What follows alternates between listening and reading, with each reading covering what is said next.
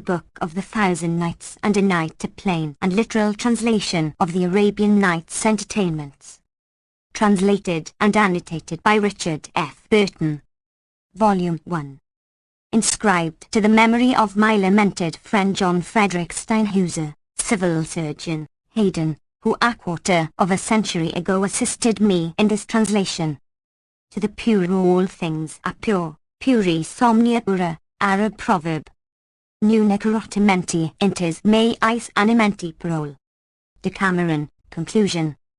Erubuit, possut cmam lucretia librum scarum bruto. Brute. Rest, ligat. Marshall. Michelxis de risque de l'armes escrip. Pos que rierisla proper de homs. Rablis.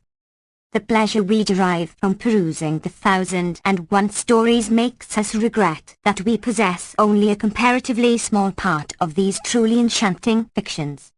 Crichton's History of Arabia. Contents of the first volume. Introduction story of King Shahir and his brother A. Tale of the Bull and the Aswan. Tale of the Trader and the Jinni A. The first Sheikh's story B. The second Sheikh's story C. The third Sheikh's story 2. The Fisherman and the Jinni A. Tale of the Wazir and the Sage Dubanab. Story of King Sindbad and his falcon C.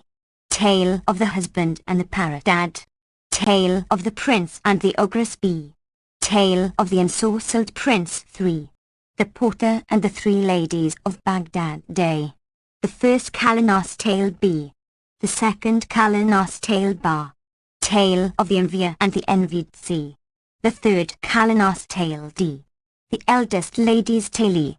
Tale of the Poetry's conclusion of the story of the Porter and the Three Ladies 4. Tale of the Three Apples 5. Tale of Nur al-Din Ali and his son 6. The Hunchback's Tale A. The Nazarene Broker's Story B. The Reed's Tale C. Tale of the Jewish Doctor D. Tale of the Tailor E. The Barber's Tale of himself E.A. The Barber's Tale of his first brother Ab. The Barber's Tale of his second brother Ek. The Barber's Tale of his third brother Ad. The Barber's Tale of his fourth brother E. The Barber's Tale of his fifth brother Ev. The Barber's Tale of his sixth brother. The end of the Tailor's Tale. The Translator's Foreword. This work, laborious as it may appear, has been to me a labor of love, an unfailing source of solace and satisfaction. During my long years of official banishment to the luxuriant and deadly deserts of Western Africa, and to the dull and dreary half-clearings of South America, it proved itself a charm, a talisman against ennui and despondency. Impossible even to open the pages without a vision starting into view, without drawing a picture from the pinacotheque of the brain, without reviving one host of memories and reminiscences which are not the common property of travellers, however widely they may have travelled. From my dull and commonplace and respectable surroundings, the jinn bore me at once to the land of my predilection, Arabia, a region so familiar to my mind that even at first sight, it seemed a reminiscence of some bygone metempsychic life in a distant past. Again I stood under the diaphanous skies, in air glorious as ether, whose every breath raises men's spirits like sparkling wine. Once more I saw the evening star hanging like a solitaire from the pure front of the western firmament, and the afterglow transfiguring and transforming, as by magic, the homely and rugged features of the scene into a fairyland lit with a light which never shines on other soils or seas. Then would appear the woolen tents, low and black, of the troubadour, mere dots in the boundless waste of lion tawny clays and gazelle brown gravels, and the campfire dotting like a glowworm the village centre. Presently, sweetened by distance, would be heard the wild weird song of lads and lasses, driving or rather belting, through the gloaming their sheep and goats, and the measured chant of the spearsmen gravely stalking behind their charge, the camels, mingled with bleating of the flocks and the bellowing of the humpy herds, while the rhea mouse flitted overhead with his tiny shriek, and the rave of the jackal resounded through deepening glooms, and most musical of music the palm trees answered the whispers of the night breeze with the softest tones of falling water. And then a shift of scene. The sheikhs and whitebeards of the tribe gravely take their places, sitting with outspread skirts like hillocks on the plain, as the Arabs say, around the campfire, whilst I reward their hospitality and secure its continuance by reading or reciting a few pages of their favourite tales. The women and children stand motionless as silhouettes outside the ring, and all are breathless with attention. They seem to drink in the words with eyes and mouths as well as with ears. The most fantastic flights of fancy, the wildest improbabilities, the most impossible of impossibilities, appear to them utterly natural, mere matters of everyday occurrence. They enter thoroughly into each phrase of the feeling touched upon by the author. They take a personal pride in the chivalrous nature and knightly prowess of Taj al-Muluk. They are touched with tenderness by the self-sacrificing love of Aziza. Their mouths water as they hear of heaps of untold gold given away in largesse like clay. They chuckle with delight every time a qazi or a fakir, a judge or a reverend is scurvily entreated by some pantagruelist of the wilderness, and, despite their normal solemnity and impassibility, all roar with laughter, sometimes rolling upon the ground till the reader's gravity is sorely tried, at the tales of the garrulous barber undervalley and the Kurdish sharper. To this magnetizing mood the sole exception is when a Badawi of superior accomplishments, who sometimes says his prayers, ejaculates a startling Astaghfirullah, I pray Allah's pardon ! For listening, not to Carlyle's downright lies, but to light mention of the sex whose name is never heard amongst the nobility of the desert.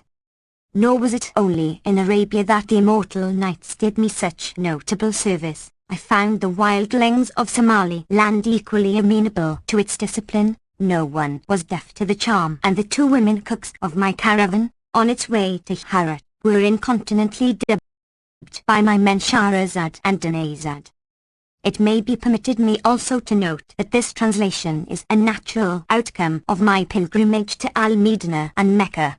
Arriving at Aden in their so-called winter of 1852, I put up with my old and dear friend, Steinhuser, to whose memory this volume is inscribed, and, when talking over Arabia and the Arabs, we at once came to the same conclusion that, while the name of this wondrous treasury of Muslim folklore is familiar to almost every English child, no general reader is aware of the valuables it contains, nor indeed will the door open to any but Arabists.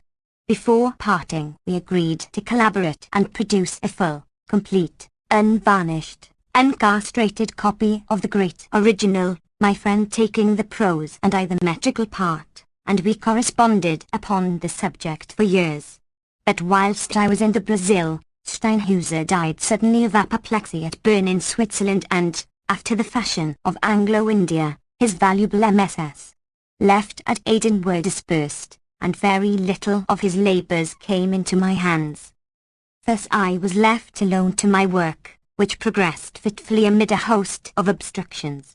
At length, in the spring of 1879, the tedious process of copying began and the book commenced to take finished form.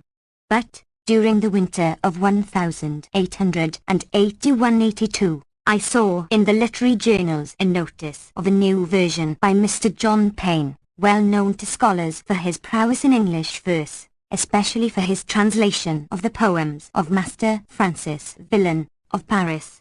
Being then engaged on an expedition to the Gold Coast, for gold, which seemed likely to cover some months, I wrote to the Athenaeum, November 13, 1881, and to Mr. Payne, who was wholly unconscious that we were engaged on the same work, and freely offered him precedence and possession of the field till no longer wanted. He accepted my offer as frankly, and his priority entailed another delay lasting till the spring of 1885. These details will partly account for the lateness of my appearing, but there is yet another cause.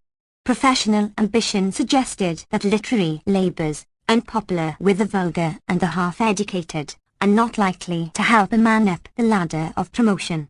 But common sense presently suggested to me that, professionally speaking, I was not a success, and, at the same time, that I had no cause to be ashamed of my failure.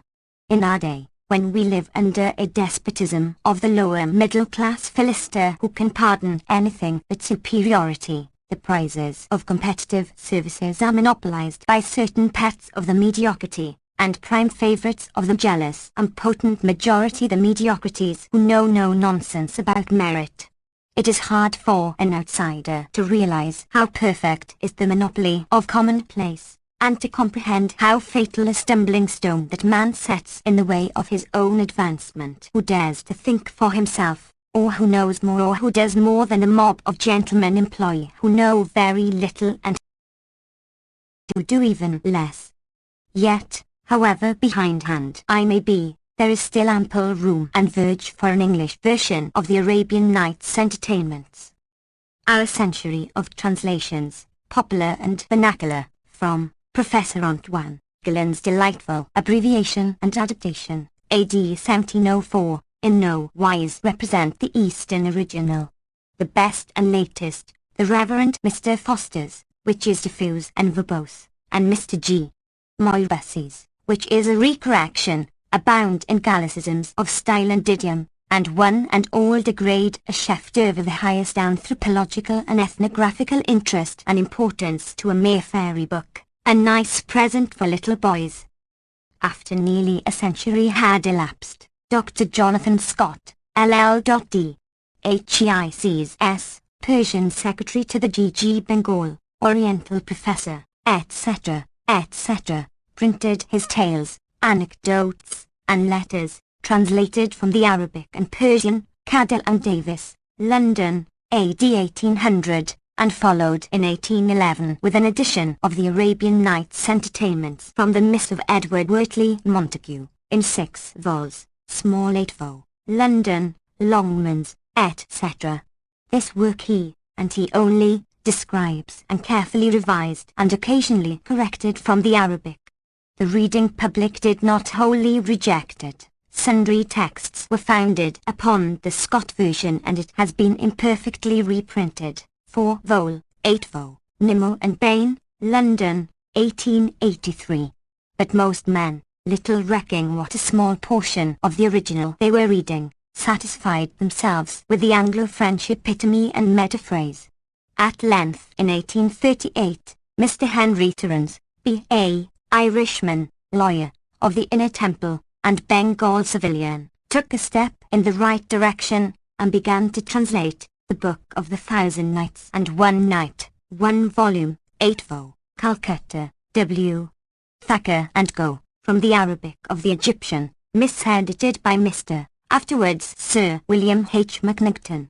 The attempt, or rather the intention, was highly creditable. The copy was carefully moulded upon the model and offered the best example of the verbatim et literatim style.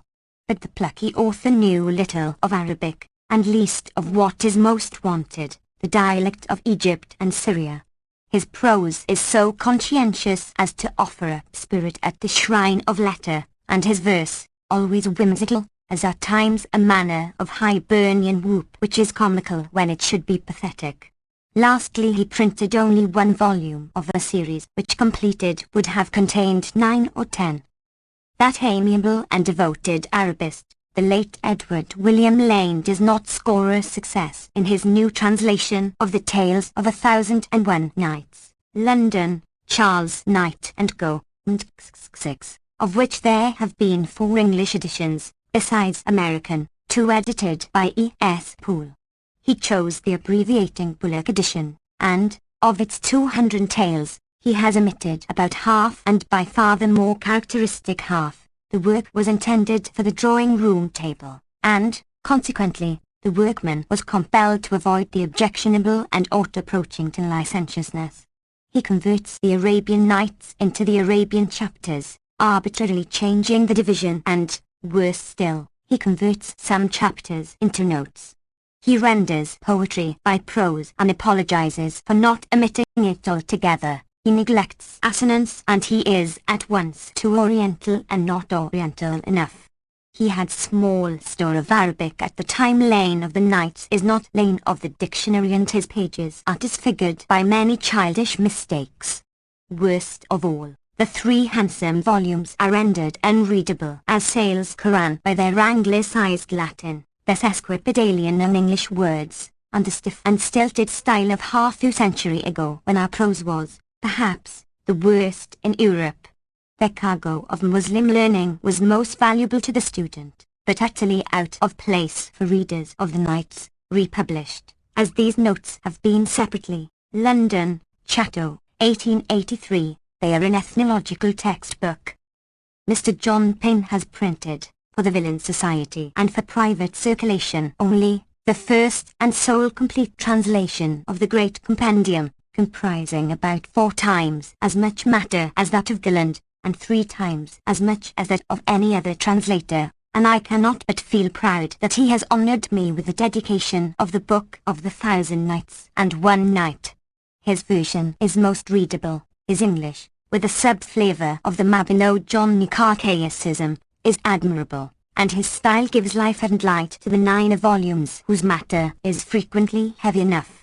He succeeds admirably in the most difficult passages, and he often hits upon choice and special terms and the exact vernacular equivalent of the foreign word, so happily and so picturesquely that all future translators must perforce use the same expression under pain of falling far short. But the learned and versatile author bound himself to issue only 500 copies, and not to reproduce the work in its complete and uncastrated form. Consequently his excellent version is caviar to the general practically unprocurable. And here I hasten to confess that ample use has been made of the 3 versions above noted, the whole being blended by a juncture into a homogeneous mass. But in the presence of so many predecessors a writer is bound to show some raison d'etre for making a fresh attempt, and this I proceed to do with due reserve. Briefly, the object of this version is to show what the Thousand Nights and a Night really is. Not, however, for reasons to be more fully stated in the terminal essay, by straining verbum redia verbo, but by writing as the Arab would have written in English. On this point I am all with Saint Jerome, pref. In jobum, vel verbum e verbo, vel sensum e sensu, vel exut droc mixtum, et medic temperatum genus. Translation is, my work claims to be a faithful copy of the Great Eastern Saga book, by preserving intact, not only the spirit, but even the mechanique, the manner and the matter. Hence, however prosy and long drawn out be the formula, it retains the scheme of the Knights because they are a prime feature in the original. The Roi or reciter, to whose wits the task of supplying details is left, well knows their value. The openings carefully repeat the names of the dramatic personae and thus fix them in the hearer's memory. Without the Knights no Arabian Nights. Moreover, it is necessary to retain the whole apparatus, nothing more ill-advised than drive Jonathan Scott's strange device of garnishing the Knights with fancy head-pieces and tail-pieces, or the splitting up of Gilland's narrative by merely prefixing Newit, etc., ending, moreover, with a xxxth night. Yet this has been done, apparently with the consent of the great Arabist Sylvester de Sacy, Paris, Ernest Burton. Moreover, holding that the translator's glory is to add something to his native tongue, while avoiding the hideous hag-like nakedness of Terence and the bald literalism of Lane, I have carefully Englished the picturesque turns and novel expressions of the original in all their outlandishness. For instance, when the dust cloud raised by a tramping host is described as walling the horizon. Hence peculiar attention has been paid to the tropes and figures which the Arabic language often packs into a single term, and I have never hesitated to coin a word when wanted, such as she snorted and sparked, fully to represent the original. These, like many in Rabelais, are mere barbarisms unless generally adopted, in which case they become civilized and common currency. Despite objections manifold and manifest, I have preserved the balance of sentences and the prose, rhyme and rhythm which Easterns look upon as mere music.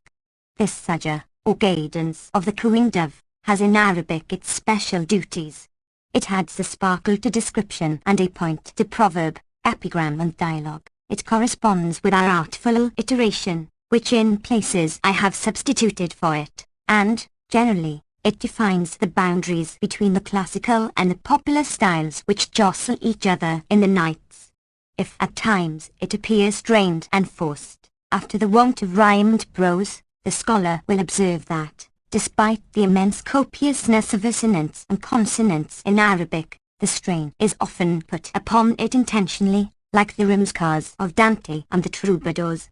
This rhymed prose may be in English and unpleasant, even irritating to the British ear, still I look upon it as a sine qua non for a complete reproduction of the original. In the terminal essay I shall revert to the subject. On the other hand, when treating the versical portion, which may represent a total of 10,000 lines, I have not always bound myself by the metrical bonds of the Arabic, which are artificial in the extreme, and which in English can be made bearable only by a tour de force. I allude especially to the monorim, rim continuat or tirade monorim, whose monotonous simplicity was preferred by the troubadours for threnodies. It may serve well for 3 or 4 couplets, but, when it extends, as in the Ghazal canon, to 18, and in the Qasida, elegy or ode, to more, it must either satisfy itself with banal rhyme words, when the assonance should as a rule be expressive and emphatic, or, it must display an ingenuity, a smell of the oil, which assuredly does not add to the reader's pleasure. It can perhaps be done and it should be done, but for me the task has no attractions. I can fence better in shoes than in sabots. Finally, I print the couplets in Arab form separating the hemistichs by asterisks. And now to consider one matter of special importance in the book, its terpiliquium. This stumbling block is of 2 kinds, completely distinct. One is the simple, naive and childlike indecency which, from Tangiers to Japan, occurs throughout general conversation of high and low in the present day. It uses, like the holy books of the Hebrews, expressions plainly descriptive of natural situations, and it treats in an unconventionally free and naked manner of subjects and matters which are usually, by common consent, left undescribed. As Sir William Jones observed long ago, that anything natural can be offensively obscene never seems to have occurred to the Indians or to their legislators, a singularity, pervading their writings and conversation, but no proof of moral depravity. Another justly observes, les peuples primitifs n'y entendent pas malice, els appellent les choses par noms et n'y trouvent pas condamnables qui est natural. And they are prying as children. For instance, the European novelist marries off his hero and heroine and leaves them to consummate marriage in privacy. Even Tom Jones has the decency to bolt the door. But the Eastern storyteller, especially this unknown prose Shakespeare, must usher you, with a flourish, into the bridal chamber and narrate to you, with infinite gusto, everything he sees and hears. Again, we must remember that grossness and indecency, in fact les turpitudes, are matters of time and place. What is offensive in England is not so in Egypt. What scandalizes us now would have been a tame joke temporarily so. Withal, the Nights will not be found in this matter coarser than many passages of Shakespeare, stern and swift, and their uncleanness rarely attains the perfection of Alcofibers Neisa, divin matre et atros cocken. The other element is absolute obscenity, sometimes, but not always, tempered by wit, humour and drollery. Here we have an exaggeration of Petronius Arbiter, the handiwork of writers whose ancestry, the most religious and the most debauched of mankind, practiced every abomination before the shrine of the canopic gods. In accordance with my purpose of reproducing the Nights, not virginibus puerisque, but in as perfect a picture as my powers permit, I have carefully sought out the English equivalent of every Arabic word, however low it may be or shocking to ears polite, preserving, on the other hand, all possible delicacy where the indecency is not intentional, and, As a friend advises me to state, not exaggerating the vulgarities and the indecencies which, indeed, can hardly be exaggerated. For the coarseness and crassness are but the shades of a picture which would otherwise be all lights. The general tone of the nights is exceptionally high and pure. The devotional fervor often rises to the boiling point of fanaticism. The pathos is sweet, deep and genuine, tender, simple and true, utterly unlike much of our modern tinsel. Its life, strong, splendid and multitudinous, is everywhere flavored with that unaffected pessimism and constitutional melancholy which strike deepest root under the brightest skies and which sigh in the face of heaven. Vita credist homines, veritas floriscula mortis, sol orientior ens, sol cadenti cadens. Poetical justice is administered by the literary Kazi with exemplary impartiality and severity, denouncing evildoers and eulogizing deeds admirably achieved. The morale is sound and healthy, and at times we descry, through the voluptuous and libertine picture, vistas of a transcendental morality, the morality of Socrates in Plato. Subtle corruption and covert licentiousness are utterly absent. We find more real vice in many a short French roman, say La Dame aux Camélias, and in not a few English novels of our day than in the thousands of pages of the Arab. Here we have nothing of that most immodest modern modesty which sees covert implication where nothing is implied, and improper allusion when propriety is not outraged, nor do we meet with a 19th century refinement, innocence of the word not of the thought, morality of the tongue not of the heart, and sincere homage paid to virtue in guise of perfect hypocrisy. It is, indeed, this unique contrast of the quaint element, childish crudities and nursery indecencies and vain and amatorious phrase jostling the finest and highest views of life and character, shown in the kaleidoscopic shiftings of the marvelous picture with many a rich truth in a tale's presence, pointed by a rough dry humour which compares well with what, the alternations of strength and weakness, of pathos and bathos, of the boldest poetry, the diction of Job, and the boldest prose, the Egyptian of today, the contact of religion and morality with the orgies of African Apulus and Petronius Arbiter at times taking away the reader's breath and, finally, the whole dominated everywhere by that marvellous oriental fancy, wherein the spiritual and the supernatural are as common as the material and the natural. It is this contrast, I say, which forms the chiefest charm of the nights, which gives it the most striking originality and which makes it the perfect expositor of the medieval Muslim mind. Explanatory notes did not enter into Mr. Paine's plan. They do with mine. I can hardly imagine the nights being read to any profit by men of the West without commentary. My annotations avoid only one subject, parallels of European folklore and fable which, however interesting, would overswell the bulk of a book whose speciality is anthropology. The accidents of my life, it may be said without undue presumption, my long dealings with Arabs and other Mohammedans, and my familiarity not only with their idiom but with their turn of thought, and with that racial individuality which baffles description, have given me certain advantages over the average student, however deeply he may have studied. These volumes, moreover, afford me a long-sought opportunity of noticing practices and customs which interest all mankind and which society will not hear mentioned. Great, the historian, and Thackeray, the novelist, both lamented that the bigotry of their countrymen condemned them to keep silence where publicity was required, and that they could not even claim the partial license of a Fielding and a Smollett. Hence a score of years ago I lent my best help to the late Drive James Hunt in founding the Anthropological Society, whose presidential chair I first occupied. Pages 2 to 4 Anthropologia, London, Lear, Volume I, No. I, 1873. My motive was to supply travellers with an organ which would rescue their observations from the outer darkness of manuscript, and print their curious information on social and sexual matters out of place in the popular book intended for the nipties and indeed better kept from public view. But, hardly had we begun when respectability, that whited sepulchre full of all uncleanness, rose up against us.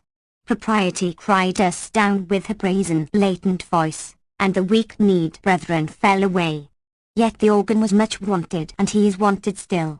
All now known barbarous tribes in Inner Africa, America and Australia, whose instincts have not been overlaid by reason, have a ceremony which they call making men. As soon as the boy shows proofs of puberty, he and his coevals are taken in hand by the mediciner and the fetisher, and, under priestly tuition, they spend months in the bush, enduring hardships and tortures which impress the memory till they have mastered the theoric and practic of social and sexual relations. Amongst the civilized, this fruit of the knowledge tree must be bought at the price of the bitterest experience, and the consequences of ignorance are peculiarly cruel. Here, then, I find at last an opportunity of noticing in explanatory notes many details of the text which would escape the reader's observation, and I am confident that they will form a repertory of Eastern knowledge in its esoteric phase. The student who adds the notes of Lane, Arabian Society, etc., before quoted, to mine will know as much of the Muslim East and more than many Europeans who have spent half their lives in Orient lands. For facility of reference, an index of anthropological notes is appended to each volume. The reader will kindly bear with the following technical details. Steinhuser and I began and ended our work with the first Bullock, Bell, edition printed at the port of Cairo in AH 1251 equals AD 1835. But when preparing my MSS footprint I found the text incomplete, many of the stories being given in epitome and not a few ruthlessly mutilated with head or feet working. Like most Eastern scribes, the editor could not refrain from improvements, which only debased the book, and his sole title to excuse is that the second Bullock edition, 4 vols. AH 1279 equals AD 1863, despite its being revised and corrected by Sheikh Mahmoud Koch Aladoui, is even worse, and the same may be said of the Cairo edit. 4 vols. AH 1297 equals AD 1881. The Calcutta, Galg, edition, with 10 lines of Persian preface by the editor, Ahmed Al-Shawani, AD 1814, was cut short at the end of the first 200 nights, and thus made room for Sir William Hay Macnaghten's edition, 4 vols. Royal 42, of 1839-42. This, Mac, as by far the least correct and the most complete, has been assumed for my basis with occasional reference to the Breslau edition, Brez, wretchedly edited from a hideous Egyptian myth by Dr. Maximilian Habicht, 1825-43. The Beirut text Daliflela Wilayla, 4 vols. At 8 vol, Beirut, 1881-83, is a melancholy specimen of the nights taken entirely from the Bullock edition by one Khalil Sakis and converted to Christianity, beginning without Bismillah, continued with scrupulous castration and ending in ennui and disappointment. I have not used this missionary production. As regards the transliteration of Arabic words, I deliberately reject the artful and complicated system, ugly and clumsy withal, affected by scientific modern Orientalists. Nor is my sympathy with their prime object, namely to fit the Roman alphabet for supplanting all others. Those who learn languages, and many do so, by the eye as well as by the ear, well know the advantages of a special character to distinguish, for instance, Syriac from Arabic, Gujarati from Marathi. Again, this Roman hand bewitched may have its use in purely scientific and literary works, but it would be wholly out of place in one whose purpose is that of the novel, to amuse rather than to instruct. Moreover, the devices perplex the simple and teach nothing to the learned. Either the reader knows Arabic, in which case Greek letters, italics and uppercase, diacritical points and similar typographic oddities are, as a rule with some exceptions, unnecessary, or he does not know Arabic, when none of these expedients will be of the least use to him.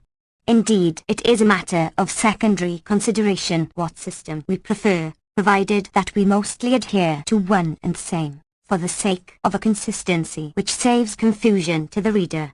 I have especially avoided that of Mr. Lane, adopted by Mr. Payne, for special reasons against which it was vain to protest. It represents the debased brogue of Egypt, or rather of Cairo, and such a word as Kema, as Zeman, would be utterly unpronounceable to a Badawi. Nor have I followed the practice of my learned friend, Reverend G.P. Badger, in mixing bars and acute accents. The former unpleasantly remind man of those hateful dactyls and spondees, and the latter should, in my humble opinion, be applied to long vowels which in Arabic double, or should double, the length of the shorts. Dr. Badger uses the acute symbol to denote accent or stress of voice, but such apogeo is unknown to those who speak with purest articulation. For instance, whilst the European pronounces Muscat, and the Arab villager Mascat, the children of the West, on whose tongues Allah descended, articulate Mascat. I have therefore followed the simple system adopted in my pilgrimage, and have accented Arabic words only when first used, thinking it unnecessary to preserve throughout what is an eyesore to the reader and a distress to the printer. In the main I follow Johnson on Richardson, a work known to every Anglo-Orientalist as the old and trusty companion of his studies early and late. But even here I have made sundry deviations for reasons which will be explained in the terminal essay. As words are the embodiment of ideas and writing is of words, so the word is the spoken word, and we should write it as pronounced. Strictly speaking, the E sound and the O sound, viz. The Italian O sound, not the English, which is peculiar to us and unknown to any other tongue, and not found in Arabic, except when a figure imala obliges. Hence they are called ya al-majil and wal-majil, the unknown Y, I, and U. But in all tongues vowel sounds, the flesh which clothes the bones, consonants, of the language, are affected by the consonants which precede and more especially which follow them, hardening and softening the articulation, and deeper sounds accompany certain letters as the sad, compared with the sin. None save a defective ear would hold, as Lane does, Maulid, equals birth festival, more properly pronounced Malid. Yet I prefer coke, beach, and jock, broadcloth, to cuck and juck, odd, mount, to uad, obeyed, a little slave, to ubaid, and Hossein, a fortlet, not the PN al-Hussein, to Hussein. As for the short E in such words as Mameluke for Mameluke, a white slave, Ashfarasha, supper, and Yemen for al-Yemen, I consider it a flat Egyptianism, insufferable to an ear which admires the Badawi pronunciation. Yet I prefer Jalabi, a dandy, from the Turkish Jalabi, to Shalabi, Zebdani, the Syrian village, to Zabdani, and Fs and Miknaz, by the figure Imala, to Faz and Miknaz, Afez and Meknaz. With respect to proper names and untranslated Arabic words, I have rejected all system in favor of common sense. When a term is incorporated in a tongue, I refuse to follow the purist and mortify the reader by startling innovation. For instance, Aleppo, Cairo and Bassora are preferred to Halab, Kahira and Al-Basra, when a word is half naturalized, like Al-Quran or Quran, Bashar or Pasha, which the French write Paca, and Muhammad or Muhammad, for Muhammad, the modern form is adopted because the more familiar. But I see no advantage in retaining, simply because they are the mistakes of a past generation, such words as rock, farik, caliph, a pretentious blunder, the calipha, and better written caliph, and genie, equals jinn, a mere Gallic corruption not so terrible, however, as a Bedouin, equals Badawi.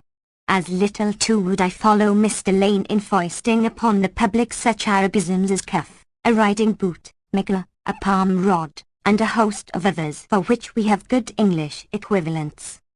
On the other hand I would use, but use sparingly, certain Arabic exclamations, as Bismillah, equals in the name of Allah, and Inshallah, equals if Allah please, equals which have special applications and which have been made familiar to English ears by the genius of Fraser and Moria.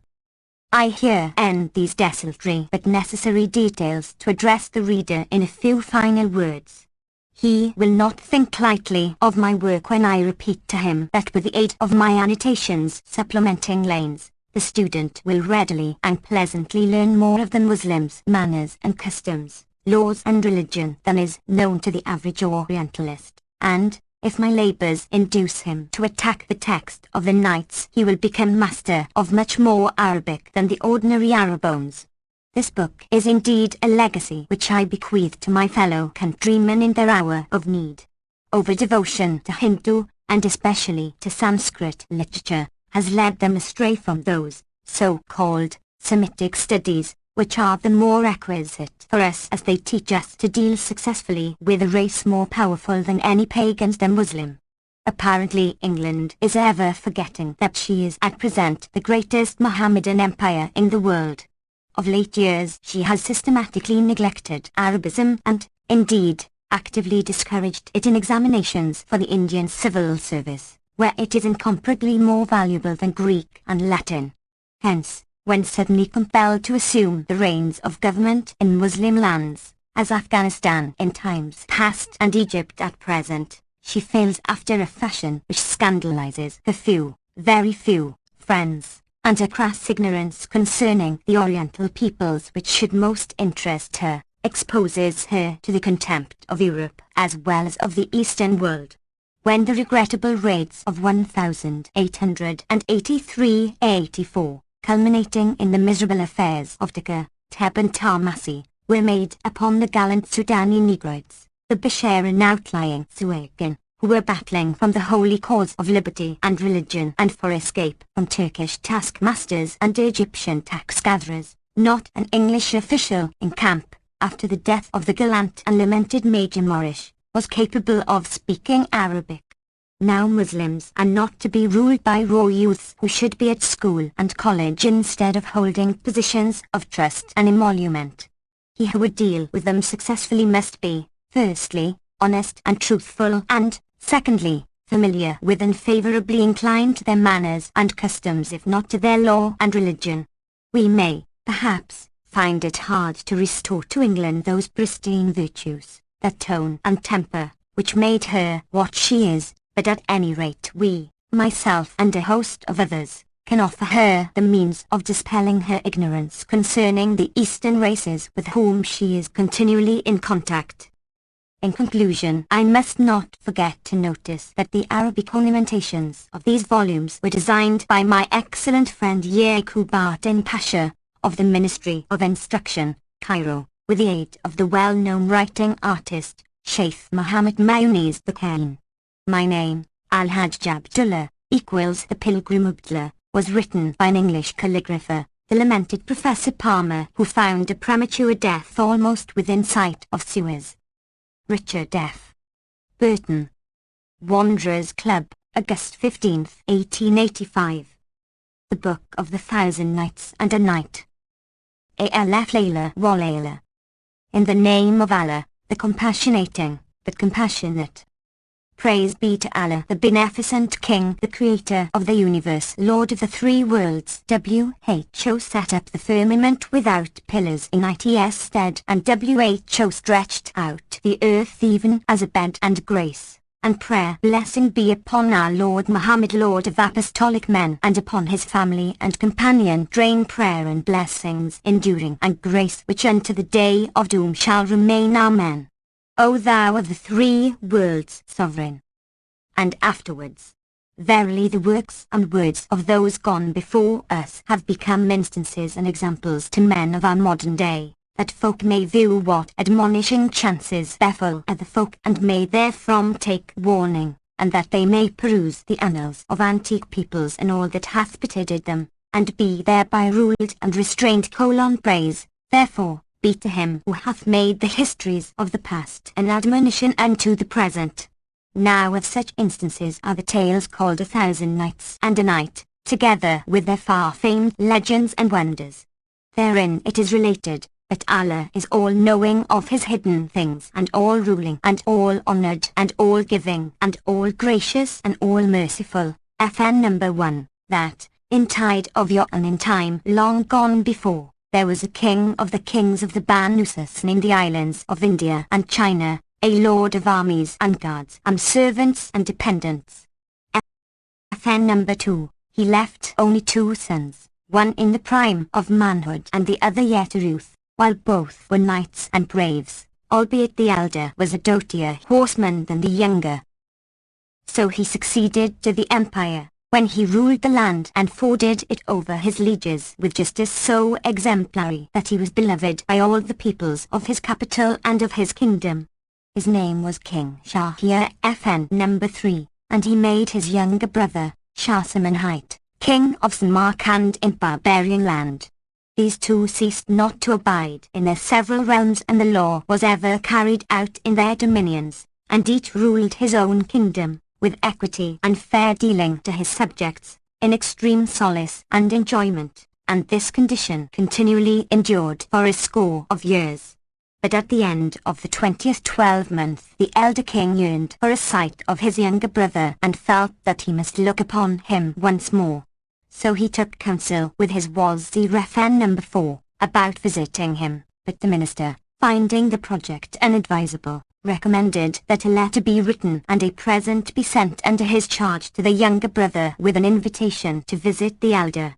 Having accepted this advice, the king forthwith bade prepare handsome gifts, such as horses with saddles of gem-encrusted gold, Mamelukes, or white slaves, beautiful handmaids, high-breasted virgins, and splendid stuffs and costly.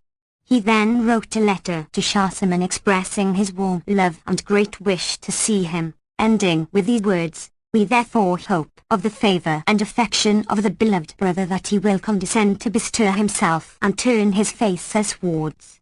Furthermore we have sent our wazir to make all ordinance for the march, and our one and only desire is to see thee ere we die, but if thou delay or disappoint us we shall not survive the blow. Wherewith peace be upon thee." Then King Shahryar, having sealed the missive and given it to the wazir with the offerings aforementioned, commanded him to shorten his skirts and strain his strength and make all expedition in going and returning. Hearkening and obedience, quoth the minister, who fell to making ready without stay and packed up his loads and prepared all his requisites without delay. This occupied him 3 days. And on the dawn of the 4th he took leave of his king and marched right away, over desert and hill way, stony waste and pleasantly without halting by night or by day. But whenever he entered a realm whose ruler was subject to his suzerain, where he was greeted with magnificent gifts of gold and silver and all manner of presents fair and rare, he would tarry the 3 days, FN number 5, the term of the guest right, and, when he left on the 4th, he would be honourably escorted for a whole day's march. As soon as the wazir drew near Shah Saman's court in Samarkand, he dispatched to report his arrival one of his high officials, who presented himself before the king, and, kissing ground between his hands, delivered his message. Hereupon the king commanded sundry of his grandees and lords of his realm to fare forth and meet his brother's wazir at the distance of a full day's journey, which they did, greeting him respectfully and wishing him all prosperity and forming an escort and a procession. When he entered the city he proceeded straightway to the palace, where he presented himself in the royal presence, and, after kissing ground and praying for the king's health and happiness and for victory over all his enemies, he informed him that his brother was yearning to see him, and prayed for the pleasure of a visit. He then delivered the letter which Shah Saman took from his hand and read. It contained sundry hints and allusions which required thought, but, when the king had fully comprehended its import, he said, "I hear and I obey the commands of the beloved brother," adding to the wazir, that we will not march till after the 3rd day's hospitality. He appointed for the minister fitting quarters of the palace, and, pitching tents for the troops, rationed them with whatever they might require of meat and drink and other necessaries. On the 4th day he made ready for wayfare and got together sumptuous presents befitting his elder brother's majesty, and stablished his chief wazir viceroy of the land during his absence. Then he caused his tents and camels and mules to be brought forth and encamped, with their bales and loads, attendants and guards, within sight of the city, in readiness to set out next morning for his brother's capital. But when the night was half spent he bethought him that he had forgotten in his palace somewhat which he should have brought with him, so he returned privily and entered his apartments, where he found the queen, his wife, asleep on his own carpet bed, embracing with both arms a black cook of loathsome aspect and foul with kitchen grease and grime. When he saw this the world waxed black before his sight, and he said, "If such case happen while I am yet within sight of the city, what will be the doings of this damned whore during my long absence at my brother's court?" So he drew his scimitar and, cutting the two in 4 pieces with a single blow, left them on the carpet and returned presently to his camp without letting anyone know of what had happened. Then he gave orders for immediate departure and set out at once and began his travel. But he could not help thinking over his wife's treason, and he kept ever saying to himself, "How could she do this deed by me? How could she work her own death?" Till excessive grief seized him, his colour changed to yellow, his body waxed weak, and he was threatened with a dangerous malady, such an one as bringeth men to die. So there was he shortened his stages and tarried long at the watering stations and did his best to solace the king.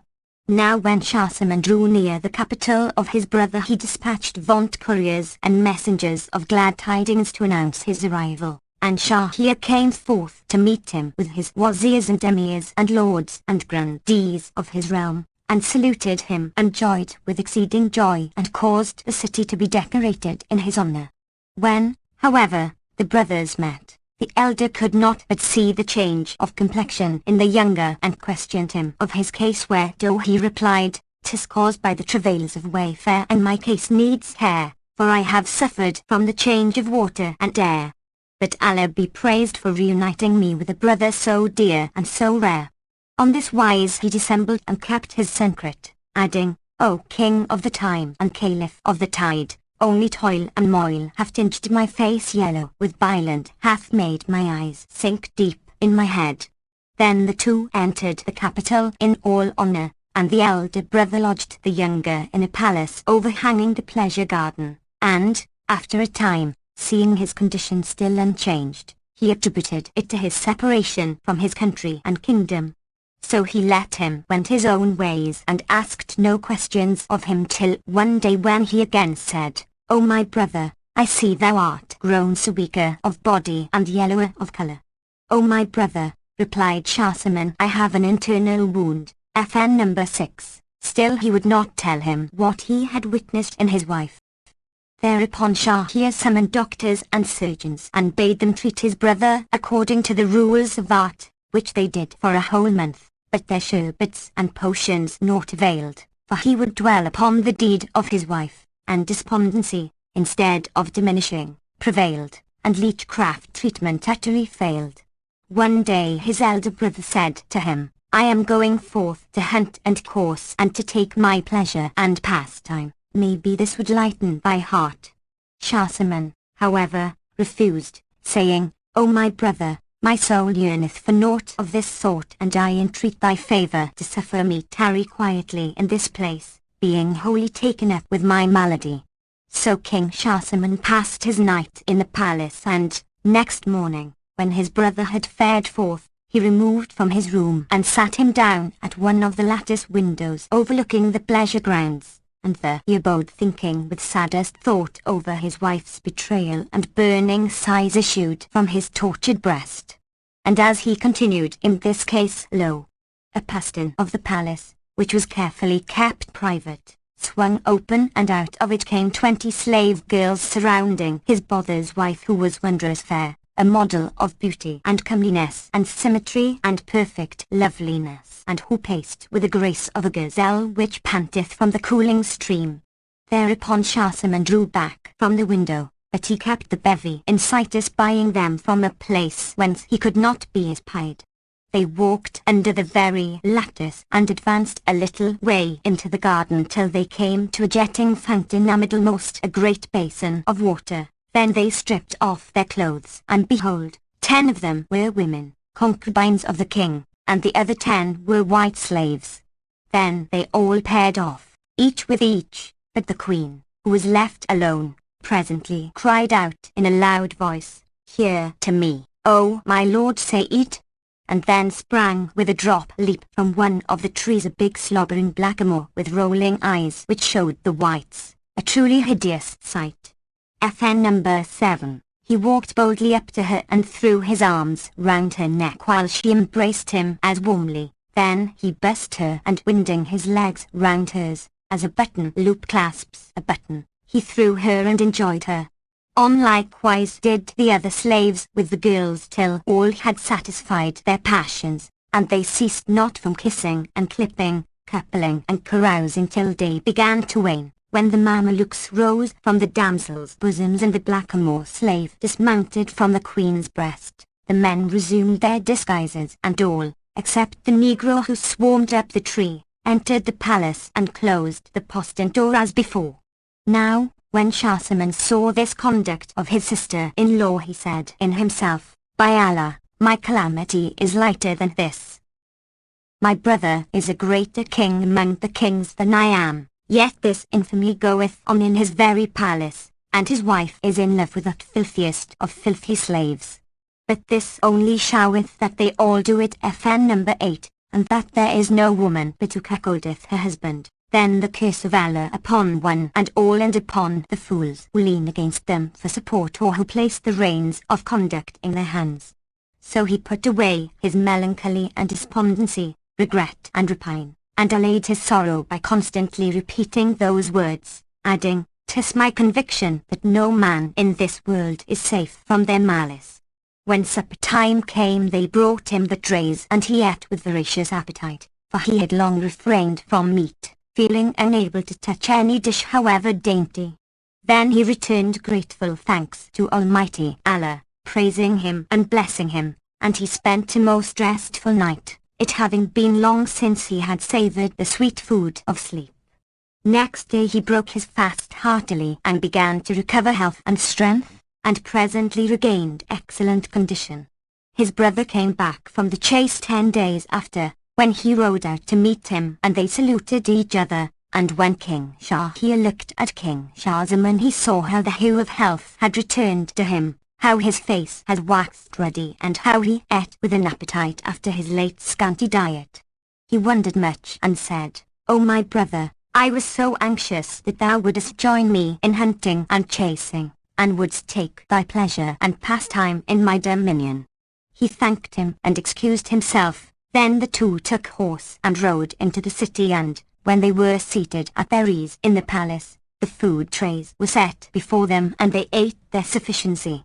After the meats were removed and they had washed their hands, King Shahryar turned to his brother and said, "My mind is overcome with wonderment at thy condition.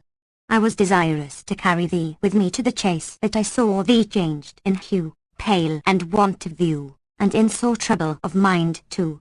But now alhamdulillah, glory be to God! I see thy natural colour hath returned to thy face, and that thou art again in the best of case. It was my belief that thy sickness came of severance from thy family and friends, and absence from capital and country, so I refrained from troubling thee with further questions. But now I beseech thee to expound to me the cause of thy complaint and thy change of colour, and to explain the reason of thy recovery and the return to the ruddy hue of health which I am wont to view. So speak out and hide naught." When Shahzaman heard this he bowed groundwards a while his head, then raised it and said, "I will tell thee what caused my complaint and my loss of colour, but excuse my acquainting thee with the cause of its return to me and the reason of my complete recovery. Indeed I pray thee not to press me for a reply." Said Shahryar, who was much surprised by these words, "Let me hear first what produced thy pallor and thy poor condition." "Know, then, O my brother," rejoined Shahzaman, "that when thou sentest thy wazir with the invitation to place myself between thy hands, I made ready and marched out of my city, but presently I minded me, having left behind me in the palace a string of jewels intended as a gift to thee. I returned for it alone, and found my wife on my carpet bed and in the arms of a hideous black cook. So I slew the twain and came to thee, yet my thoughts brooded over this business, and I lost my bloom and became weak. But excuse me if I still refuse to tell thee what was the reason of my complexion returning. Shahryar shook its head, marveling with extreme marvel, and with the fire of wrath flaming up from his heart, he cried, "Indeed, the malice of woman is mighty." Then he took refuge from them with Allah and said, "In very sooth, O my brother, thou hast escaped many an evil by putting thy wife to death." FN number 9. And right excusable were thy wrath and grief for such mishap, which never yet befell crowned king like thee. By Allah, had the case been mine, I would not have been satisfied without slaying 1,000 women, and that way madness lies. But now praise be to Allah, who hath tempered to thee thy tribulation, and needs must thou acquaint me with that which so suddenly restored to thee complexion and health, and explain to me what causeth this concealment. O King of the age, again I pray thee excuse my so doing. Nay, but thou must. I fear, O my brother, lest the recital cause thee more anger and sorrow than afflicted me. That were but a better reason, quoth Shahryar, for telling me the whole history, and I conjure thee by Allah not to keep back aught from me. Thereupon Shahzaman told him all he had seen, from commencement to conclusion, ending with these words, "When I beheld thy calamity and the treason of thy wife, O my brother, and I recollected that thou art in years my senior and in sovereignty my superior, mine own sorrow was belittled by the comparison, and my mind recovered tone and temper. So throwing off melancholy and despondency, I was able to eat and drink and sleep, and thus I speedily regained health and strength." Such is the truth and the whole truth. When King Shahryar heard this, he waxed wroth with exceeding wrath, and rage was like to strangle him, but presently he recovered himself and said, "O my brother, I would not give thee the lie in this matter, but I cannot credit it till I see it with mine own eyes." "And thou wouldest look upon thy calamity," quoth Shahzaman, "rise at once and make ready again for hunting and coursing." FN number 10. And then hide thyself with me, so shalt thou witness it and thine eyes shall verify it. "True," quoth the king, whereupon he let make proclamation of his intent to travel, and the troops and tents fared forth without the city, camping within sight. And Shahryar sallied out with them and took seat amidmost his host, bidding the slaves admit no man to him. When night came on, he summoned his wazir and said to him, "Sit thou in my stead and let none wot of my absence till the term of 3 days." Then the brothers disguised themselves and returned by night with all secrecy to the palace, where they passed the dark hours, and at dawn they seated themselves at the lattice overlooking the pleasure grounds. When presently the queen and her handmaids came out as before, and passing under the windows made for the fountain. Here they stripped, 10 of them being meant to 10 women, and the king's wife cried out, "Where art thou, O Sayyid?" The hideous blackamoor dropped from the tree straightway, and, rushing into her arms without stay or delay, cried out, "I am Sayyid al-Dinsad."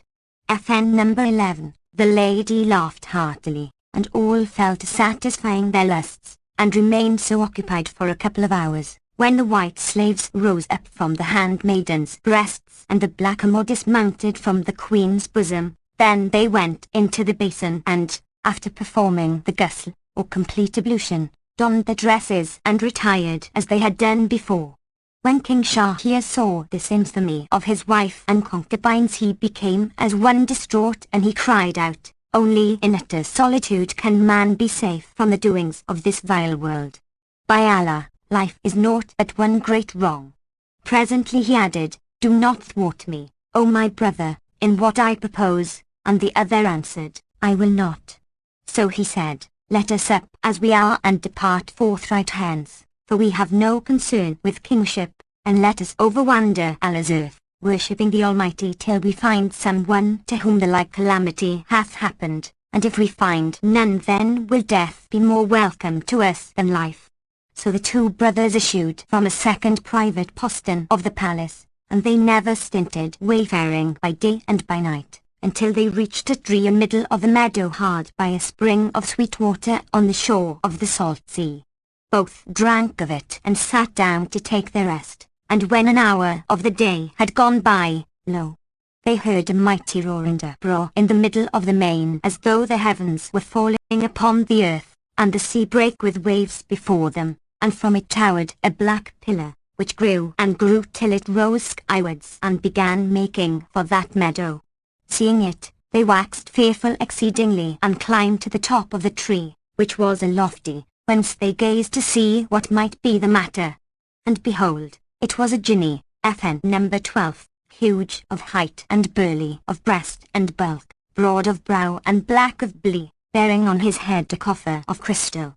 He strode to land, wading through the deep, and coming to the tree whereupon were the two kings, seated himself beneath it. He then set down the coffer on its bottom, and out it drew a casket, with 7 padlocks of steel, which he unlocked. With 7 keys of steel he took from beside his thigh, and out of it a young lady to come was seen, white-skinned and of winsomest mien, of stature fine and thin, and bright as though a moon of the 14th night she had been, or the sun raining lively sheen. Even so the poet Utair hath excellently said, She rose like the morn as she shone through the night, and she gilded the grove with her gracious sight. From her radiance the sun taketh increase when she unveileth, and shameth the moonshine bright. Bow down all beings between her hands, as she showereth charms with her veil and dight. And she foodeth cities, FN number 13, with torrent tears when she flasheth her look of levy light. The jinni seated her under the tree by his side, and looking at her said, O choicest love of this heart of mine! O dame of noblest line, whom I snatched away on thy bride night, that none might prevent me taking thy maidenhead or tumble thee before I did, and whom none save myself hath loved or hath enjoyed, O my sweetheart! I would sleep a little while. He then laid his head upon the lady's thighs, and, stretching out his legs which extended down to the sea, slept and snored and sparked like the roll of thunder. Presently she raised her head towards the tree top and saw the two kings perched near the summit. Then she softly lifted off her lap the jinni's pate which she was tired of supporting, and placed it upon the ground. Then standing upright under the tree signed to the kings, Come ye down, ye two, and fear naught from this Ifrit. FN number 14. They were in a terrible fright when they found that she had seen them, and answered her in the same manner, Allah upon thee, FN number 15, and by thy modesty, O lady, excuse us from coming down. But she rejoined by saying, Allah upon you both, that ye come down forthright, and if ye come not, I will rouse upon you my husband, this Ifrit, and he shall do you to die by the illest of deaths. And she continued making signals to them. So, being afraid, they came down to her, and she rose before them and said, Stroke me a strong stroke, without stay or delay, otherwise will I arouse and set upon you this Ifrit who shall slay you straightway. They said to her, O our lady, we conjure thee by Allah, let us off this work, for we are fugitives from such and in extreme dread and terror of this thy husband. How then can we do it in such a way as thou desires? Leave this talk, it needs must be so, quoth she, and she swore them by him, FN number 16, who raised the skies on high, without prop or pillar, that, if they worked not her will, she would cause them to be slain and cast into the sea. Whereupon out of fear King Shahryar said to King Shahzaman, O my brother, do thou what she biddeth thee do, but he replied, I will not do it till thou do it before I do. And they began disputing about fettering her. Then quoth she to the twain, How is it I see you disputing and demurring? If ye do not come forward like men and do the deed of kind, ye too, I will arouse upon you the Ifrit. At this, by reason of their sore dread of the jinni, both did by her that she bade them do, and, When they had dismounted from her, she said, "Well done." She then took from her pocket a purse and drew out a knotted string, whereon were strung 570 FN number 17 seal rings, and asked, "Know ye what be these?" They answered her saying, "We know not." Then quoth she, "These be the signets of 570 men who have all fettered me upon the horns of this foul, this foolish, this filthy Ifrit. So give me also your 2 seal rings, ye pair of brothers." When they had drawn their 2 rings from their hands and given them to her, she said to them, "Of a truth this Ifrit bore me off on my bride night, and put me into a casket and set the casket in a coffer, and to the coffer he affixed 7 strong padlocks of steel, and deposited me on the deep bottom of the sea that raves, dashing and clashing with waves, and guarded me so that I might remain chaste and honest." Quotha, "None save himself might have connection with me. But I have lain under as many of my kind as I please, and this wretched Jinni wotteth not that day tiny may not be averted nor hindered by aught, and that whatso woman willeth the same she fulfilleth however man nilleth. Even so saith one of them. Rely not on women, trust not to their hearts, whose joys and whose sorrows are hung to their parts. Lying love they will swear thee when skyle ne'er departs. Take Yusuf FN number 18, for sample where slights and where smarts. Abli FN number 19, ousted Adam, see ye not? Throw their outs. And another saith : "Stint thy blame, man. 'Twill drive to a passion without bound. My fault is not so heavy as fault in it hast found. If true lover I become, then to me there cometh not save what happened unto many in the bygone stound. For wonderful is he and right worthy of our praise who from wiles of female wits kept him safe and kept him sound." Hearing these words they marvelled with exceeding marvel, and she went from them to the Ifrit and, taking up his head on her thigh as before, said to them softly, "Now wend your ways and bear yourselves beyond the bounds of his malice." So they fared forth saying either to other, "Allah, Allah," and, "There be no majesty and there be no might save in Allah, the glorious, the great, and with him we seek refuge from women's malice and slight, for of a truth it hath no mate in might. Consider, O my brother, the ways of this marvellous lady with an Ifrit who is so much more powerful than so we are. Now since there hath been to him a greater mishap than that which befell us and which should bear us abundant consolation, so return we to our countries and capitals, and let us decide never to intermarry with womankind, and presently we will show them what will be our action." Thereupon they rode back to the tents of King Shahryar, which they reached on the morning of the 3rd day, and, having mustered their wazirs and emirs, the chamberlains and high officials, he gave a robe of honor to his viceroy and issued orders for an immediate return to the city. There he sat him upon his throne, and sending for the chief minister, the father of the 2 damsels who, inshallah, will presently be mentioned, he said, "I command thee to take my wife and smite her to death, for she hath broken her plight and her faith." So he carried her to the place of execution and did her die. Then King Shahryar took brand in hand and repairing to the seraglio slew all the concubines and their Mamelukes. FN number 20. He also sware himself by a binding oath that whatever wife he married he would abate her maidenhead at night and slay her next morning to make sure of his honor. "For," said he, "there never was nor is the one chaste woman upon face of earth." Then Shahzaman prayed for permission to fare homewards, and he went forth equipped and escorted and travelled till he reached his own country. Meanwhile Shahryar commanded his wazir to bring him the bride of the night that he might go into her, so he produced a most beautiful girl, the daughter of one of the emirs, and the king went in unto her at eventide, and when morning dawned he bade his ministers strike off her head, and their wazir did accordingly for fear of the sultan. On this wise he continued for the space of 3 years, marrying a maiden every night and killing her the next morning, till folk raised an outcry against him and cursed him, praying Allah utterly to destroy him and his rule, and women made an uproar, and mothers wept, and parents fled with their daughters, till there remained not in the city a young person fit for carnal copulation. Presently the king ordered his chief wazir, the same who was charged with the executions, to bring him a virgin as was his wont, and the minister went forth and searched and found none, so he returned home in sorrow and anxiety, fearing for his life from the king.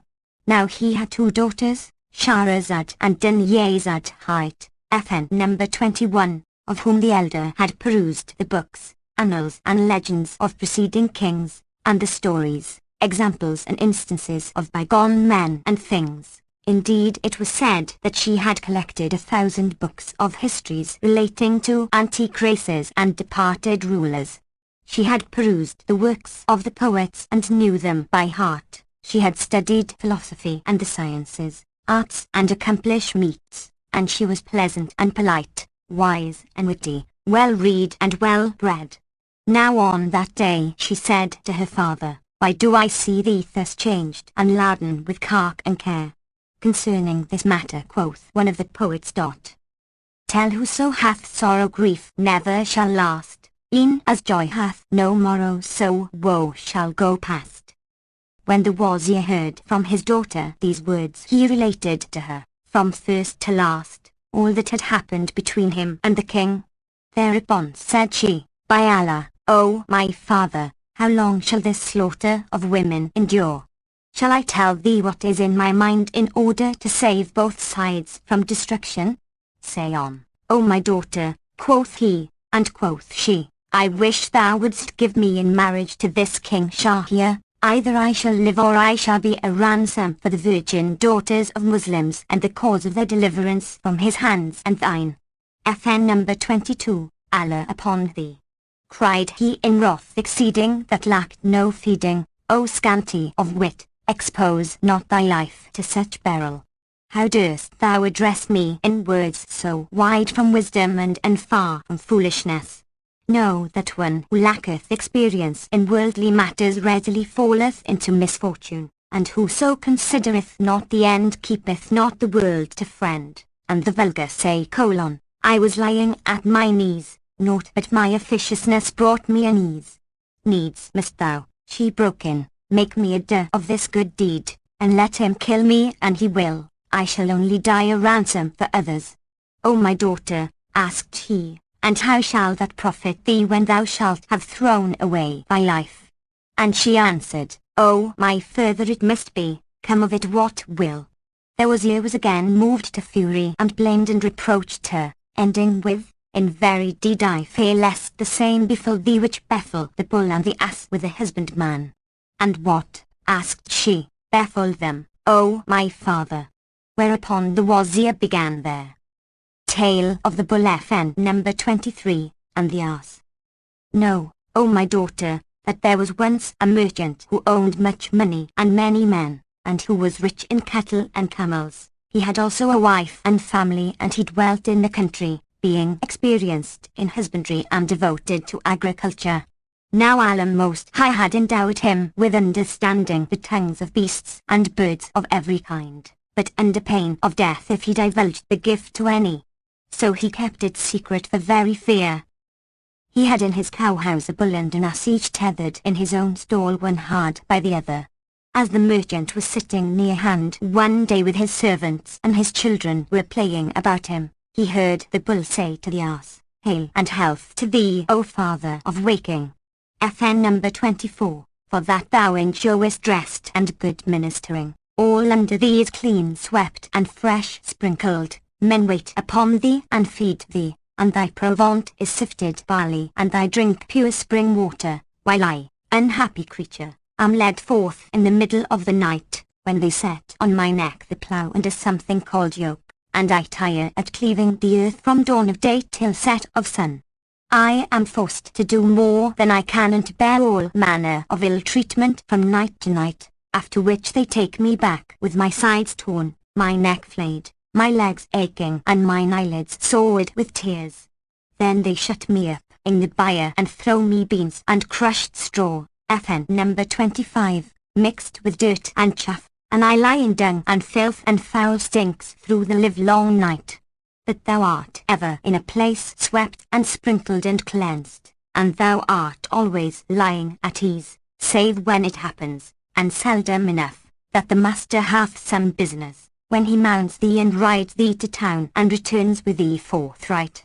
So it happens that I am toiling in distress while thou takest thine ease and thy rest. Thou sleepest while I am sleepless. I hunger still while thou eatest thy fill, and I win contempt while thou winnest goodwill.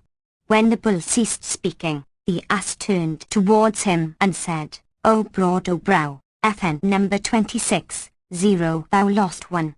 He lied not who dubbed thee bullhead, for thou, O father of a bull, hast neither forethought nor contrivance, thou art the simplest of simpletons, FN number 27, and thou knowest naught of good advisers. Hast thou not heard the saying of the wise ? For others these hardships and labours I bear, and theirs is the pleasure and mine is the care, as the bleacher who blacketh his brow in the sun to whiten the raiment which other men wear. FN number 28. But thou, O fool, art full of zeal, and thou toilest and moilest before the master, and thou tearest and wearest and slayest thyself for the comfort of another. Hast thou never heard the saw that saith, none to guide and from the way go wide? Thou wendest forth at the call to dawn prayer, and thou returnest not till sundown, and through the livelong day thou endurest all manner hardships, to wit, beating and belabouring and bad language. Now hearken to me, Sir Bull. When they tie thee to thy stinking manger, thou pawest the ground with thy forehand, and rashest out with thy hind hoofs, and pushest with thy horns, and bellowest aloud, so they deem thee contented. And when they throw thee thy fodder, thou fallest on it with greed, and hastenest to line thy fair fat paunch. But if thou accept my advice, it will be better for thee, and thou wilt lead an easier life even than mine. When thou goest afield, and they lay the thing called yoke on thy neck, lie down and rise not again, though haply they swinge thee, and, if thou rise, lie down a second time, and when they bring thee home and offer thee thy beans, fall backwards and only sniff at thy meat, and withdraw thee and taste it not, and be satisfied with thy crushed straw and chaff, and on this wise feign thou art sick, and cease not doing thus for a day or 2 days or even 3 days, so shalt thou have rest from toil and moil. When the bull heard these words, he knew the ass to be his friend, and thanked him, saying, Right is thy rede, and prayed that all blessings might requite him, and cried, O Father Wakener. FN number 29, thou hast made up for my failings.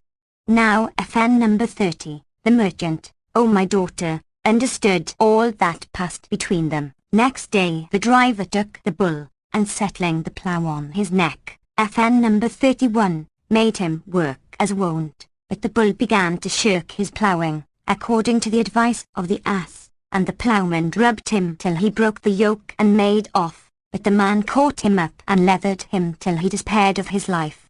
Not the less, however, would he do nothing but stand still and drop down till the evening. Then the herd led him home and stabled him in his stall, but he drew back from his manger and neither stamped nor ramped nor butted nor bellowed as he was wont to do, whereat the man wondered. He brought him the beans and husks, but he sniffed at them and left them and lay down as far from them as he could and passed the whole night fasting. The peasant came next morning, and, seeing the manger full of beans, the crushed straw untasted, and the ox lying on his back in sorriest plight, with legs outstretched and swollen belly, he was concerned for him, and said to himself, By Allah, he hath assuredly sickened, and this is the cause why he would not plough yesterday. Then he went to the merchant and reported, O my master, the bull is ailing, he refused his fodder last night, nay more, he hath not tasted a scrap of it this morning. Now the merchant farmer understood what all this meant, because he had overheard the talk between the bull and the ass, so quoth he, Take that rascal donkey, and set the yoke on his neck, and bind him to the plough and make him do bull's work. Thereupon the ploughman took the ass, and worked him through the livelong day at the bull's task, and, When he failed the weakness, he made him eat stick till his ribs were sore and his sides were sunken and his neck was hayed by the yoke. And when he came home in the evening he could hardly drag his limbs along, either forehand or hind legs. But as for the bull, he had passed the day lying at full length and had eaten his fodder with an excellent appetite, and he ceased not calling down blessings on the ass for his good advice, and knowing what had come to him on his ass account. So when night set in and the ass returned to the bite, the bull rose up before him in honour, and said, "May good tidings gladden thy heart, O Father Wakener. Through thee I have rested all this day and I have eaten my meat in peace and quiet." But the ass returned no reply, for wrath and heart-burning and fatigue and the beating he had gotten, and he repented with the most grievous of repentance, and quoth he to himself, "This cometh of my folly in giving good counsel, as the saw saith, I was in joy and gladness, naught save my officiousness brought me this sadness. But I will bear in mind my innate worth and the nobility of my nature, for what saith the poet?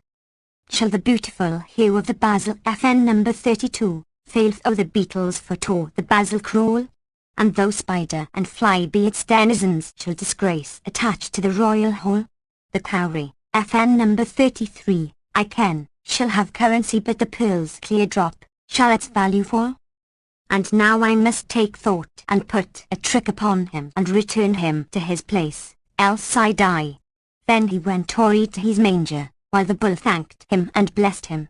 "And even so, O my daughter," said there was ere, "thou wilt die for lack of wits, therefore sit thee still and say naught and expose not thy life to such stress, for, by Allah, I offer thee the best advice, which cometh of my affection and kindly solicitude for thee." "O my father," she answered, "needs must I go up to this king and be married to him."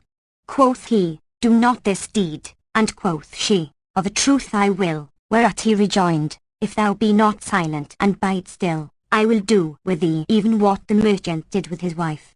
"And what did he?" asked she. "Know then," answered the wazir, "that after the return of the ass the merchant came out on the terrace roof with his wife and family, for it was a moonlit night and the moon at its full. Now the terrace overlooked the cowhouse, and presently, as he sat there with his children playing about him, the trader heard the ass say to the bull, "Tell me, O further broad o brow, what thou purposes to do tomorrow." The bull answered, "What but continue to follow thy counsel, O Alibaran. Indeed it was as good could be, and it hath given me rest and repose, nor will I now depart from it one little, so, when they bring me my meat, I will refuse it and blow out my belly in counterfeit crank." The ass shook his head and said, "Beware of so doing, O father of the bull." The bull asked, "Why?" and the ass answered, "Know that I am about to give thee the best of counsel, for verily I heard our owner say to the herd, if the bull rise not from his place to do his work this morning, and if he retire from his fodder this day, make him over to the butcher that he may slaughter him and give his flesh to the poor, and fashion a bit of leather FN number 34, from his hide. Now I fear for thee on account of this. So take my advice ere a calamity befall thee, and when they bring thee thy fodder eat it and rise up and bellow and paw the ground, or our master will assuredly slay thee, and peace be with thee." Thereupon the bull arose and lowed aloud and thanked the ass, and said, "Tomorrow I will readily go forth with them," and he at once set up all his meat and even licked the manger. All this took place and the owner was listening to their talk. Next morning the trader and his wife went to the bull's crib and sat down, and the driver came and led forth the bull who, seeing his owner, whisked his tail and brake wind, and frisked about so lustily that the merchant laughed a loud laugh and kept laughing till he fell on his back. His wife asked him, "Whereat laughest thou with such loud laughter as this?" And he answered her, "I laughed at a secret something which I have heard and seen but cannot say lest I die my death." She returned, "Perforce thou must discover it to me, and disclose the cause of thy laughing even if thou come by thy death." But he rejoined, "I cannot reveal what beasts and birds say in their lingo for fear I die." Then quoth she, By Allah, thou liest. This is a mere pretext. Thou laughest at none save me, and now thou wouldest hide somewhat from me. But by the Lord of the heavens, and thou disclose not the cause, I will no longer cohabit with thee, I will leave thee at once. And she sat down and cried. Whereupon quoth the merchant, Woe betide thee! What means thy weeping? Bear Allah and leave these words, and query me no more questions. Needs must thou tell me the cause of that laugh, said she, and he replied, Thou wottest that when I prayed Allah to vouchsafe me understanding of the tongues of beasts and birds, I made a vow never to disclose the secret to any under pain of dying on the spot. No matter, cried she, tell me what secret passed between the bull and the ass, and die this very hour, and thou be so minded. And she ceased not to importune him till he was worn out and clean distraught.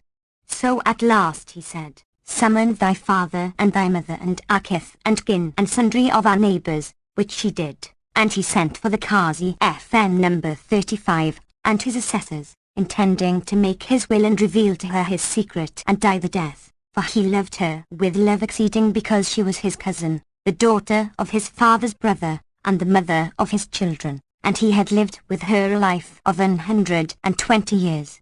Then, having assembled all the family and the folk of his neighbourhood, he said to them, By me the hand the strange story, and 'tis such that if I discover the secret to any, I am a dead man. Therefore quoth every one of those present to the woman, Allah upon thee, leave the sinful obstinacy and recognize the right of this matter, lest haply thy husband and the father of thy children die. But she rejoined, I will not turn from it till he tell me, even though he come by his death. So they ceased to urge her, and the trader rose from amongst them and repaired to an outhouse to perform wuzu ablution, FN number 36, and he purposed thereafter to return and to tell them his secret and to die. Now, daughter Shahrazad, that merchant had in his outhouses some 50 hens under one cock, and whilst making ready to farewell his folk he heard one of his many farmed dogs thus address in his own tongue the cock, who was flapping his wings and crowing lustily and jumping from one hen's back to another and treading all in turn, saying, O Chanticleer, how mean is thy wit and how shameless is thy conduct! Be he disappointed who brought thee up. FN number 37, art thou not ashamed of thy doings on such a day as this? And what, asked the rooster, hath occurred this day? When the dog answered, Dost thou not know that our master is this day making ready for his death? His wife is resolved that he shall disclose the secret taught to him by Allah, and the moment he so doeth he shall surely die. We dogs are all a mourning, but thou clappest thy wings and clarionest thy loudest and dreadest hen after hen. Is this an hour for pastime and pleasuring? Art thou not ashamed of thyself? FN number 38, Then by Allah, quoth the cock, is our master a lackwit and a man scanty of sense, if he cannot manage matters with a single wife, his life is not worth prolonging. Now I have some 50 dame partlets, and I please this and provoke that, and starve one and stuff another, and through my good governance they are all well under my control. This our master pretendeth to wit and wisdom, and he hath but one wife, and yet knoweth not how to manage her. Asked the dog, What then, O cock, should the master do to win clear of his strait? He should arise forthright, answered the cock, and take some twigs from yon mulberry tree and give her a regular backbasting and rib roasting till she cry, I repent, O my lord. I will never ask thee a question as long as I live. Then let him beat her once more and soundly, and when he shall have done this that he shall sleep free from care and enjoy life. But this master of ours owns neither sense nor judgment. Now, daughter Shahrazad, continued the Wazir, I will do to thee as did that husband to that wife. Said Shahrazad, and what did he do? He replied, when the merchant heard the wise words spoken by his cock to his dog, he arose in haste and sought his wife's chamber, after cutting for her some mulberry twigs and hiding them there, and then he called to her, Come into the closet that I may tell thee the secret while no one seeth me and then die. She entered with him, and he locked the door and came down upon her with so sound a beating of back and shoulders, ribs, arms and legs, saying the while, Wilt thou ever be asking questions about what concerneth thee not? That she was well nigh senseless. Presently she cried out, I am the repentant. By Allah, I will ask thee no more questions, and indeed I repent sincerely and wholesomely. Then she kissed his hand and feet, and he led her out of the room submissive as a wife should be. Her parents and all the company rejoiced, and sadness and mourning were changed into joy and gladness. Thus the merchant learnt family discipline from his cock, and he and his wife lived together the happiest of lives until death. And thou also, O my daughter, continued the Wazir, unless thou turn from this matter, I will do by thee what that trader did to his wife. But she answered him with much decision, I will never desist, O my father, nor shall this tale change my purpose. Leave such talk and tattle. I will not listen to thy words, and, if thou deny me, I will marry myself to him despite the nose of thee. And first I will go up to the king myself and alone, and I will say to him, I prayed my father to wive me with thee, but he refused, being resolved to disappoint his lord, grudging the like of me to the like of thee. Her father asked, Must this needs be? And she answered, Even so. Hereupon the Wazir, being wary of lamenting and contending, persuading and dissuading her, all to no purpose, went up to King Shahryar, and after blessing him and kissing the ground before him, told him all about his dispute with his daughter from first to last, and how he designed to bring her to him that night. The king wondered with exceeding wonder, for he had made an especial exception of the Wazir's daughter, and said to him, O most faithful of counsellors, how is this? Thou wottest that I have sworn by the raiser of the heavens that after I have gone into her this night I shall say to thee on the morrow's morning, take her and slay her. And, if thou slay her not, I will slay thee in her stead without fail. Allah guide thee to glory and lengthen thy life, O King of the age, answered the Wazir. It is she that hath so determined. All this have I told her and more, but she will not hearken to me, and she persisteth in passing this coming night with the king's majesty. So Shahryar rejoiced greatly and said, 'Tis well, go get her ready, and this night bring her to me. The Wazir returned to his daughter and reported to her the command, saying, Allah make not thy father desolate by thy loss.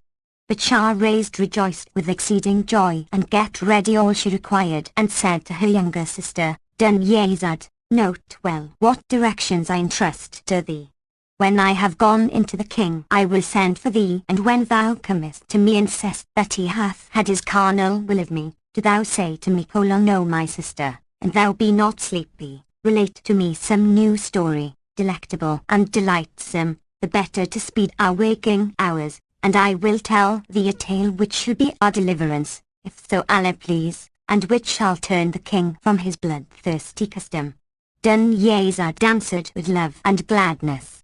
So when it was night, their father the Wazir carried Shahrazad to the king, who was gladdened at the sight and asked, Hast thou brought me my need? And he answered, I have. But when the king took her to his bed and fell to toying with her and wished to go into her, she wept, which made him ask, What aileth thee? She replied, O king of the age, I have a younger sister, and fief would I take leave of her this night before I see the dawn. So he sent at once for Dunyazad, and she came and kissed the ground between his hands, when he permitted her to take her seat near the foot of the couch. Then the king arose and did away with his bride's maidenhead, and the three fell asleep.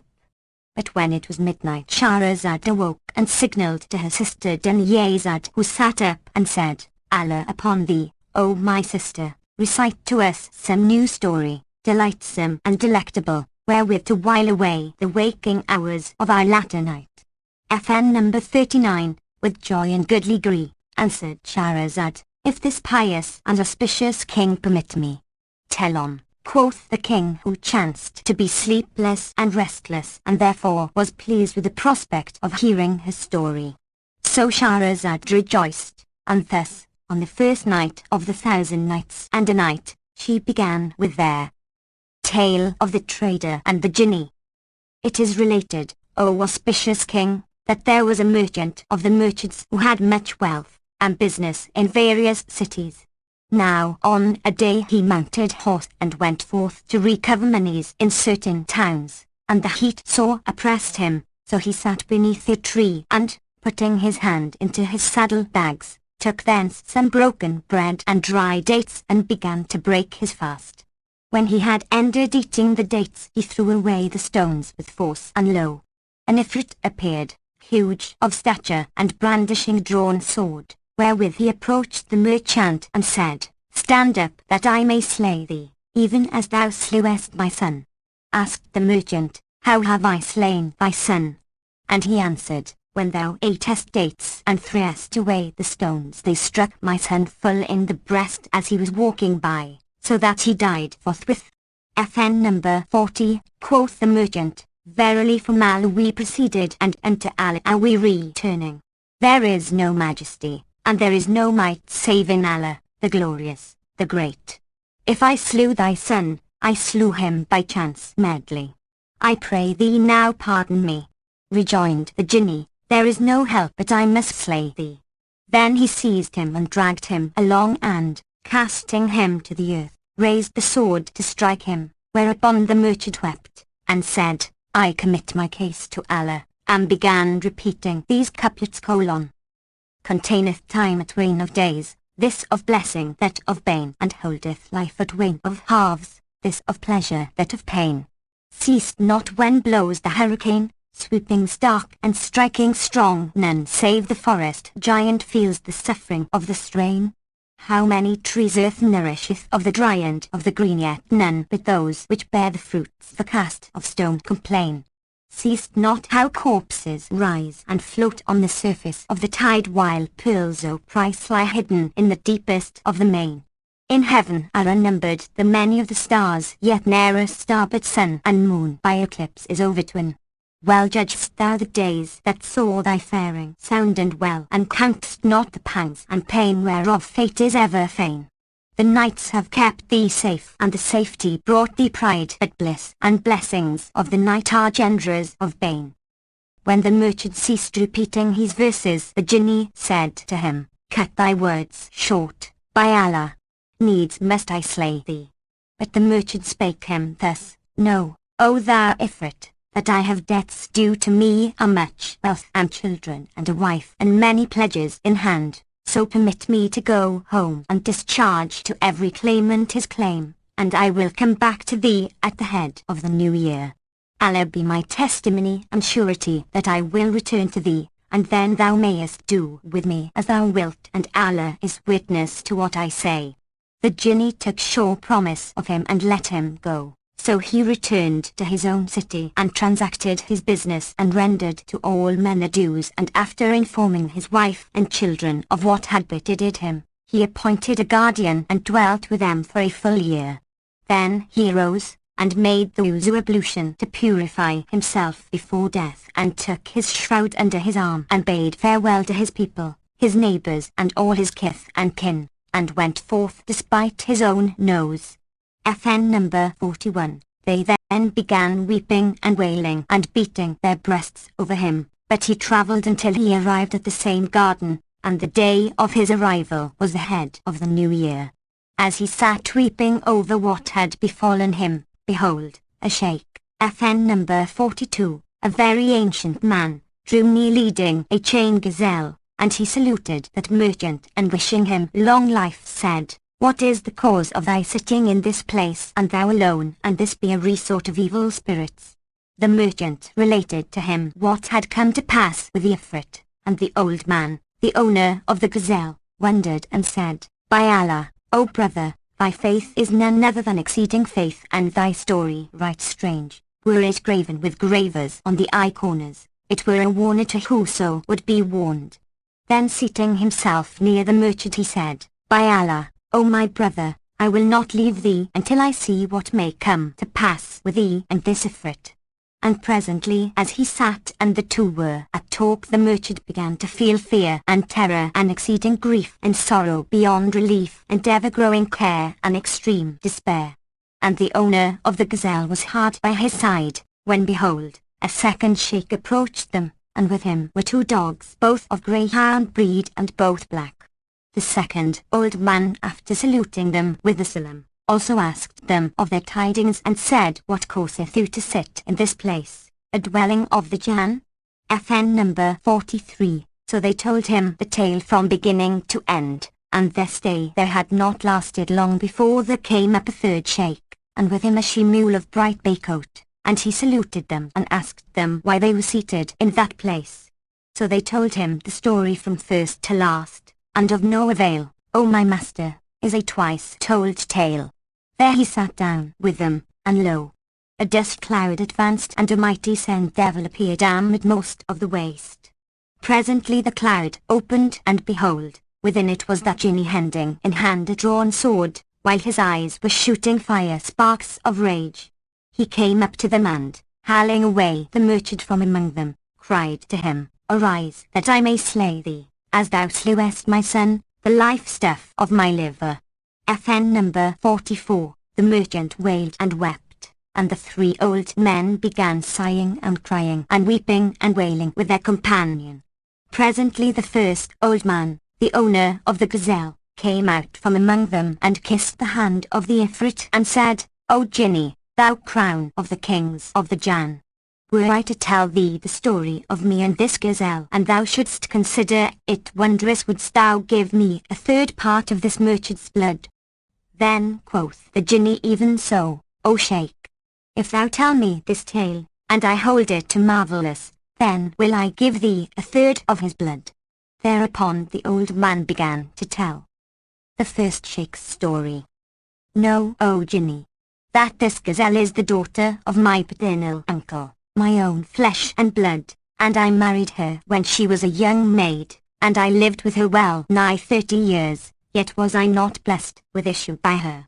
So I took me a concubine, FN number 45, who brought to me the boon of a male child fair as the full moon, with eyes of lovely shine and eyebrows which formed one line, and limbs of perfect design. Little by little he grew in stature and waxed tall, and when he was a lad 15 years old, it became needful I should journey to certain cities, and I travelled with great store of goods. But the daughter of my uncle, this gazelle, had learned gramarye and egromancy and clerkly craft, FN number 46, from her childhood, so she bewitched that son of mine to a calf, and my handmaid, his mother, to a heifer, and made them over to the herdsman's care. Now when I returned after a long time from my journey and asked for my son and his mother, she answered me, saying, Thy slave girl is dead, and thy son hath fled, and I know not whither he is sped. So I remained for a whole year with grieving heart and streaming eyes until the time came for the great festival of Allah. FN number 47. Then sent I to my herdsman, bidding him choose for me a fat heifer, and he brought me one which was the damsel, my handmaid, whom this gazelle had ensorcelled. I tucked up my sleeves and skirt and, taking a knife, proceeded to cut her throat, but she lowed aloud and wept bitter tears. Thereat I marvelled and pity seized me, and I held my hand, saying to the herd, Bring me other than this. Then cried my cousin, Slay her, for I have not a fatter nor a fairer. Once more I went forward to sacrifice her, but she again lowed aloud, upon which in ruth I refrained and commanded the herdsman to slay her and flay her. He killed her and skinned her, but found in her neither fat nor flesh, only hide and bone, and I repented when penitence availed me naught. I gave her to the herdsman and said to him, Fetch me a fat calf. So he brought my son ensorcelled.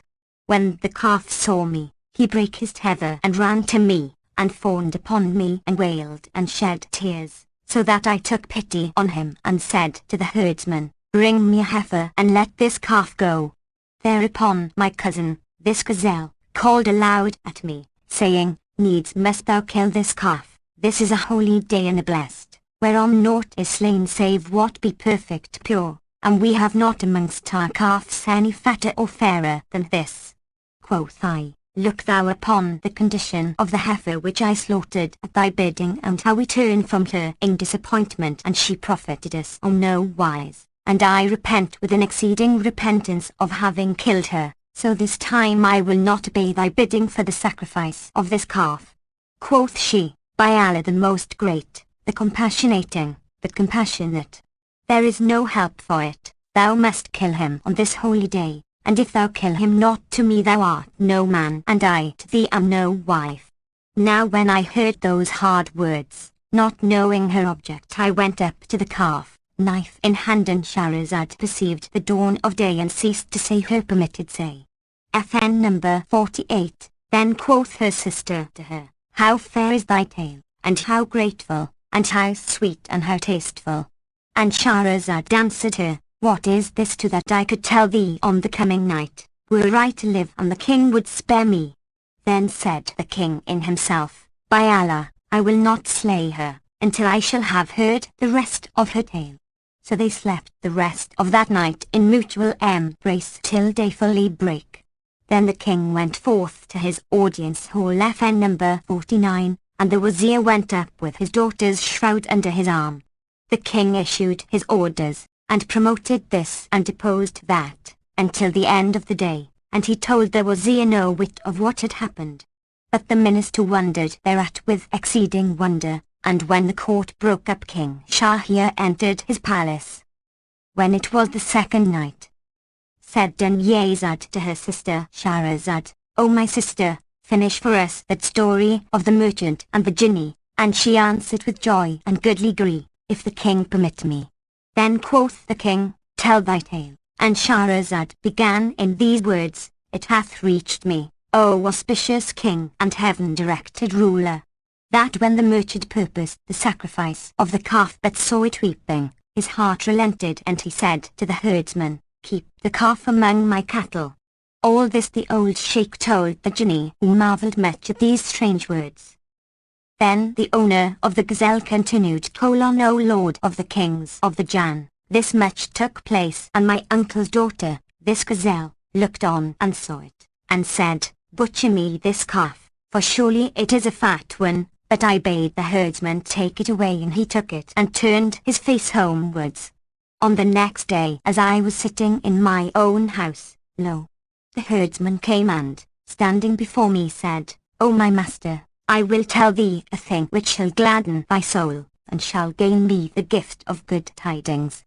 FN number 50. I answered, even so. Then said he, O merchant, I have a daughter, and she learned magic in her childhood from an old woman who lived with us. Yesterday when thou gavest me the calf, I went into the house to her, and she looked upon it and veiled her face. Then she wept and laughed alternately, and at last she said, O my father, hath mine honour become so cheap to thee that thou bringest into me strange men? I asked her, where be these strange men, and why wast thou laughing and crying? And she answered, of a truth this calf which is with thee is the son of our master, the merchant, but he is ensorcelled by his stepdame, who bewitched both him and his mother. Such is the cause of my laughing. Now the reason of his weeping is his mother, for that his father slew her unawares. Then I marvelled at this with exceeding marvel, and hardly made sure that day had dawned before I came to tell thee. When I heard, O jinni, my herdsman's words, I went out with him, and I was drunken without wine, from the excess of joy and gladness which came upon me, until I reached his house. There his daughter welcomed me and kissed my hand, and forthwith the calf came and fawned upon me as before. Quoth I to the herdsman's daughter, is this true that thou sayest of this calf?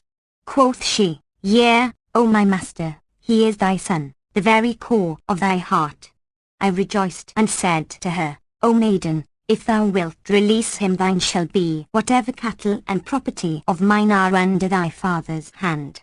She smiled and answered, O my master, I have no greed for the goods, nor will I take them save on two conditions. The first, that thou marry me to thy son, and the second, that I may bewitch her who bewitched him and imprison her. Otherwise I cannot be safe from her malice and malpractices. Now when I heard, O Jinni, these, the words of the herdsman's daughter, I replied, besides what thou askest, all the cattle and the household stuff in thy father's charge are thine, and, as for the daughter of my uncle, her blood is lawful to thee.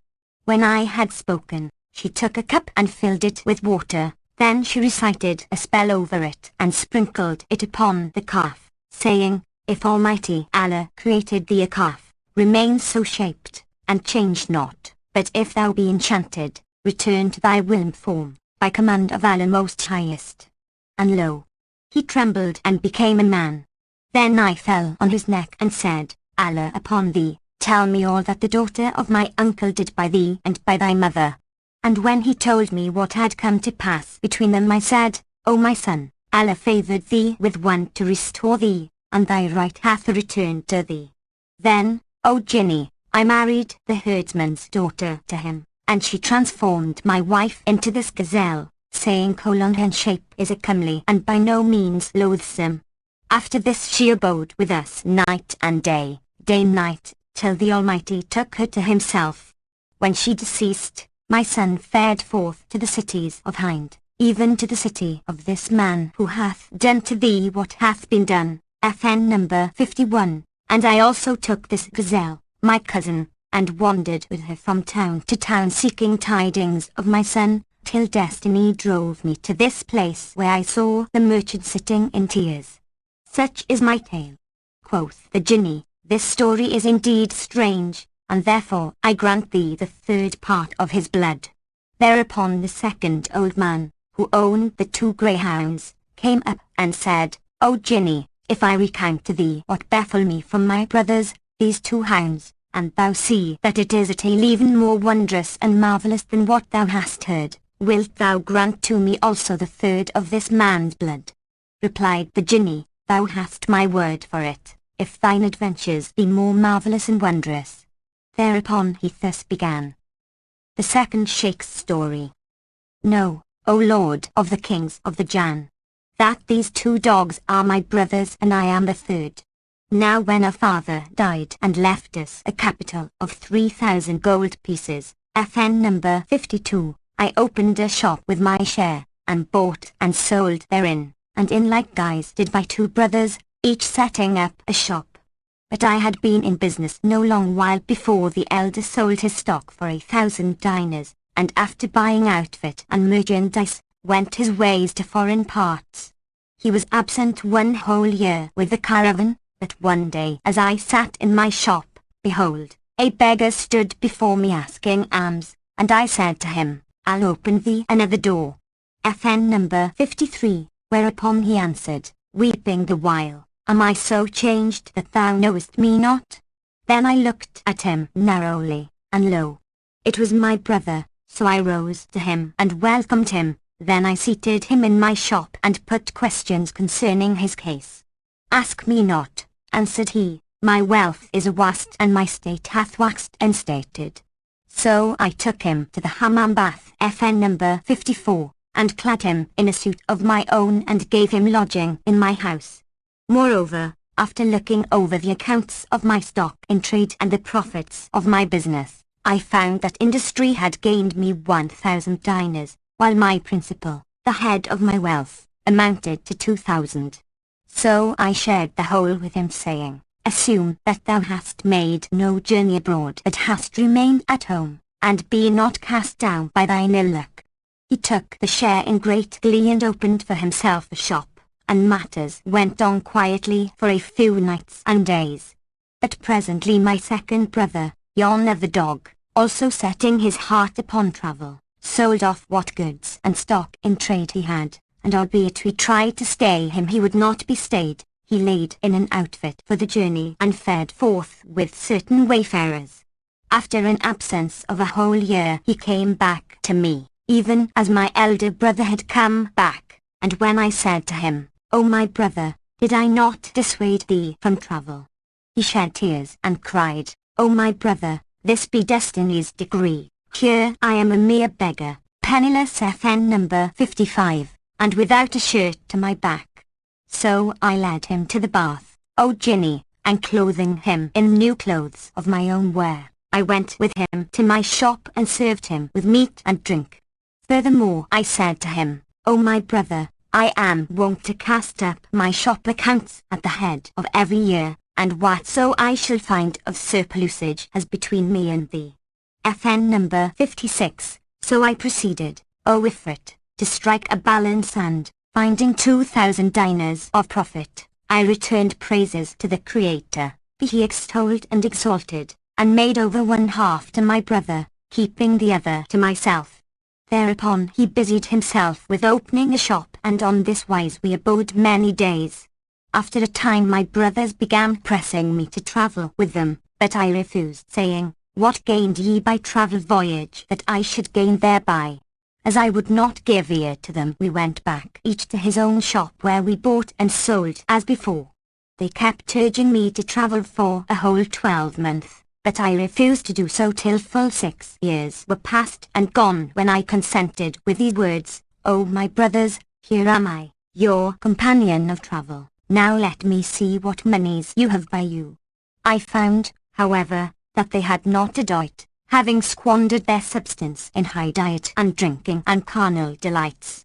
Yet I spoke not a word of reproach, so far from it I looked over my shop accounts once more, and sold what goods and stock in trade were mine, and, finding myself the owner of 6,000 ducats, I gladly proceeded to divide that sum in halves, saying to my brothers, These 3,000 gold pieces are for me and for you to trade withal, adding, Let us bury the other moiety underground, that it may be of service in case any harm befall us, in which case each shall take 1,000 wherewith to open shops.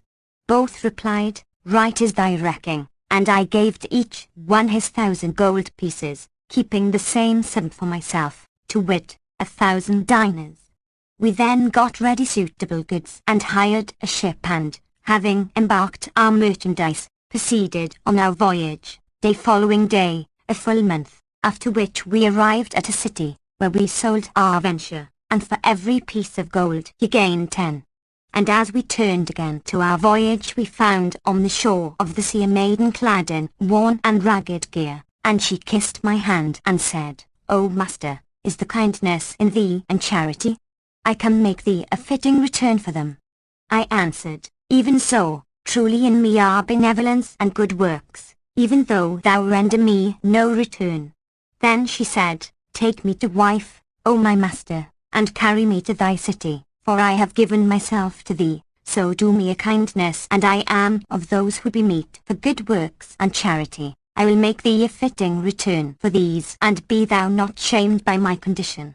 When I heard her words, my heart yearned towards her, in a such sort as willed it Allah, be he extolled and exalted, and took her and clothed her, and made ready for her a fair resting place in the vessel, and honourably entreated her. So we voyaged on, and my heart became attached to her with exceeding attachment, and I was separated from her neither night nor day, and I paid more regard to her than to my brothers. Then they were estranged from me, and waxed jealous of my wealth and the quantity of merchandise I had, and their eyes were opened covetously upon all my property. So they took counsel to murder me and seize my wealth, saying, Let us slay our brother, and all his monies will be ours. And Satan made this deed seem fair in their sight. So when they found me in privacy, and I sleeping by my wife's side, they took us both up and cast us into the sea. My wife awoke startled from her sleep, and, forthright becoming an Ifrita, FN number 57, she bore me up and carried me to an island and disappeared for a short time, but she returned in the morning and said, Here am I, thy faithful slave, who hath made thee due recompense, for I bore thee up in the waters and saved thee from death by command of the Almighty. Know that I am a Jinniah, and as I saw thee my heart loved thee by will of the Lord, for I am a believer in Allah and in his apostle, whom heaven bless and preserve. Thereupon I came to thee conditioned as thou sawest me, and thou didst marry me, and see now I have saved thee from sinking. But I am angered against thy brothers, and assuredly I must slay them. When I heard her story I was surprised, and, thanking her for all she had done, I said, But as to slaying my brothers, this must not be. Then I told her the tale of what had come to pass with them from the beginning of our lives to the end, and on hearing it quoth she, "This night will I fly as a bird over them and will sink their ship and slay them." Quoth I, "Allah upon thee, do not thus, for the proverb saith, O thou who dost good to him that cloth evil, leave the evil doer to his evil deeds. Moreover they are still my brothers." But she rejoined, "By Allah, there is no help for it but I slay them." I humbled myself before her for their pardon, whereupon she bore me up and flew away with me till at last she set me down on the terrace roof of my own house. I opened the doors and took up what I had hidden in the ground, and after I had saluted the folk I opened my shop and bought me merchandise. Now when night came on I went home, and there I saw these 2 hounds tied up, and, when they sighted me, they arose and whined and fawned upon me. But ere I knew what happened my wife said, "These 2 dogs be thy brothers." I answered, "As who hath done this thing by them?" And she rejoined, "I sent a message to my sister and she entreated them on this wise, nor shall these 2 be released from their present shape till 10 years shall have passed. And now I have arrived at this place on my way to my wife's sister that she may deliver them from this condition, after their having endured it for 60 of years." As I was wending onwards I saw this young man, who acquainted me with what had befallen him, and I determined not to fare hence until I should see what might occur between thee and him. Such is my tale. Then said the Jinni, "Surely this is a strange story, and therefore I give thee the 3rd portion of his blood and his crime." Thereupon quoth the 3rd Sheikh, the master of the mare mule, to the Jinni, "I can tell thee a tale more wondrous than these 2, so thou grant me the remainder of his blood and of his offence." And the Jinni answered, "So be it." Then the old man began. The 3rd Sheikh's story. Know, O Sultan and head of the Jann, that this mule was my wife.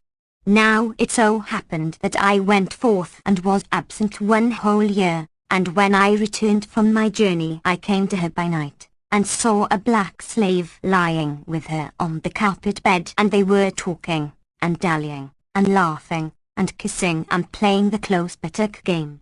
When she saw me, she rose and came hurriedly at me with a gugglet FN number 58, of water, and, muttering spells over it, she besprinkled me and said, "Come forth from this thy shape into the shape of a dog," and I became on the instant a dog. She drove me out of the house, and I ran through the doorway nor ceased running until I came to a butcher's stall, where I stopped and began to eat what bones were there.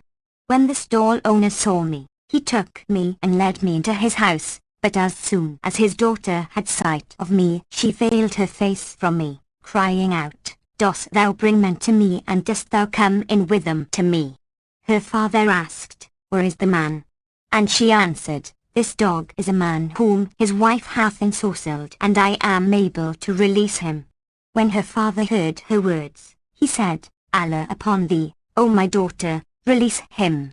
So she took a gugglet of water and, after uttering words over it, sprinkled upon me a few drops, saying, "Come forth from that form into thy former form." And I returned to my natural shape. Then I kissed her hand and said, "I wish thou wouldest transform my wife even as she transformed me." Thereupon she gave me some water, saying, "As soon as thou see her asleep, sprinkle this liquid upon her and speak what words thou hearest me utter, so shall she become whatsoever thou desirest." I went to my wife and found her fast asleep, and, while sprinkling the water upon her, I said, "Come forth from that form into the form of a mare mule." So she became on the instant a she-mule, and she it is whom thou seest with thine eyes, O Sultan and head of the kings of the Jann. Then the Jinni turned towards her and said, "Is this sooth?" And she nodded her head and replied by signs, "Indeed, 'tis the truth, for such is my tale, and this is what hath befallen me." Now when the old man had ceased speaking, the Jinni shook with pleasure and gave him the 3rd of the merchant's blood. And Shahrazad perceived the dawn of day and ceased saying her permitted say. Then quoth Dunlazad, "O My sister, how pleasant is thy tale, and how tasteful, how sweet and how grateful. She replied, and what is this compared with that I could tell thee, the night to come, if I live and the king spare me? FN number 59. Then thought the king, by Allah, I will not slay her until I hear the rest of her tale, for truly it is wondrous. So they rested that night in mutual embrace until the dawn. After this the king went forth to his hall of estate, and there was ire and the troops came in and the court was crowded, and the king gave orders and judged and appointed and deposed, bidding and forbidding during the rest of the day. Then the divan broke up, and King Shahryar entered his palace. When it was the third night, and the king had had his will, the wazir's daughter, Dunlazad, her sister, said to her, Finish for us the tale of thine, and she replied, with joy and goodly gree, It hath reached me, O auspicious king, that when the third old man told a tale to the Jinni more wondrous than the two preceding, the Jinni marvelled with exceeding marvel, and, shaking with delight, cried, Lo! I have given thee the remainder of the merchant's punishment, and for thy sake have I released him. Thereupon the merchant embraced the old men and thanked them, and these sheikhs wished him joy on being saved and fared forth each one for his own city. Yet this tale is not more wondrous than the fisherman's story. Asked the king, What is the fisherman's story? And she answered by relating the tale of the fisherman and the Jinni. It hath reached me, O auspicious king, that there was a fisherman well stricken in years who had a wife and 3 children, and withal was of poor condition. Now it was his custom to cast his net every day 4 times, and no more. On a day he went forth about noontide to the seashore, where he lay down his basket, and, tucking up his shirt and plunging into the water, made a cast with his net and waited till it settled to the bottom. Then he gathered the cords together and haled away at it, but found it weighty, and however much he drew it landwards, he could not pull it up, so he carried the ends ashore and drove a stake into the ground and made the net fast to it. Then he stripped and dived into the water all about the net, and left not off working hard until he had brought it up. He rejoiced thereat and, donning his clothes, went to the net, when he found in it a dead jackass which had torn the meshes. Now when he saw it, he exclaimed in his grief, There is no majesty, and there is no might save in Allah the glorious, the great. Then quoth he, This is a strange manner of daily bread, and he began reciting in extempore verse colon. O toiler through the glooms of night in peril and in pain, thy toiling stint for daily bread comes not by might and main. Seest thou not the fisher seek afloat upon the sea his bread, while glimmer stars of night as set in tangled skein? Anon he plungeth in despite the buffet of the waves, the while to sight the bellying net his eager glances train, till joying at the night's success, a fish he bringeth home whose gullet by the hook of fate was caught and cut in twain. When buys that fish of him a man who spent the hours of night reckless of cold and wet and gloom in ease and comfort fain, Lord to the Lord who gives to this, to that denies his wishes and dooms one toil and catch the prey and other eat the fishes. FN number 60. Then quoth he, Up unto it, I am sure of his beneficence, Inshallah. So he continued colon. When thou art seized of evil fate, assume the noble soul's long suffering, 'tis thy best, complain not to the creature, this be plaint from one most truthful to the ruthlessest.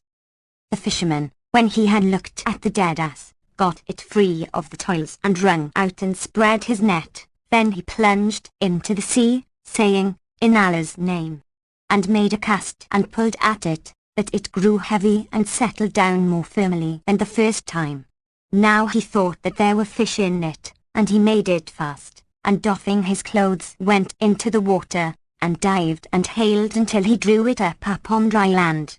Then found he in it a large earthen pitcher which was full of sand and mud, and seeing this he was greatly troubled and began repeating these verses FN number 61 Forbear, O troubles of the world, and pardon and ye nil forbear, I went to seek my daily bread. I find that breadless I must fare, for neither handcraft brings me aught nor fate allots to me a share. How many fools the Pleiades reach while darkness whelms the wise and ware.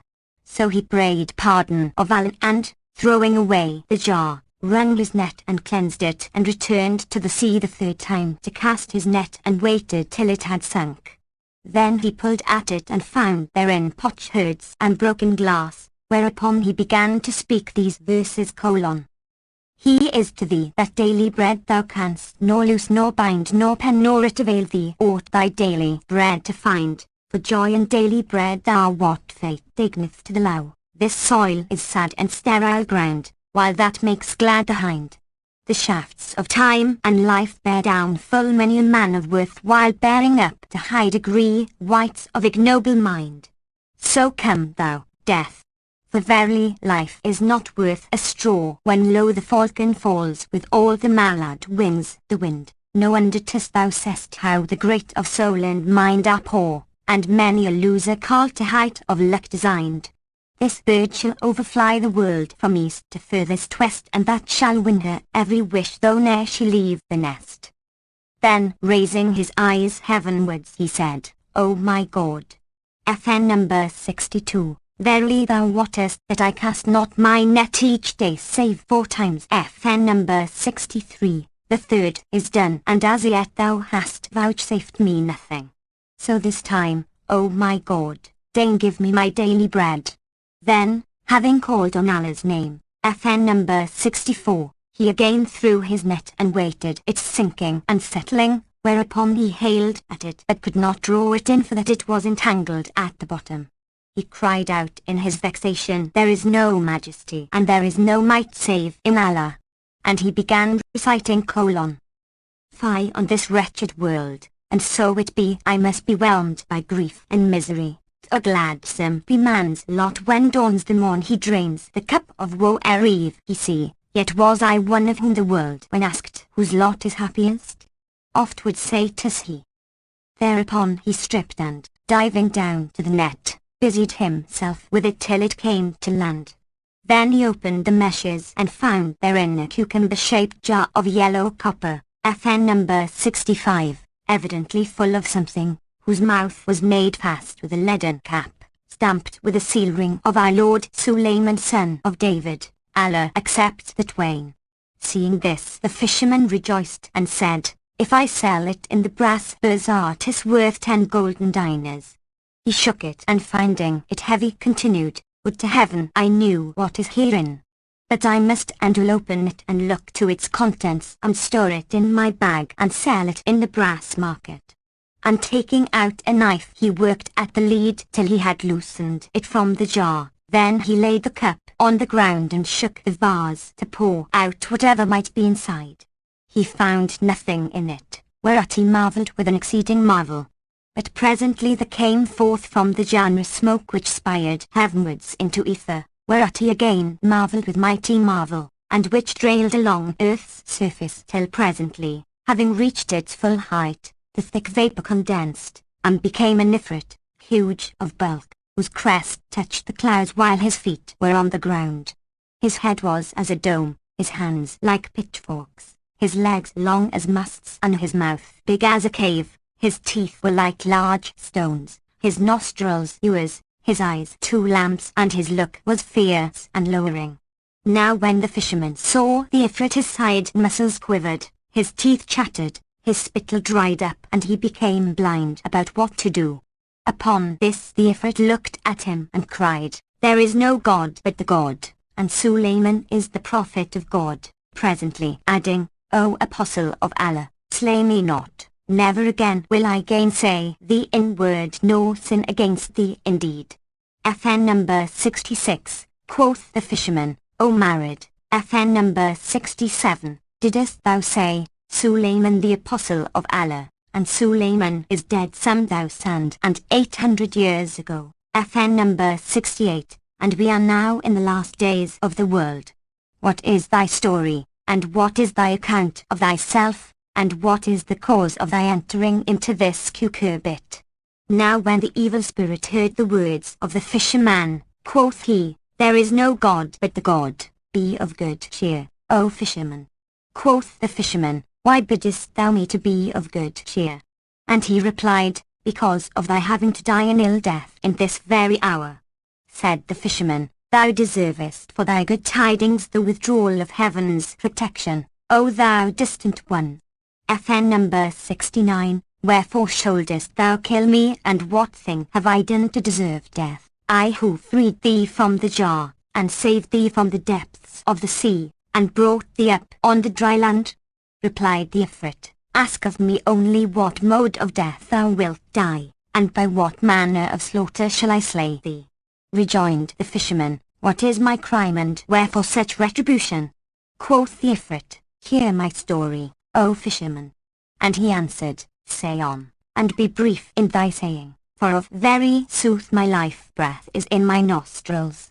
FN number 70. Thereupon quoth the Jinni, Know that I am one among the heretical Jan, and I sinned against Suleiman, David's son, on the twain be peace, I together with the famous Sakral Jinni. FN number 71. Whereupon the Prophet sent his minister, Asaph, son of Barkiah, to seize me, and this wazir brought me against my will and led me in bonds to him, I being downcast despite my nose, and he placed me standing before him like a suppliant. When Suleiman saw me, he took refuge with Allah and bade me embrace the true faith and obey his behests, but I refused, so sending for this cucubit FN number 72, he shut me up therein, and stopped it over with lead whereon he impressed the Most High name, and gave his orders to the Jan who carried me off, and cast me into the midmost of the ocean. There I abode 100 years, during which I said in my heart, Whoso shall release me, him will I enrich forever and ever. But the full century went by, and, when no one set me free, I entered upon the second 50, saying, Whoso shall release me, for him I will open the hoards of the earth. Still no one set me free, and thus 400 years passed away. Then quoth I, Whoso shall release me, for him will I fulfill 3 wishes. Yet no one set me free. Thereupon I waxed wroth with exceeding wrath, and said to myself, Whoso shall release me from this time forth, him will I slay, and I will give him choice of what death he will die. And now, as thou hast released me, I give thee full choice of deaths. The fisherman, hearing the words of the Ifrit, said, O Allah! The wonder of it that I have not come to free thee save in these days. Adding, Spare my life, so Allah spare thine, and slay me not, lest Allah set one to slay thee.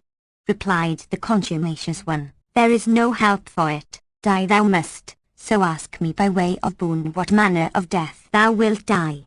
Albeit thus certified, the fisherman again addressed the Ifrit, saying, Forgive me this my death as a generous reward for having freed thee. And the Ifrit, Surely I would not slay thee save on account of that same release. O chief of the Ifrits, said the fisherman, I do thee good, and thou requitest me with evil. In very sooth the old soul lieth not when it saith : We wrought them weal, they met our weal with ill. Such, by my life, is every bad man's labour. To him who benefits unworthy wights shall hap what inapt to Ami's neighbour. FN number 73. Now when the Ifrit heard these words, he answered, No more of this talk, needs must I kill thee. Upon this the fisherman said to himself, This is a Jinni, and I am a man to whom Allah hath given a passably cunning wit, so I will now cast about to compass his destruction by my contrivance and by mine intelligence, even as he took counsel only of his malice and his frowardness. FN number 74. He began by asking the Ifrit, Hast thou indeed resolved to kill me? And, receiving for all answer, Even so, he cried, Now in the most great name, graven on the seal ring of Suleiman the son of David, peace be with the holy twain, and I question thee on a certain matter, wilt thou give me a true answer? The Ifrit replied, Yea, but, hearing mention of the most great name, his wits were troubled, and he said with trembling, Ask and be brief. Quoth the fisherman, How didst thou fit into this bottle which would not hold thy hand, no, nor even thy foot, "And how came it to be large enough to contain the whole of thee?" Replied the Ifrit, "What? Cost not believe that I was all there?" And the fisherman rejoined, "Nay, I will never believe it until I see thee inside with my own eyes." And Shahrazad perceived the dawn of day and ceased to say her permitted say. When it was the fourth night, her sister said to her, "Please finish us this tale, and thou be not sleepy." So she resumed, "It hath reached me, O auspicious king, that when the fisherman said to the Ifrit, 'I will never and no wise believe thee until I see thee inside it with mine own eyes,' the evil spirit on the instant shook FN number 75, and became a vapor, which condensed, and entered the jar little and little, till all was well inside, when lo! The fisherman in hot haste took the leaden cap with the seal and stopped it there with the mouth of the jar and called out to the Ifrit, saying, "Ask me by way of boon what death thou wilt die.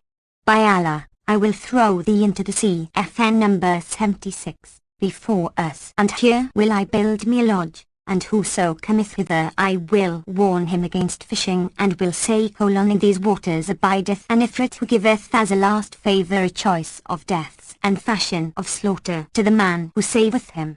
Now when the Ifrit heard this from the fisherman and saw himself in limbo, he was minded to escape, but this was prevented by Solomon's seal, so he knew that the fisherman had cozened and outwitted him, and he waxed lowly and submissive and began humbly to say, "I did but jest with thee." But the other answered, "Foulest, O vilest of the Ifrits, and meanest and filthiest." And he set off with the bottle for the seaside, the Ifrit calling out, "Nay, nay," and he calling out, "I, I." Thereupon the evil spirit softened his voice and smothered his speech and abased himself, saying, "What wouldest thou do with me, O fisherman?" "I will throw thee back into the sea," he answered, "where thou hast been housed and homed for 1,800 years, and now I will leave thee there until judgment day. Did I not say to thee, spare me and Allah shall spare thee, and slay me not lest Allah slay thee? Yet thou spurnest my supplication and hast no intention save to deal ungraciously by me, and Allah hath now thrown thee into my hands, and I am cunninger than thou." Quoth the Ifrit, "Open for me and I may bring thee weal." Quoth the fisherman, "Foulest, thou accursed. My case with thee is that of the wazir of King Yemen with the sage Duban." FN number 77. And who was the wazir of King Yemen, and who was the sage Duban, and what was the story about them? Quoth the Ifrit, whereupon the fisherman began to tell the tale of the wazir and the sage Duban. Know, O thou Ifrit, that in days of yore and in ages long gone before, a king called Yemen reigned over the city of Fars of the land of the Room. FN number 78. He was a powerful ruler and a wealthy, who had armies and guards and allies of all nations of men, but his body was afflicted with a leprosy which leeches and men of science failed to heal. He drank potions and he swallowed powders and he used unguents, but naught did him good, and none among the host of physicians availed to procure him a cure. At last there came to his city a mighty healer of men, and one, well stricken in years, the sage Duban Highs. This man was a reader of books, Greek, Persian, Roman, Arabian, and Syrian, and he was skilled in astronomy and in leechcraft, the theoric as well as the practic. He was experienced in all that healeth and that hurteth the body, conversant with the virtues of every plant, grass and herb, and their benefit and bane, and he understood philosophy and had compassed the whole range of medical science and other branches of the knowledge tree. Now this physician passed but few days in the city, ere he heard of the king's malady and all his bodily sufferings through the leprosy with which Allah had smitten him, and how all the doctors and wise men had failed to heal him. Upon this he sat up through the night in deep thought, and, when broke the dawn and appeared the morn, and light was again born, and the sun greeted the good whose beauties the world adorn. FN number 79. He donned his handsomest dress, and going into King Yemen, he kissed the ground before him. Then he prayed for the endurance of his honor and prosperity in fairest language, and made himself known, saying, O king, tidings have reached me of what befell thee through that which is in thy person, and how the host of physicians have proved themselves unavailing to abate it, and lo, I can cure thee, O king, and yet will I not make thee drink of draught or anoint thee with ointment. Now when King Yennen heard his words, he said in huge surprise, How wilt thou do this? By Allah, if thou make me whole, I will enrich thee even to thy son, and I will give thee sumptuous gifts, and whatso thou wishest shall be thine, and thou shalt be to me a cup companion, FN number 80, and a friend. The king then robed him with a dress of honor and entreated him graciously and asked him, Canst thou indeed cure me of this complaint without drug and unguent? And he answered, Yes. I will heal thee without the pains and penalties of medicine. The king marveled with exceeding marvel and said, O physician, when shall be this whereof thou speakest, and in how many days shall it take place? Haste thee, O my son. He replied, I hear and I obey, the cure shall begin tomorrow. So saying, he went forth from the presence, and hired himself a house in the city for the better storage of his books and scrolls, his medicines and his aromatic roots. Then he set to work at choosing the fittest drugs and simples, and he fashioned a bat hollow within, and furnished with a handle without, for which he made a bowl, the two being prepared with consummate art. On the next day, when both were ready for use and wanted nothing more, he went up to the king, and, kissing the ground between his hands, bade him ride forth on the parade ground FN number 81, there to play at pole and maul. He was accompanied by his suite, emirs and chamberlains, wazirs and lords of the realm, and, ere he was seated, the sage Duban came up to him, and handing him the bat said, Take this maul and grip it as I do, so. And now push for the plain, and leaning well over thy horse, drive the ball with all thy might until thy palm be moist and thy body perspire, then the medicine will penetrate through thy palm and will permeate thy person. When thou hast done with playing and thou feelest the effects of the medicine, return to thy palace, and make the ghusl oblation FN number 82, in the hammam bath, and lay thee down to sleep, so shalt thou become whole. And now peace be with thee. Thereupon King Yennen took the bat from the sage and grasped it firmly. Then, mounting steed, he drove the ball before him and galloped after it till he reached it, when he struck it with all his might, his palm gripping the bat handle the while, and he ceased not mauling the ball till his hand waxed moist and his skin, perspiring, imbibed the medicine from the wood. Then the sage Duban knew that the drugs had penetrated his person and bade him return to the palace and enter the hammam without stay or delay. So King Yennen forthright returned and ordered them to clear for him the bath. They did so, the carpet spreaders making all haste, and the slaves all hurry, and got ready a change of raiment for the king. He entered the bath and made the total ablution long and thoroughly, then donned his clothes within the hammam and rode therefrom to his palace, where he lay him down and slept. Such was the case with King Yennen, but as regards the sage Duban, he returned home and slept as usual, and when morning dawned he repaired to the palace and craved audience. The king ordered him to be admitted. Then, having kissed the ground between his hands, in allusion to the king he recited these couplets with solemn intonation: Happy is eloquence when thou art named her sire, but mourns she when as other man the title claimed. O Lord of fairest presence, whose illuming rays clear off the fogs of doubt, high veiling deeds high famed, ne'er cease thy face to shine like dawn and rise of morn, and never show time's face with heat of ire inflamed. Thy grace hath favoured us with gifts that worked such wise as rain clouds raining on the hills by words inframed. Freely thou lavishedst thy wealth to rise on height, till one from time the heights were at thy grandeur aimed. Now when the sage ceased reciting, the king rose quickly to his feet and fell on his neck. Then, seating him by his side, he bade dress him in a sumptuous dress, for it had so happened that when the king left the hammam he looked on his body and saw no trace of leprosy. The skin was all clean as virgin silver. He joyed thereat with exceeding joy. His breast Burton FN number 83, with delight, and he felt thoroughly happy. Presently, when it was full day, he entered his audience hall and sat upon the throne of his kingship, whereupon his chamberlains and grandees flocked to the presence, and with them the sage Duban. Seeing the leech, the king rose to him in honor and seated him by his side. Then the food trays furnished with the daintiest viands were brought, and the physician ate with the king, nor did he cease accompanying him all that day. Moreover, at nightfall he gave the physician Duban 2,000 gold pieces, besides the usual dress of honor and other gifts galore, and sent him home on his own steed. After the sage had fared forth, King Yennen again expressed his amazement at the leech's art, saying, "This man medicined my body from without, nor anointed me with aught of ointments. By Allah, surely this is none other than consummate skill. I am bound to honor such a man with rewards and distinction, and take him to my companion and my friend during the remainder of my days."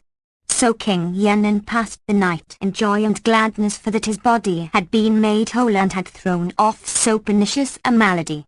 On the morrow the king went forth from his seraglio and sat upon his throne, and the lords of estate stood about him, and the emirs and wazirs sat as was their wont on his right hand and on his left.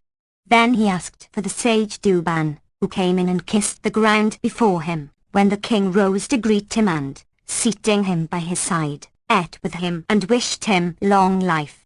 Moreover, he robed him and gave him gifts, and ceased not conversing with him until night approached. Then the king ordered him, by way of salary, 5 dresses of honor and 1,000 dinars. FN number 84. The physician returned to his own house full of gratitude to the king. Now when next morning dawned, the king repaired to his audience hall, and his lords and nobles surrounded him, and his chamberlains and his ministers, as the white encloseth the black of the eye.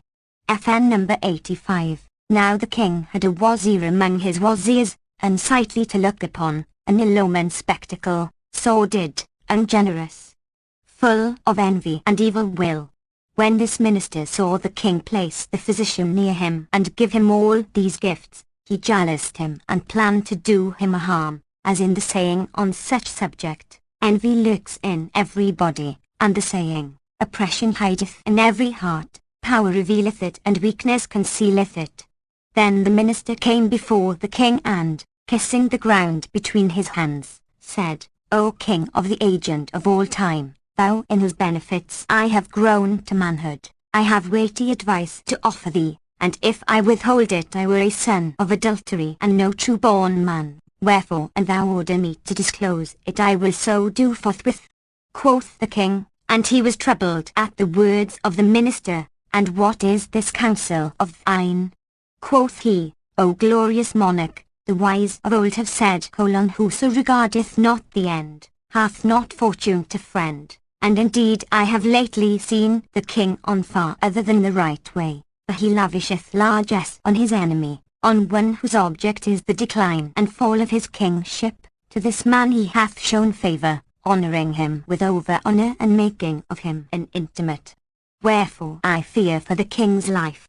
The king, who was much troubled and changed colour, asked, "Whom cost thou suspect, and anent whom dost thou hint?" And the minister answered, "O king, an thou be asleep, wake up. I point to the physician Duban." Rejoined the king, "Fie upon thee. This is a true friend who is favoured by me above all men, because he cured me with something which I held in my hand, and he healed my leprosy which had baffled all physicians. Indeed he is one whose like may not be found in these days, no, not in the whole world from furthest east to utmost west. And it is of such a man thou sayest such hard sayings. Now from this day forward I allot him a settled solder and allowances, every month 1,000 gold pieces, and, were I to share with him my realm 'twere but a little matter. Perforce I must suspect that thou speakest on this wise from mere envy and jealousy, as they relate of the king Sindbad." And Shahrazad perceived the dawn of day, and ceased saying her permitted say. Then quoth Dunlazad, "O my sister, how pleasant is thy tale, and how tasteful, how sweet, and how grateful." She replied, And where is this compared with what I could tell thee on the coming night if the king deign spare my life? Then said the king in himself, By Allah, I will not slay her until I hear the rest of her tale, for truly it is wondrous. So they rested that night in mutual embrace until the dawn. Then the king went forth to his hall of rule, and their wazir and the troops came in, and the audience chamber was thronged, and the king gave orders and judged and appointed and deposed and bade and forbade during the rest of that day till the court broke up, and King Shahryar returned to his palace. When it was the 5th night, her sister said, Do you finish for us thy story if thou be not sleepy? And she resumed, It hath reached me, O auspicious king and mighty monarch, that King Yenin said to his minister, O Wazir, thou art one whom the evil spirit of envy hath possessed because of this physician, and thou plottest for my putting him to death, after which I should repent me full sorely, even as repented King Sindibad for killing his falcon. Quoth the Wazir, Pardon me, O King of the age, how was that? So the king began the story of King Sindibad and his falcon. It is said that Allah is all-knowing. FN number 86, that there was a king of the kings of Fars, who was fond of pleasuring and diversion, especially coursing and hunting. He had reared a falcon which he carried all night on his fist, and whenever he went a-chasing he took with him this bird, and he bade make for her a golden couplet hung around her neck to give her drink therefrom. One day as the king was sitting quietly in his palace, behold, the high falconer of the household suddenly addressed him, O king of the age, this is indeed a day fit for birding. The king gave orders accordingly and set out taking the hawk on fist, and they fared merrily forwards till they made a wadi FN number 87, where they planted a circle of nets for the chase, when lo! A gazelle came within the toils, and the king cried, Whoso alloweth yon gazelle to spring over his head and looseth her, that man will I surely slay. They narrowed the nets about the gazelle when she drew near the king's station, and, planting herself on her hind quarter, crossed her forehand over her breast, as if about to kiss the earth before the king. He bowed his brow low in acknowledgment to the beast, when she bounded high over his head and took the way of the waist. Thereupon the king turned towards his troops, and seeing them winking and pointing at him, he asked, O Wazir, what are my men saying? And the minister answered, They say thou didst proclaim that whoso alloweth the gazelle to spring over his head, that man shall be put to death. Quoth the king, Now, by the life of my head, I will follow her up till I bring her back.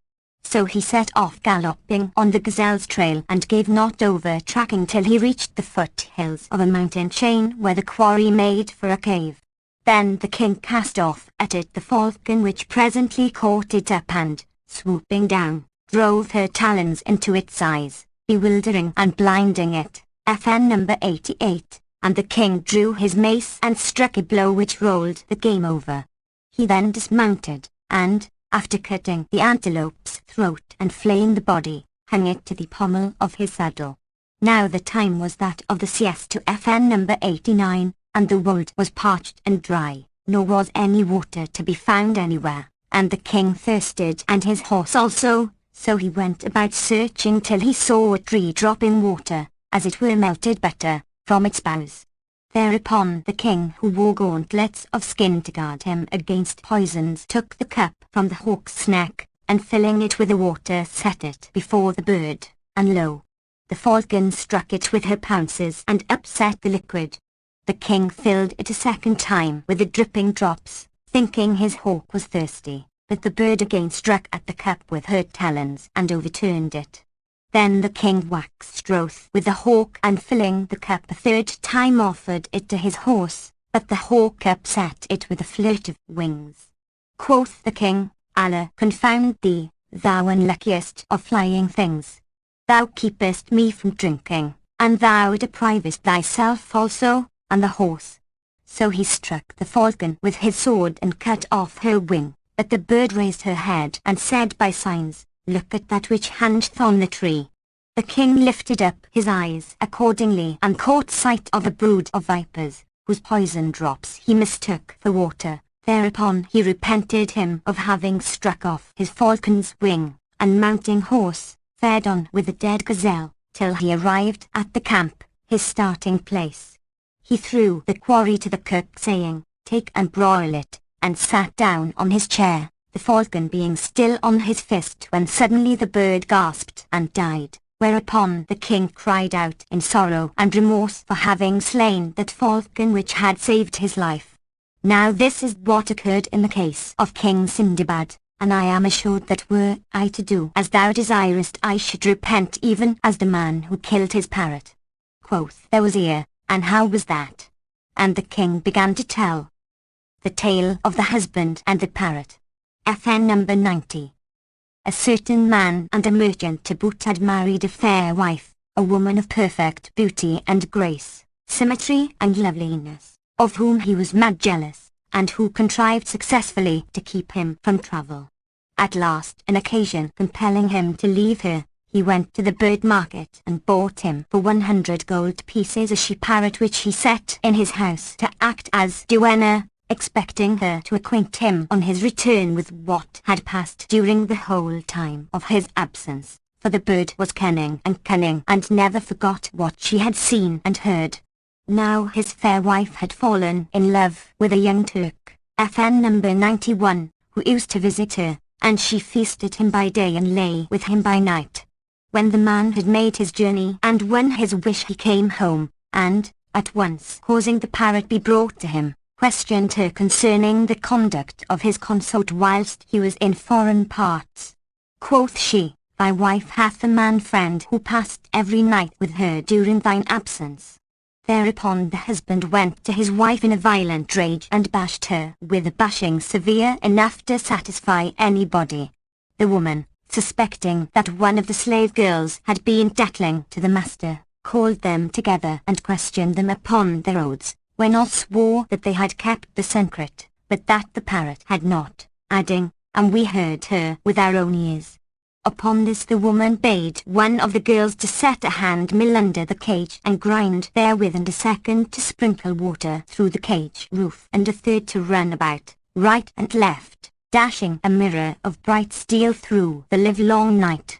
Next morning, when the husband returned home after being entertained by one of his friends, he bade bring the parrot before him and asked what has taken place whilst he was away. "Pardon me, O my master," quoth the bird, "I could neither hear nor see aught by reason of the exceeding murk and the thunder and lightning which lasted throughout the night. As it happened to be the summertide, the master was astounded and cried, but we are now in mid-Tammuz, FN number 92, and this is not the time for rains and storms." "By Allah," rejoined the bird, "I saw with these eyes what my tongue hath told thee." Upon this the man, not knowing the case nor smoking the plot, waxed exceeding wroth, and, holding that his wife had been wrongly accused, put forth his hand and pulling the parrot from her cage dashed her upon the ground with such force that he killed her on the spot. Some days afterwards one of his slave girls confessed to him the whole truth, FN number 93, yet would he not believe it till he saw the young Turk, his wife's lover, coming out of her chamber, when he bared his blade, FN number 94, and slew him by a blow on the back of the neck, and he did the same by the adulteress, and thus the twain, laden with mortal sin, went straightways to eternal fire. Then the merchant knew that the parrot had told him the truth anent all she had seen, and he mourned grievously for her loss, when mourning availed him not. The minister, hearing the words of King Yunan, rejoined, "O monarch, high in dignity, and what harm have I done him, or what evil have I seen from him that I should compass his death? I would not do this thing, save to serve thee, and soon shalt thou sight that it is right, and if thou accept my advice thou shalt be saved, otherwise thou shalt be destroyed, even as a certain wazir who acted treacherously by the young prince." Asked the king, "How was that?" And the minister thus began. The tale of the prince and the ogress. A certain king, who had a son overmuch given to hunting and coursing, ordered one of his wazirs to be in attendance upon him whithersoever he might wend. One day the youth set out for the chase accompanied by his father's minister, and, as they jogged on together, a big wild beast came in sight. Cried the wazir to the king's son, "Up and at yon noble quarry." So the prince followed it until he was lost to every eye, and the chase got away from him in the waste, whereby he was confused and he knew not which way to turn, when lo! A damsel appeared ahead, and she was in tears. The king's son asked, "Who art thou?" And she answered, "I am daughter to a king among the kings of Hind, and I was travelling with a caravan in the desert when drowsiness overcame me, and I fell from my beast unwittingly, whereby I am cut off from my people and sore bewildered." The prince, hearing these words, pitied her case and, mounting her on his horse's gripper, travelled until he passed by an old ruin, FN number 95, when the damsel said to him, "O my master, I wish to obey a call of nature." He therefore set her down at the ruin where she delayed so long that the king's son thought that she was only wasting time, so he followed her without her knowledge, and behold, she was a Gila, FN number 96, a wicked ogress, who was saying to her brood, "O my children, this day I bring you a fine fat youth, FN number 97, for dinner," whereto they answered, "Bring him quick to us, O our mother, that we may browse upon him our bellies full." The prince, hearing their talk, made sure of death, and his side muscles quivered in fear for his life, so he turned away and was about to fly. The Gila came out, and seeing him in sore fright, for he was trembling in every limb, cried, "Wherefore art thou afraid?" And he replied, "I have hit upon an enemy whom I greatly fear." Asked the Gila, "Didst thou not say, I am a king's son?" And he answered, "Even so." Then quoth she, "Why cost not give shine enemy something of money, and so satisfy him?" Quoth he, "He will not be satisfied with my purse, but only with my life, and I mortally fear him, and am a man under oppression." She replied, "If thou be so distressed, as thou deemest, ask aid against him from Allah, who will surely protect thee from his ill-doing and from the evil whereof thou art afraid." Then the prince raised his eyes heavenwards and cried, "O thou who answerest the necessitous when he calleth upon thee, and dispellest his distress, O my God, grant me victory over my foe, and turn him from me, for thou over all things art almighty." The Gula, hearing his prayer, turned away from him, and the prince returned to his father, and told him the tale of the wazir. Whereupon the king summoned the minister to his presence, and then and there slew him. "Thou likewise, O king, if thou continue to trust this leech, shalt be made to die the worst of deaths. He verily thou madest much of, and whom thou entreatedest as an intimate, will work thy destruction.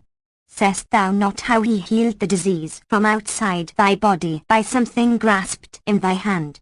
Be not assured that he will not destroy thee by something held in like manner."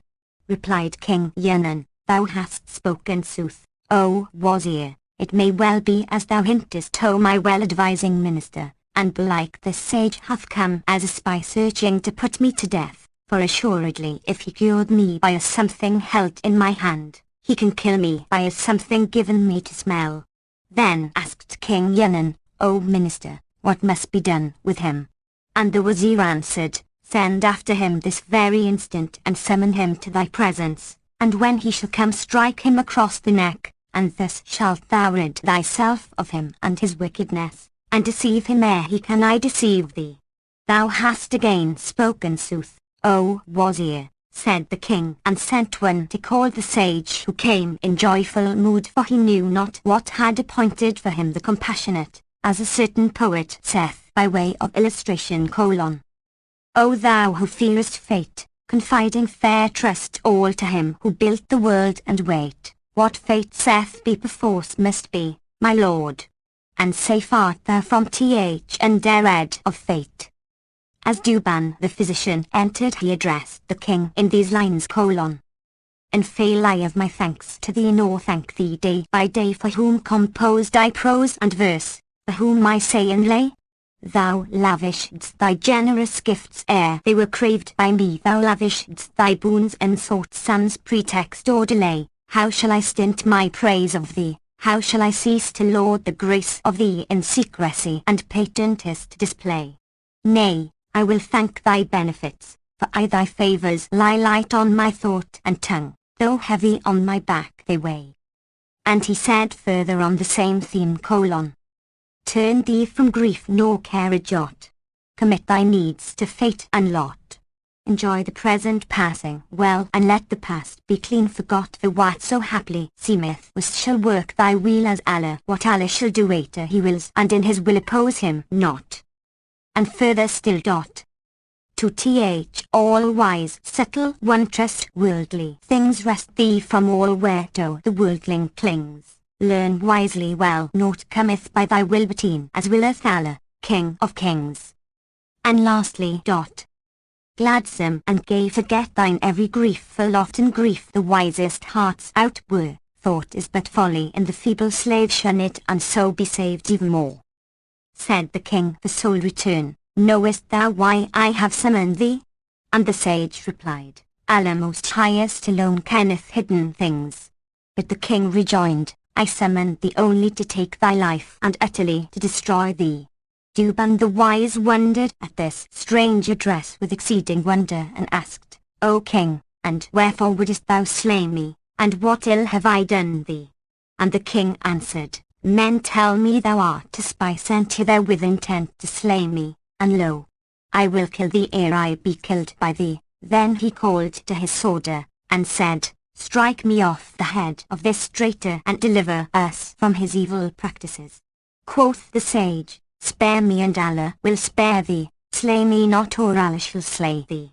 And he repeated to him these very words, Even as I to thee, O Ifrit, and yet thou wouldest not let me go, being bent upon my death. King Yennen only rejoined, I shall not be safe without slaying thee, for, as thou he leddest me by something held in hand, so am I not secure against thy killing me by something given me to smell or otherwise. Said the physician, This then, O king, is thy requital and reward, thou returnest only evil for good. The king replied, There is no help for it, die thou must, and without delay. Now when the physician was certified that the king would slay him without waiting, he wept and regretted the good he had done to other than the good.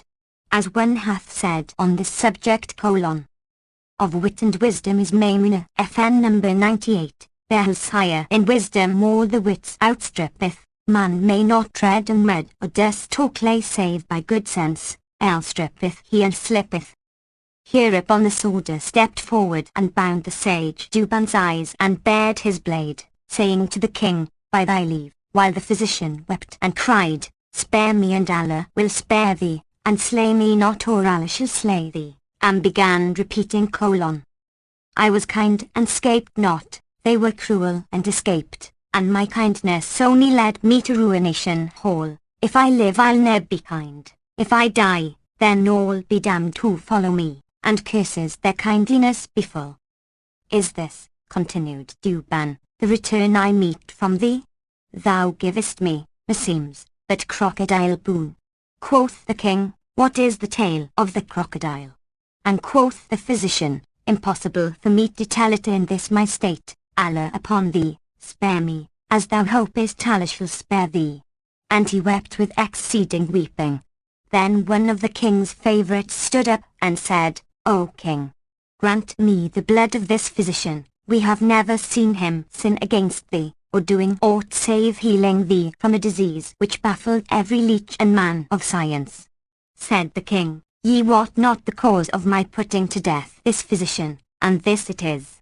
If I spare him, I doom myself to certain death, for one who healed me of such a malady by something held in my hand, surely can slay me by something held to my nose, and I fear lest he kill me for a price, since haply he is some spy whose sole purpose in coming hither was to compass my destruction. So there is no help for it, die he must, and then only shall I be sure of my own life. Again cried Duban, Spare me and Allah shall spare thee, and slay me not or Allah shall slay thee. but it was in vain. Now when the physician, O Ifrit, knew for certain that the king would kill him, he said, O king, if there be no help but I must die, grant me some little delay that I may go down to my house and release myself from mine obligations and direct my folk and my neighbors where to bury me and distribute my books of medicine. Amongst these I have one, the rarest of rarities, which I would present to thee as an offering. Keep it as a treasure in thy treasury. And what is in the book?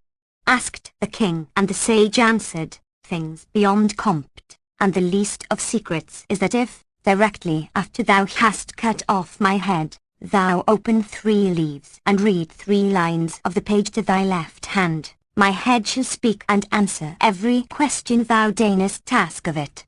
The king wondered with exceeding wonder, and shaking FN number 99, with delight at the novelty, said, O physician, cost thou really tell me that when I cut off thy head it will speak to me?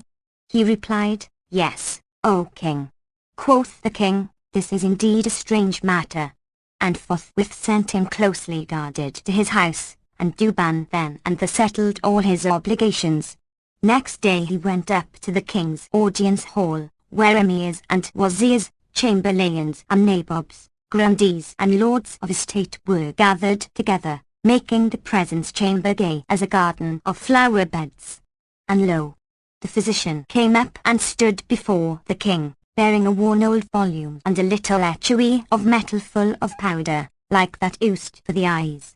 FN number 100. Then he sat down and said, Give me a tray. So they brought him one, and he poured the powder upon it and levelled it, and lastly spake as follows, O king, take this book, but do not open it till my head falls, then set it upon this tray, and bid press it down upon the powder, when forthright the blood will cease flowing. That is the time to open the book. The king thereupon took the book and made a sign to the soldier, who arose and struck off the physician's head, and placing it on the middle of the tray, pressed it down upon the powder. The blood stopped flowing, and sage Duban unclosed his eyes and said, Now open the book, O king. The king opened the book, and found the leaves stuck together, so he put his finger to his mouth and, by moistening it, he easily turned over the first leaf, and in like way the second, and the third, each leaf opening with much trouble. And when he had unstuck 6 leaves he looked over them and, finding nothing written thereon, said, O physician, there is no writing here. Duban replied, Turn over yet more, and he turned over 3 others in the same way. Now the book was poisoned, and before long the venom penetrated his system, and he fell into strong convulsions, and he cried out, The poison hath done its work. Whereupon the sage Duban's head began to improvise : The be-rulers who have ruled with a foul tyrannic sway, but they soon became as though they had never been just. They had one justice, they oppressed and were oppressed by fortune, who requited them with ban and bane and teen, so they faded like the morn, and the tongue of things repeats take this far that, nor vent upon fortune's ways by spleen. No sooner had the head ceased speaking than the king rolled over dead.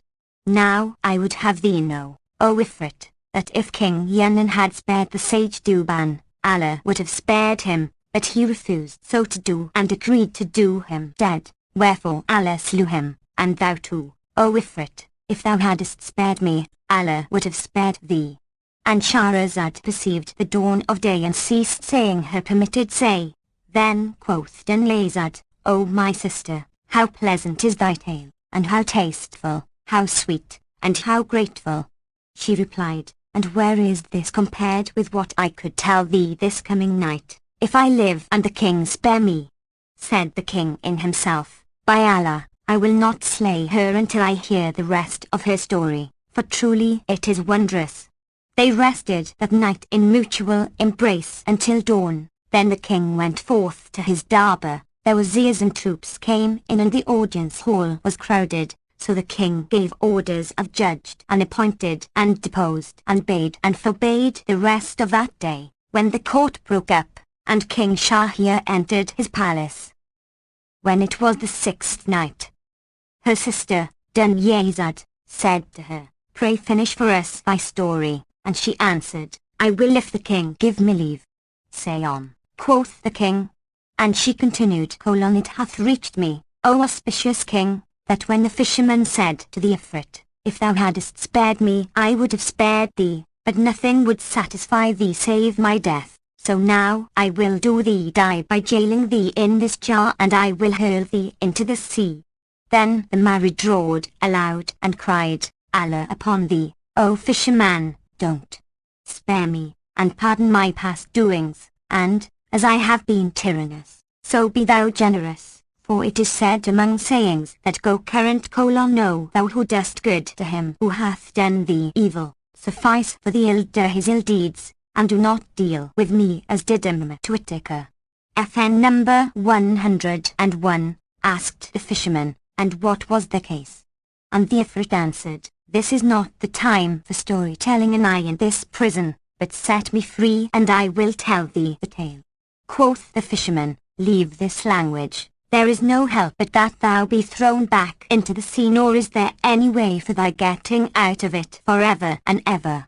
Vainly I placed myself under thy protection, FN number 102, and I humbled myself to thee with weeping, while thou soughtest only to slay me, who had done thee no injury deserving this at thy hands. Nay, so far from injuring thee by an evil act, I worked thee naught but weal in releasing thee from that jail of thine. Now I knew thee to be an evildoer when thou didst to me what thou didst, and know that when I have cast thee back into the sea, I will warn whomsoever may fish thee up of what hath befallen me with thee, and I will advise him to toss thee back again. So shalt thou abide here under these waters till the end of time shall make an end of thee." But the Ifrit cried aloud, "Set me free, this is a noble occasion for generosity, and I make covenant with thee and vow never to do thee hurt and harm. Nay, I will help thee to what shall put thee out of want." The fisherman accepted his promises on both conditions, not to trouble him as before, but on the contrary to do him service, and, after making firm the plight and swearing him a solemn oath by Allah Most Highest, he opened the cucurbit. Thereupon the pillar of smoke rose up till all of it was fully out. Then it thickened and once more became an Ifrit of hideous presence, who forthright administered a kick to the bottle and sent it flying into the sea.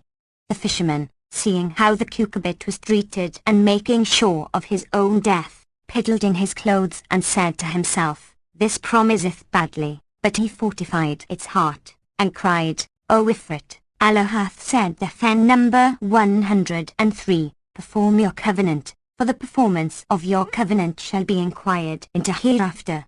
Thou hast made a vow to me and hast sworn an oath not to play me false lest Allah play thee false, for verily he is a jealous God who respiteth the sinner, but letteth him not escape. I say to thee as said the sage Duban to King Yunan, spare me so Allah may spare thee." The Ifrit burst into laughter and stalked away, saying to the fisherman, "Follow me," and the man paced after him at a safe distance, for he was not assured of escape, till they had passed round the suburbs of the city. Thence they struck into the uncultivated grounds, and crossing them descended into a broad wilderness, and lo! in the midst of it stood a mountain thorn. The Ifrit waded into the middle and again cried, "Follow me," and when this was done he took his stand in the centre and bade the man cast his net and catch his fish. The fisherman looked into the water and was much astonished to see therein vari-coloured fishes, white and red, blue and yellow. However, he cast his net and, hauling it in, saw that he had netted 4 fishes, one of each colour. Thereat he rejoiced greatly and more when the Ifrit said to him, "Carry these to the Sultan and set them in his presence, then he will give thee what shall make thee a wealthy man, and now accept my excuse. For by Allah at this time I wot none other way of benefiting thee, inasmuch I have lain in the sea 1800 years and have not seen the face of the world save within this hour. But I would not have thee fish here save once a day." The Ifrit then gave him Godspeed, saying, "Allah grant we meet again." FN number 104, and struck the earth with one foot, whereupon the ground clove asunder and swallowed him up. The fisherman, much marvelling at what had happened to him with the Ifrit, took the fish and made for the city, and as soon as he reached home he filled an earthen bowl with water and therein threw the fish, which began to struggle and wriggle about. Then he bore off the bowl upon his head and repairing to the king's palace, even as the Ifrit had bidden him, laid the fish before the presence, and the king wondered with exceeding wonder at the sight, for never in his lifetime had he seen fishes like these in quality or in conformation. So he said, "Give those fish to the stranger slave girl who now cooketh for us," meaning the bond maiden whom the king of Roum had sent to him only 3 days before, so that he had not yet made trial of her talents in the dressing of meat. Thereupon the wazir carried the fish to the cook and bade her fry them number 105, saying, "O damsel, the king sendeth this say to thee: I have not treasured thee, O Tiromi, save for stress time of me. Approve, then, to us this day thy delicate handiwork and thy savoury cooking, for this dish of fish is a present sent to the sultan and evidently a rarity." The wazir, after he had carefully charged her, returned to the king, who commanded him to give the fisherman 400 dinars. He gave them accordingly, and the man took them to his bosom and ran off home, stumbling and falling and rising again and deeming the whole thing to be a dream. However, he bought for his family all they wanted, and lastly he went to his wife in huge joy and gladness. So far concerning him, but as regards the cook-maid, she took the fish and cleansed them and set them in the frying pan, basting them with oil till one side was dressed. Then she turned them over and, behold, the kitchen wall crave asunder, and therefrom came a young lady, fair of form, oval of face, perfect in grace, with eyelids which co-lines inches. Number 106. The dress was a silken head kerchief fringed and tasselled with blue, a large ring hung from either ear, a pair of bracelets adorned her wrists, rings with bezels of priceless gems were on her fingers, and she had in hand a long rod of rattan cane which she thrust into the frying pan, saying, O fish, be ye constant to your government." When the cook-maiden saw this apparition she swooned away. The young lady repeated her words the second time and the third time, and at last the fishes raised their heads from the pan, and saying in articulate speech, "Yes, yes," began with one voice to recite: "Come back, and so will I. Keep faith, and so will I. And if ye feign forsake, I'll requite till quits we cry." After this the young lady upset the frying pan and went forth by the way she came in, and the kitchen wall closed upon her. When the cook-maiden recovered from her fainting fit, she saw the 4 fishes charred black as charcoal, and crying out, his staff brake in his first bout. Number 107. She again fell swooning to the ground. Whilst she was in this case the wazir came for the fish, and looking upon her as insensible she lay, not knowing Sunday from Thursday, shoved her with his foot and said, "Bring the fish for the sultan." Thereupon recovering from her fainting fit she wept and informed him of her case and all that had befallen her. The wazir marvelled greatly, and exclaiming, "This is none other than a right strange matter," he sent after the fisherman and said to him, "Thou, O fisherman, must needs fetch us 4 fishes like those thou broughtest before." Thereupon the man repaired to the dam and cast his net, and when he landed it, lo! 4 fishes were therein exactly like the first. These he at once carried to the wazir, who went in with them to the cook-maiden and said, "Up with thee and fry these in my presence, that I may see this business." The damsel arose and cleansed the fish, and set them in the frying pan over the fire. However, they remained but a little while ere the wall clave asunder, and the young lady appeared, clad as before, and holding in hand the wand which she again thrust into the frying pan, saying, O fish, be ye constant to your olden government?" And behold, the fish lifted their heads, and repeated yes, yes, and recited this couplet: "Come back, and so will I.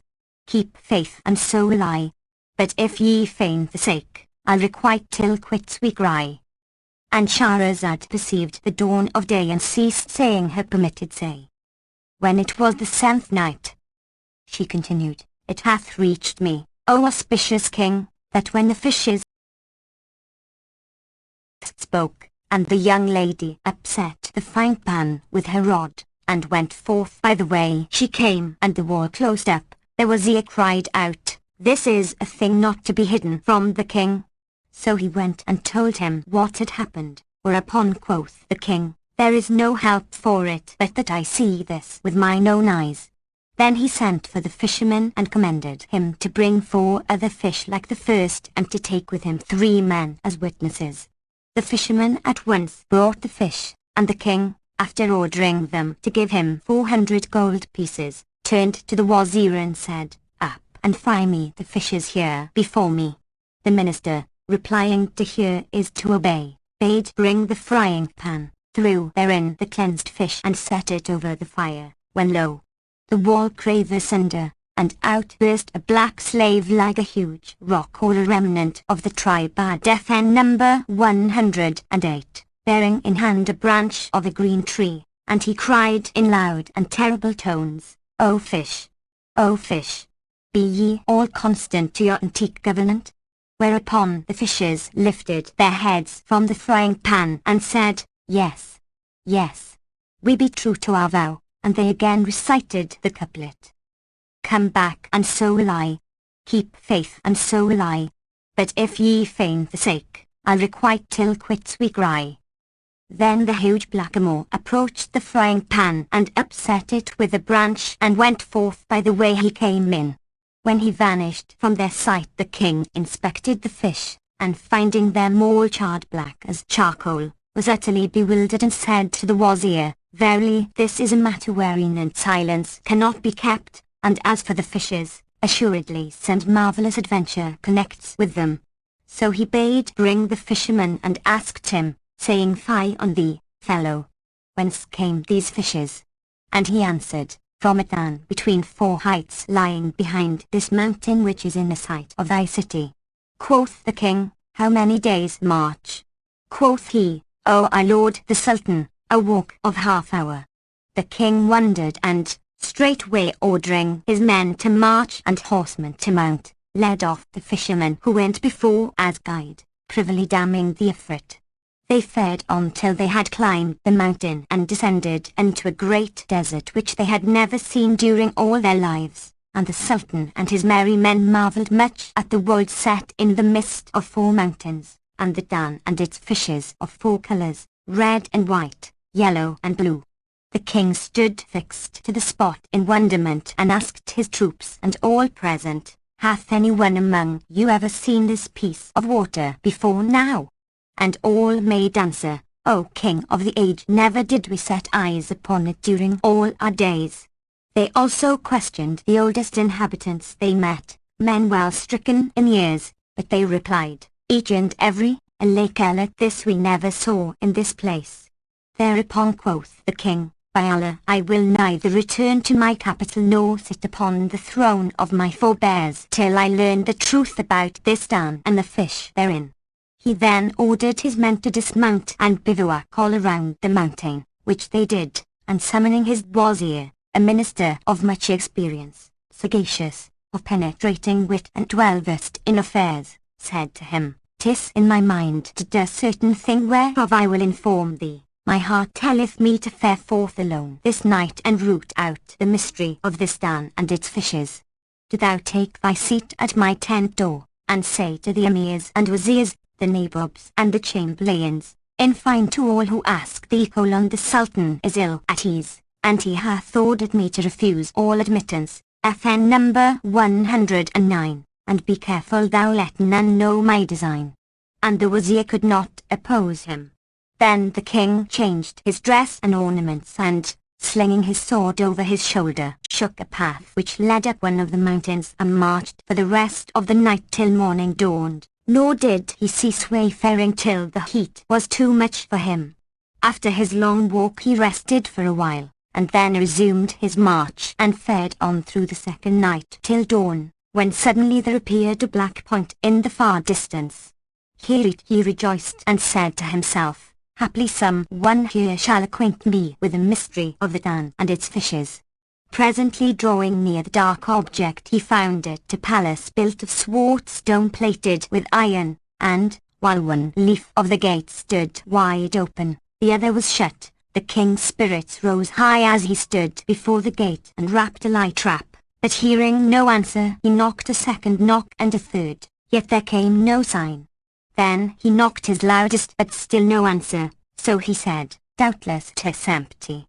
Thereupon he mustered up resolution and boldly walked through the main gate into the great hall and cried out aloud, Holla, ye people of the palace! I am a stranger and a wayfarer, have you aught here of victual? He repeated his cry a second time and a third, but still there came no reply, so strengthening his heart and making up his mind he stalked through the vestibule into the very middle of the palace and found no man in it. Yet it was furnished with silken stuffs gold-starred, and the hangings were let down over the doorways. In the midst was a spacious court off which sat 4 open saloons, each with its raised dais, saloon facing saloon. A canopy shaded the court, and in the centre was a jetting fount with 4 figures of lions made of red gold, spouting from their mouths water clear as pearls and diaphanous gems.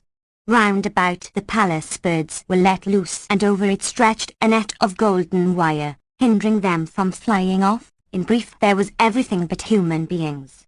The king marvelled mightily thereat, yet felt he sad at heart for that he saw no one to give him account of the waste and its darn, the fishes, the mountains, and the palace itself. Presently, as he sat between the doors in deep thought, behold, there came a voice of lament, as from a heart grief spent, and he heard the voice chanting these verses: I hid what I endured of him, FN number 110, and yet it came to light, and nightly sleep, mine eyelids fled and changed to sleepless night. O world! O fate! Withhold thy hand and cease thy hurt and harm, look and behold my hapless sprite in colour and affright. Wilt ne'er show ruth to high-born youth who lost him on the way of love, and fell from wealth and fame to lowest basest wight. Jealous of Zephyr's breath was I, as on your form he breathed, but when as destiny descends she blindeth human sight. FN number 111. What shall the hapless archer do who, when he fronts his foe and bends his bow to shoot, the shaft shall find his string undight? When cark and care so heavy bear on youth. FN number 112. Of generous soul how shall he scape his lot, and where from fate his place of flight? Now when the Sultan heard the mournful voice he sprang to his feet, and, following the sound, found a curtain let down over a chamber door. He raised it and saw behind it a young man sitting upon a couch about a cubit above the ground, and he fair to the sight, a well-shaped wight, with eloquence dyed, his forehead was flower white, his cheek rosy bright, and a mole on his cheek breadth like an ambergris might, even as the poet cloth indite. A youth slim-waisted, from whose locks and brow the world in blackness and in light is set. Throughout creation's round no fairer show, no rarer sight thine eye hath ever met. A nut-brown mole sits throned upon a cheek of rosiest red beneath an eye of jet. FN number 113. The king rejoiced and saluted him, but he remained sitting in his caftan of silken stuff pureed with Egyptian gold, and his crown studded with gems of sorts, but his face was sad with the traces of sorrow.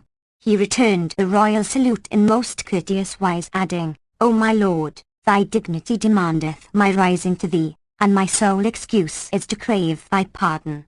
FN number 114. Quoth the king, thou art excused, O youth, so look upon me as thy guest come hither on an especial object. I would thou acquaint me with the secrets of this Dan and its fishes, and of this palace and thy loneliness therein, and the cause of thy groaning and wailing. When the young man heard these words he wept with sore weeping, FN number 115, till his bosom was drenched with tears, and began reciting. Say him who careless sleeps what while the shaft of fortune flies. How many cloth this shifting world lay low and raise to rise? Although thine eye be sealed in sleep, sleep not th Almighty's eyes until hath found time ever fair, or fate in constant guise. Then he sighed a long-fetched sigh and recited : Confide thy case to him, the Lord who made mankind. Quit cark and care and cultivate content of mind. Ask not the past or how or why it came to pass. All human things by fate and destiny were designed. The king marvelled and asked him, What maketh thee weep, O young man? And he answered, How should I not weep, when this is my case? Thereupon he put out his hand and raised the skirt of his garment, when lo! The lower half of him appeared stone down to his feet, while from his navel to the hair of his head he was man. The king, seeing this his plight, grieved with sore grief, and of his compassion cried, Alack and well away! In very sooth, O youth, thou heapest sorrow upon my sorrow. I was minded to ask thee the mystery of the fishes only, whereas now I am concerned to learn thy story as well as theirs. But there is no majesty and there is no might save in Allah, the glorious, the great. FN number 116. Lose no time, O youth, but tell me forthright thy whole tale. Quoth he, Lend me thine ears, thy sight and thine insight. And quoth the king, All are at thy service. Thereupon the youth began, Right wondrous and marvellous is my case and that of these fishes, and were it graven with gravers upon the eye corners, it were a warner to whoso would be warned. How is that? Asked the king, and the young man began to tell the tale of the ensorcelled prince. Know then, O my lord, that whilome my sire was king of this city, and his name was Muhammad, entitled Lord of the Black Islands, and owner of what are now these 4 mountains. He ruled 70 years, after which he went to the mercy of the Lord, and I reigned as sultan in his stead. I took to wife my cousin, the daughter of my paternal uncle, FN number 117, and she loved me with such abounding love that whenever I was absent she ate not and she drank not until she saw me again. She cohabited with me for 5 years till a certain day when she went forth to the hammam bath, and I bade the cook hasten to get ready all requisites for our supper. And I entered this palace and lay down on the bed where I was wont to sleep, and bade 2 damsels to fan my face, one sitting by my head and the other at my feet.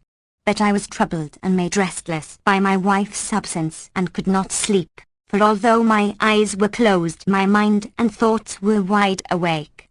Presently I heard the slave girl at my head say to her at my feet, O Masuda, how miserable is our master, and how wasted in his youth, and oh, the pity of his being so betrayed by our mistress, the accursed whore.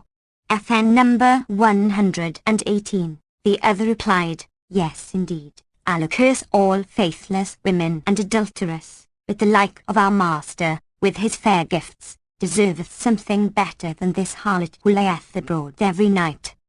Then quoth she who sat by my head, Is our Lord more fit only for bubbling that he questioneth her not? And quoth the other, Fie on thee! Cloth our Lord know her ways, or cloth she allow him his choice?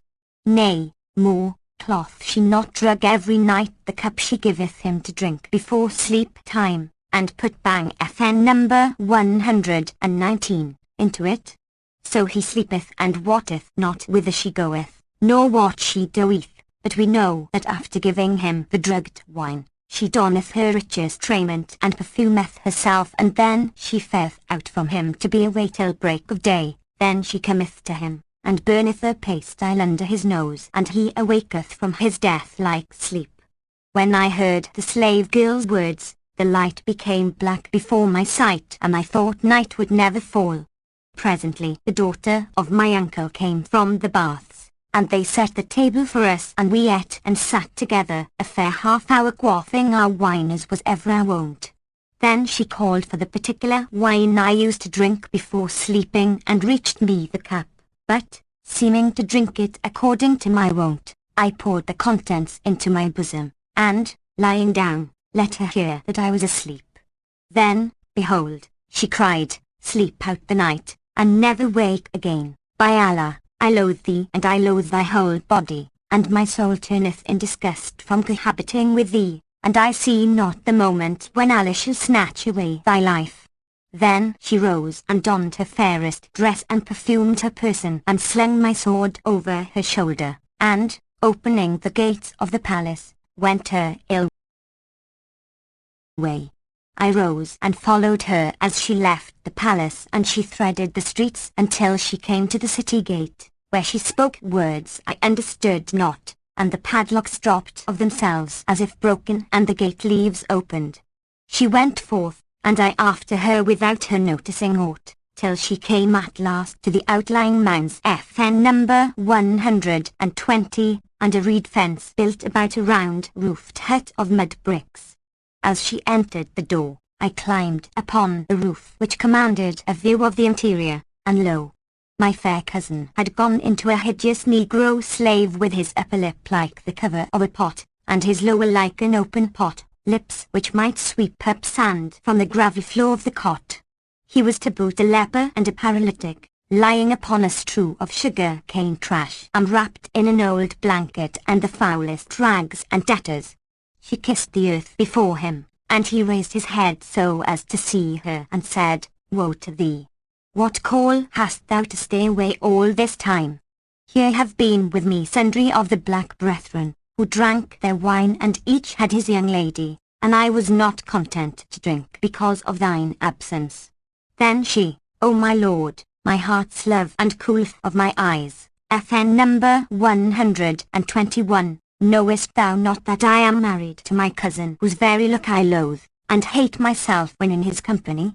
And did not I fear for thy sake, I would not let a single sun arise before making his city a ruined heap wherein raven should croak and howlet hoot, and jackal and wolf harbour and loot. Nay, I had removed its very stones to the backside of Mount Kaf. FN number 122, rejoined the slave, Thou list, damn thee. Now I swear an oath by the valour and honour of blackamoor men, and deem not our manliness to be the poor manliness of white men. From today forth if thou stay away till this hour, I will not keep company with thee, nor will I glue my body with thy body, and strum and belly bump dost play fast and loose with us, thou cracked pot, that we may satisfy thy dirty lusts. Stink-eyed bitch, vilest of the vile whites. When I heard his words, and saw with my own eyes what passed between these two wretches, the world waxed dark before my face, and my soul knew not in what place it was. But my wife humbly stood up weeping before and wheedling the slave, and saying, O my beloved, and very fruit of my heart, there is none left to cheer me but thy dear self, and, if thou cast me off, thou shalt take me in, O my beloved, O light of my eyes. And she ceased not weeping and abasing herself to him until he deigned be reconciled with her. Then was she right glad, and stood up and doffed her clothes, even to her petticoat trousers, and said, Zero, my master, what hast thou here for thy handmaiden to eat? Uncover the basin, he grumbled, and thou shalt find tea at the bottom, the broiled bones of some rats we dined on, pick at them, and then go to the slop pot where thou shalt find some leavings of beer, FN number 123, which thou mayest drink. So she ate and drank and washed her hands, and went and lay down by the side of the slave, upon the cane trash, and, stripping herself stark naked, she crept in with him under his foul coverlet and his rags and tatters. When I saw my wife, my cousin, the daughter of my uncle, do this deed, FN number 124, I clean lost my wits, and climbing down from the roof, I entered and took the sword which she had with her and drew it, determined to cut down the twain. I first struck at the slave's neck and thought that the death decree had fallen on him, and Shahrazad perceived the dawn of day and ceased to say her permitted say. When it was the 8th night, she continued, it hath reached me, O auspicious king, that the young ensorcelled prince said to the king, when I smote the slave with intent to strike off his head, I thought that I had slain him, for he groaned aloud hissing groan, but I had cut only the skin and flesh of the gullet and the 2 arteries. It awoke the daughter of my uncle, so I sheathed the sword and fared forth for the city, and, entering the palace, lay upon my bed and slept till morning, when my wife aroused me, and I saw that she had cut off her hair and had donned mourning garments. Quoth she, "O son of my uncle, blame me not for what I do. It hath just reached me that my mother is dead, and my father hath been killed in holy war, and of my brothers one hath lost his life by a snake's sting, and the other by falling down some precipice, and I can and should do naught save weep and lament." When I heard her words, I refrained from all reproach, and said only, "Do as thou list, I certainly will not thwart thee." She continued sorrowing, weeping and wailing 1 whole year from the beginning of its circle to the end, and when it was finished she said to me, "I wish to build me in thy palace a tomb with a cupola, which I will set apart for my mourning, and will name the House of Lamentations." FN number 125. Quoth I again, "Do as thou list." Then she builded for herself a cenotaph wherein to mourn, and set on its centre a dome under which showed a tomb like a Santon's sepulchre. Thither she carried the slave and lodged him, but he was exceeding weak by reason of his wound, and unable to do her love service. He could only drink wine, and from the day of his hurt he spake not a word. Yet he lived on because his appointed hour, FN number 126, was not come. Every day, morning and evening, my wife went to him and wept and wailed over him, and gave him wine and strong soups, and left not off doing after this manner a 2nd year, and I bore with her patiently and paid no heed to her. One day, however, I went in to her unawares, and I found her weeping and beating her face and crying, "Why art thou absent from my sight, O my heart's delight? Speak to me, O my life, talk with me, O my love." Then she recited these verses: "For your love my patience fails, and albeit to forget I may not, nor to other love my heart can make reply. Bear my body, bear my soul wheresoever you may fare, and where you pitch the camp let my body buried lie. Cry my name above my grave, and an answer shall return the moaning of my bones responsive to your cry." FN number 127. Then she recited, weeping bitterly the while: "The day of my delight is the day when draw you near, and the day of mine affright is the day you turn away. Though I tremble through the night in my bitter dread of death, when I hold you in my arms I am free from all affray."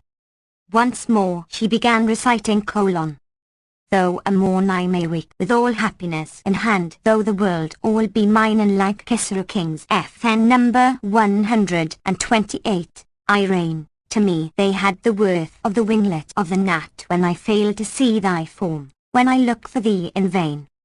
When she had ended for a time her words and her weeping, I said to her, "O my cousin, let this thy mourning suffice, for in pouring forth tears there is little profit." "Thwart me not," answered she, "in aught I do, or I will lay violent hands on myself." So I held my peace and left her to go her own way, and she ceased not to cry and keen and indulge her affliction for yet another year. At the end of the 3rd year one waxed tory of this lonesome mourning, and one day I happened to enter the cenotaph when vexed and angry with some matter which had thwarted me, and suddenly I heard her say, "O my lord, I never hear thee vouchsafe a single word to me. Why cost thou not answer me, O my master?" And she began reciting: "O thou tomb, O thou tomb, be his beauty set in shade? Hast thou darkened that countenance all sheeny as the noon? O thou tomb, neither earth nor yet heaven are to me, then how cometh it in thee I can join my sun and moon?" When I heard such verses as these, rage was heaped upon my rage. I cried out: "Well away! How long is this sorrow to last?" And I began repeating: "O thou tomb, O thou tomb, be his horrors setting blight? Hast thou darkened his countenance that sickeneth the soul? O thou tomb, neither cesspool nor pipkin art to me, then how cometh it in thee I can join soil and gall?" When she heard my words she sprang to her feet crying, "Fie upon thee, thou cur! All this is of thy doings. Thou hast wounded my heart's darling, and thereby worked me sore woe, and thou hast wasted his youth, so that these 3 years he hath lain abed more dead than alive." In my wrath I cried, "No, thou foulest of harlots and filthiest of whores, ever fettered by negro slaves who are hired to have at thee." FN number 129. Yes, indeed it was I who did this good deed, and snatching up my sword I drew it and made at her to cut her down. But she laughed my words and mine intent to scorn, crying, "To heel, hound that thou art." Alas, FN number 130, for the past which shall no more come to pass, nor shall any one avail the dead to raise. Allah hath indeed now given into my hand him who did to me this thing, a deed that hath burned my heart with a fire which died not, and a flame which might not be quenched. Then she stood up, and, pronouncing some words to me unintelligible, she said, "By virtue of my egromancy become thou half stone and half man," whereupon I became what thou sayest, unable to rise or to sit, and neither dead nor alive.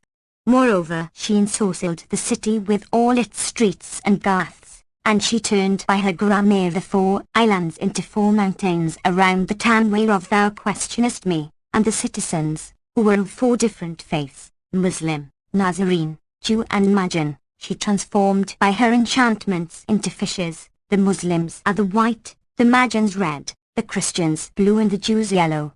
FN number 131. And every day she tortureth me and scourgeth me with 100 stripes, each of which draweth floods of blood, and cutteth the skin of my shoulders to strips. And lastly she clotheth my upper half with a haircloth, and then throweth over them these robes.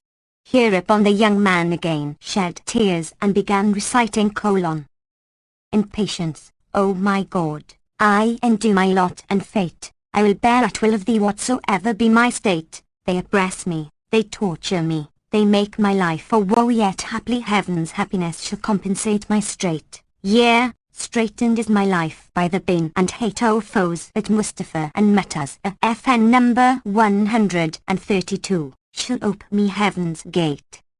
After this the Sultan turned towards the young prince and said, "O youth, thou hast removed one grief only to add another grief, but now, O my friend, where is she? And where is the mausoleum wherein lieth the wounded slave?" "The slave lieth under yon dome," quoth the young man, "and she sitteth in the chamber fronting yonder door. And every day at sunrise she cometh forth, and first strippeth me, and whippeth me with 100 strokes of the leathern scourge, and I weep and shriek, but there is no power of motion in my lower limbs to keep her off me. After ending her tormenting me she visiteth the slave, bringing him wine and boiled meats. And tomorrow at an early hour she will be here." Quoth the king, "By Allah, O youth, I will assuredly do thee a good deed which the world shall not willingly let die, and an act of daring do which shall be chronicled long after I am dead and gone by." Then the king sat him by the side of the young prince and talked till nightfall, when he lay down and slept. But, as soon as the false dawn FN number 133 showed, he arose and doffing his outer garments FN number 134, bared his blade and hastened to the place wherein lay their slave. Then was he ware of lighted candles and lamps, and the perfume of incenses and unguents, and directed by these, he made for the slave and struck him one stroke, killing him on the spot. After which he lifted him on his back and threw him into a well that was in the palace. Presently he returned and, donning the slave's gear, lay down at length within the mausoleum with a drawn sword laid close to and along his side. After an hour or so the accursed witch came, and, first going to her husband, she stripped off his clothes and, taking a whip, flogged him cruelly while he cried out, "Ah! Enough for me the case I am in. Take pity on me, O my cousin." But she replied, "Didst thou take pity on me and spare the life of my true love on whom I coated?"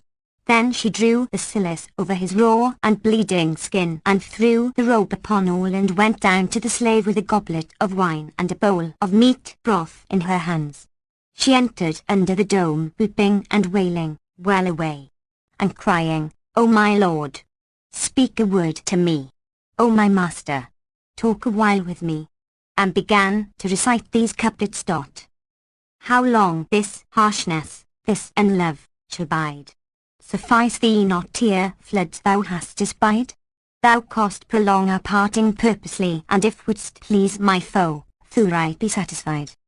Then she wept again and said, "O my lord, speak to me, talk with me." The king lowered his voice and, twisting his tongue, spoke after the fashion of the blackamoors and said, "Lack, there be no majesty and there be no might save in Allah, the glorious, the great." Now when she heard these words she shouted for joy, and fell to the ground fainting, and when her senses returned she asked, "O my lord, can it be true that thou hast power of speech?" And the king, making his voice small and faint, answered, "O my cuss, cost thou deserve that I talk to thee and speak with thee?" "Why and wherefore?" rejoined she, and he replied, "The why is that all the livelong day thou tormentest thy hubby, and he keeps calling on even for aid until sleep is strange to me even from evening till morning, and he prays and damns, cussing us too, me and thee, causing me disquiet and much bother. Were this not so, I should long ago have got my health, and it is this which prevents my answering thee." Quoth she, "With thy leave I will release him from what spell is on him." And quoth the king, "Release him and let's have some rest." She cried, "To hear is to obey," and, going from the cenotaph to the palace, she took a metal bowl and filled it with water and spake over it certain words which made the contents bubble and boil as a cauldron seetheth over the fire. With this she sprinkled her husband, saying, "By virtue of the dread words I have spoken, if thou becamest thus by my spells, come forth out of that form into thine own former form." And lo and behold, the young man shook and trembled. Then he rose to his feet and, rejoicing at his deliverance, cried aloud, "I testify that there is no God but the God, and in very truth Muhammad is his apostle, whom Allah bless and keep." Then she said to him, "Go forth and return not hither, for if thou do I will surely slay thee," screaming these words in his face.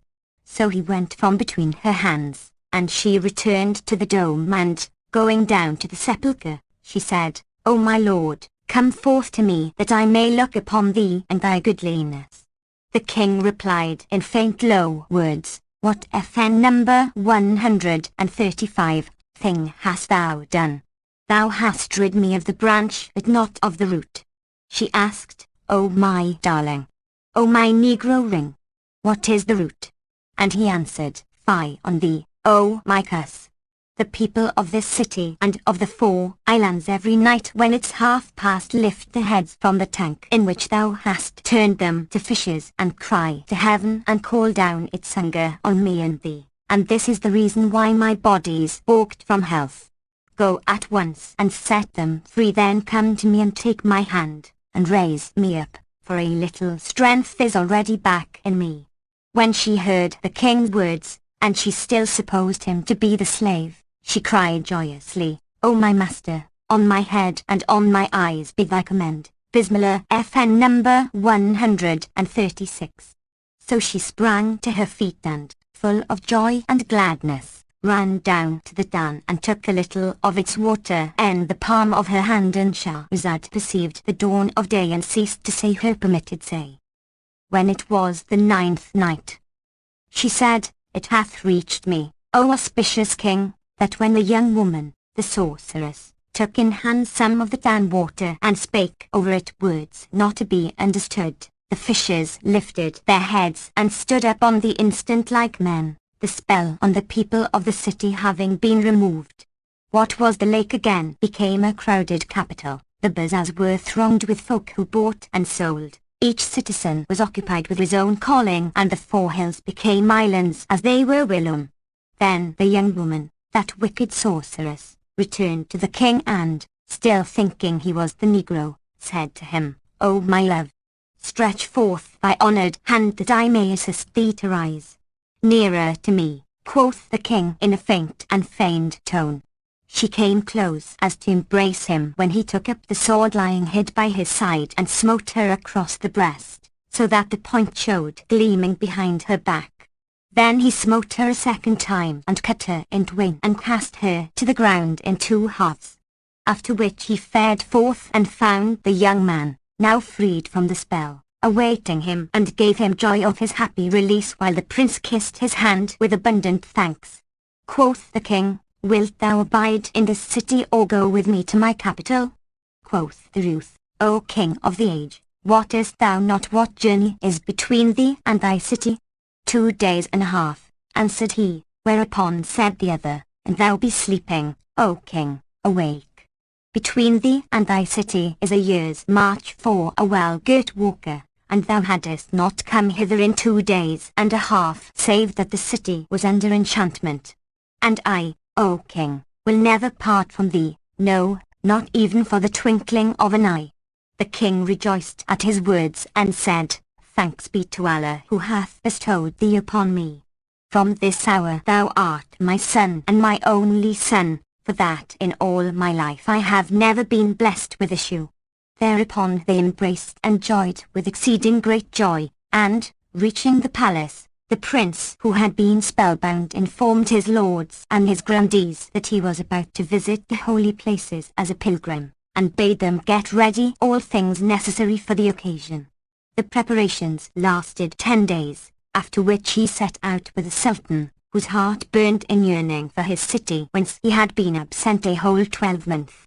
They journeyed with an escort of Mamelukes FN number 137, carrying all manners of precious gifts and rarities, nor stinted they wayfaring day and night for a full year until they approached the Sultan's capital, and sent on messengers to announce their coming.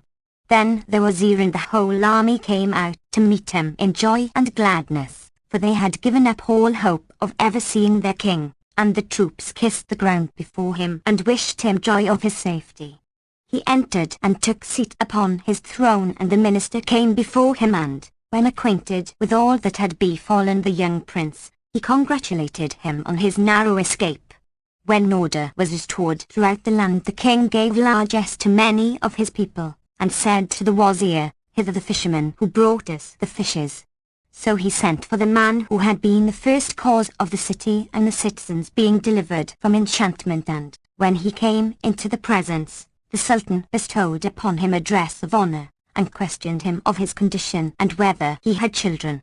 The fisherman gave him to know that he had 2 daughters and a son, so the king sent for them and, taking one daughter to wife, gave the other to the young prince and made the son his head treasurer.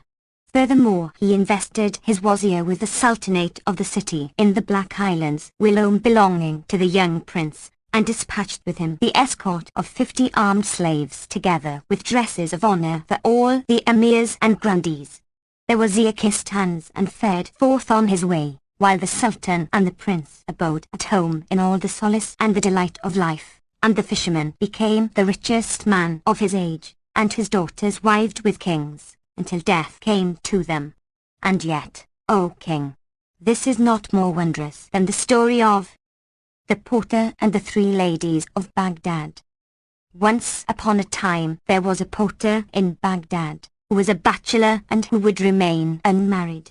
It came to pass on a certain day, as he stood about the street leaning idly upon his grate, behold, there stood before him an honourable woman in a mantle of Mosul FN number 138, silk, broidered with gold and bordered with brocade. Her walking shoes were also purfled with gold, and her hair floated in long plaits. She raised her face veil FN number 139, and, showing 2 black eyes fringed with jetty lashes, whose glances were soft and languishing, and whose perfect beauty was ever blandishing, she accosted the porter and said in the suavest tones and choicest language, "Take up thy crate and follow me." The porter was so dazzled he could hardly believe that he heard her aright, but he shouldered his basket in hot haste, saying in himself, O day of good luck, O day of Allah's grace, and walked after her till she stopped at the door of a house. This she rapped, and presently came out to her an old man, a Nazarene, to whom she gave a gold piece, receiving from him in return what she required of strain wine clear as olive oil, and she set it safely in the hamper, saying, Lift and follow. Quoth the porter, This, by Allah, is indeed an auspicious day, a day propitious for the granting of all a man wisheth. He again hoisted up the crate and followed her, till she stopped at a fruiterer's shop and bought from him Shami FN number 140, apples and Osmani quinces and Omani FN number 141, peaches, and cucumbers of Nile growth, and Egyptian limes and sultani oranges and citrons, besides alpine jasmine, scented myrtle berries, damascene nenuphars, flower of privet FN number 142, and chamomile, blood red anemones, violets, and pomegranate bloom, eglantine and narcissus, and set the whole in the porter's grate, saying, Up with it. So he lifted and followed her till she stopped at a butcher's booth and said, Cut me off 10 pounds of mutton. She paid him his price and he wrapped it in a banana leaf, whereupon she laid it in the crate and said, Hoist, O porter. He hoisted accordingly, and followed her as she walked on till she stopped at a grocer's, where she bought dry fruits and pistachio kernels, to ham raisins, shelled almonds and all wanted for dessert, and said to the porter, Lift and follow me. So he up with his hamper and after her till she stayed at the confectioner's, and she bought an earthen platter, and piled it with all kinds of sweetmeats in his shop, open-work tarts and fritters scented with musk and soap cakes, and lemon loaves and melon preserves, FN number 143, and Zainab's combs, and ladies' fingers, and Kazi's titbits and goodies of every description, and placed the platter in the porter's grate. Thereupon quoth he, being a merry man, Thou shouldest have told me, and I would have brought with me a pony or a she-camel to carry all this market stuff. She smiled and gave him a little cuff on the nape, saying, Step out and exceed not in words, for, Allah willing, thy wage will not be wanting. Then she stopped at a perfumer's and took from him 10 sorts of waters, rose scented with musk, grange lower, water lily, willow flower, violet and 5 others, and she also bought 2 loaves of sugar, a bottle for perfume spraying, a lump of male incense, aloe wood, ambergris and musk, with candles of Alexandria wax, and she put the whole into the basket, saying, Up with thy crate and after me. He did so and followed until she stood before the greengrocer's, of whom she bought pickled safflower and olives, in brine and in oil, with tarragon and cream cheese and hard Syrian cheese, and she stowed them away in the crate, saying to the porter, Take up thy basket and follow me. He did so and went after her till she came to a fair mansion fronted by a spacious court, a tall, fine place to which columns gave strength and grace, and the gate thereof has 2 leaves of ebony inlaid with plates of red gold. The lady stopped at the door and, turning her face veil sideways, knocked softly with her knuckles whilst the porter stood behind her, thinking of naught save her beauty and loveliness. Presently the door swung back and both leaves were opened, whereupon he looked to see who has opened it, and behold, it was a lady of tall figure, some 5 feet high, a model of beauty and loveliness, brilliance and symmetry and perfect grace. Her forehead was flower white, her cheeks like the anemone ruddy bright, her eyes were those of the white heifer or the gazelle, with eyebrows like the crescent moon which ends Shaban and begins Ramazan. FN number 144. Her mouth was the ring of Suleiman. FN number 145. Her lips coral red, and her teeth like a line of strung pearls or of chamomile petals.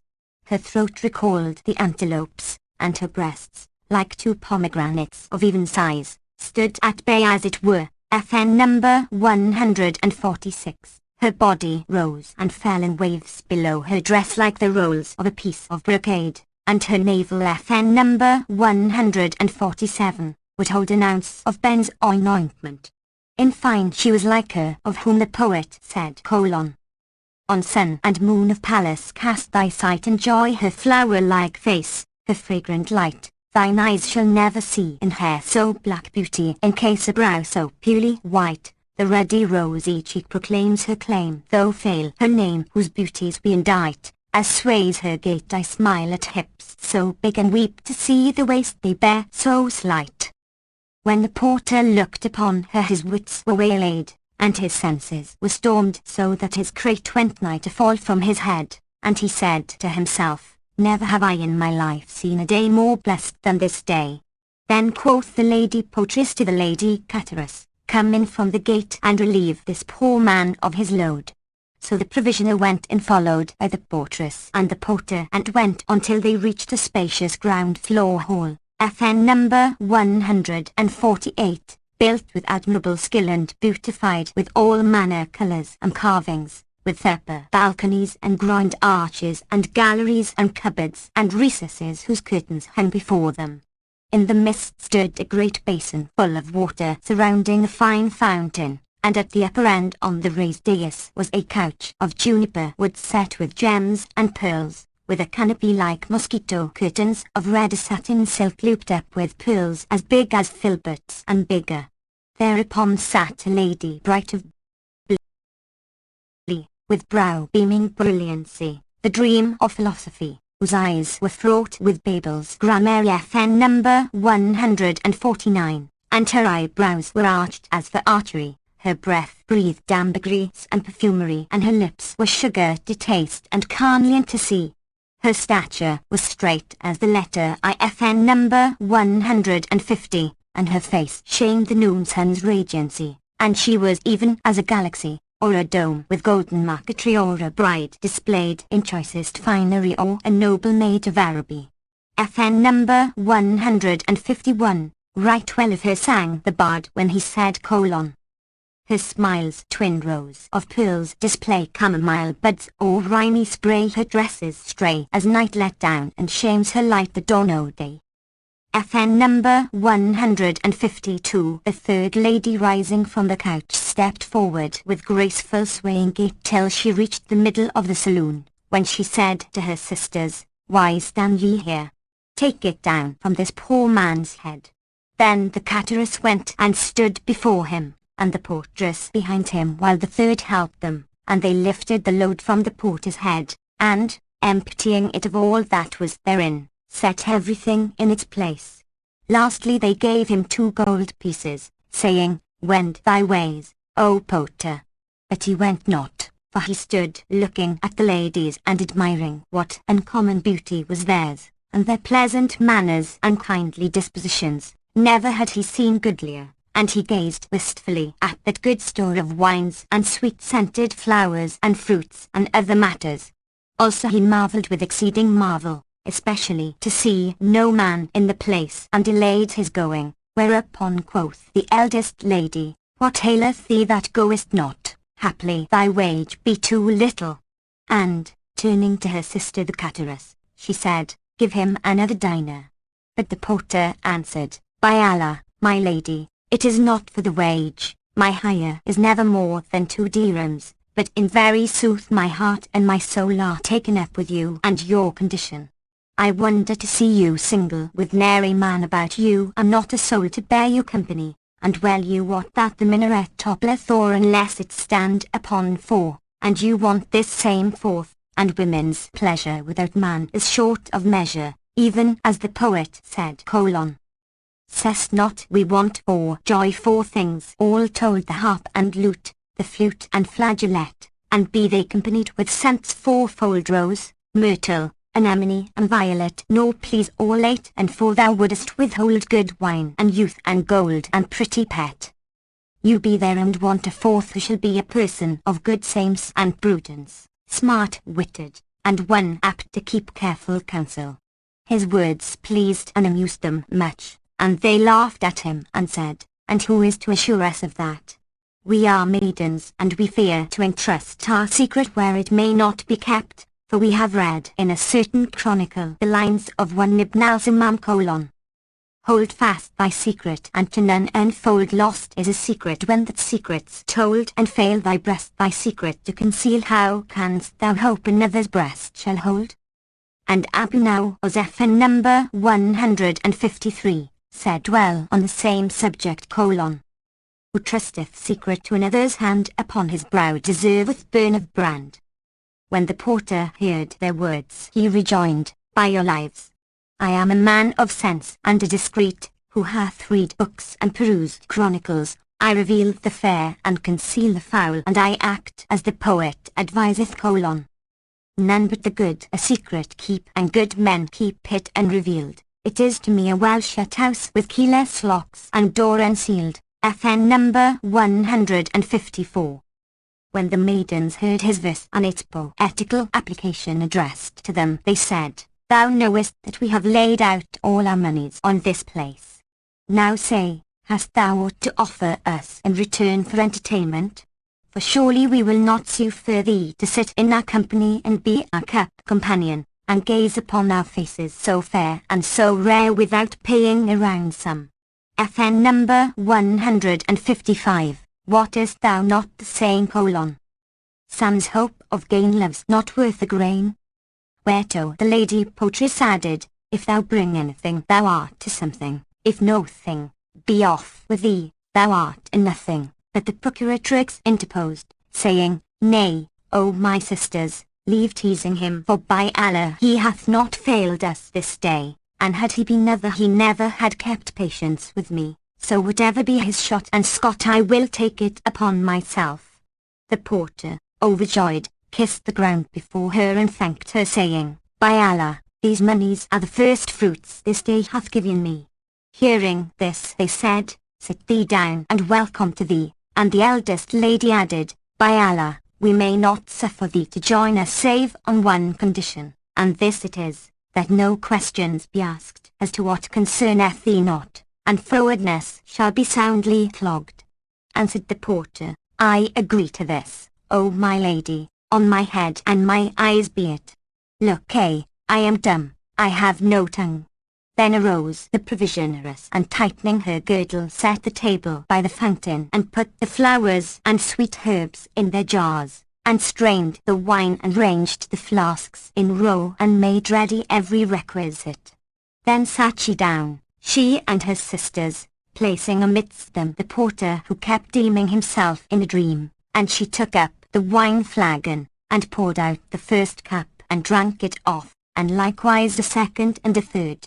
FN number 156. After this she filled a fourth cup, which she handed to one of her sisters, and, lastly, she crowned a goblet and passed it to the porter, saying: Drink the dear draught, drink free and fain what healeth every grief and pain.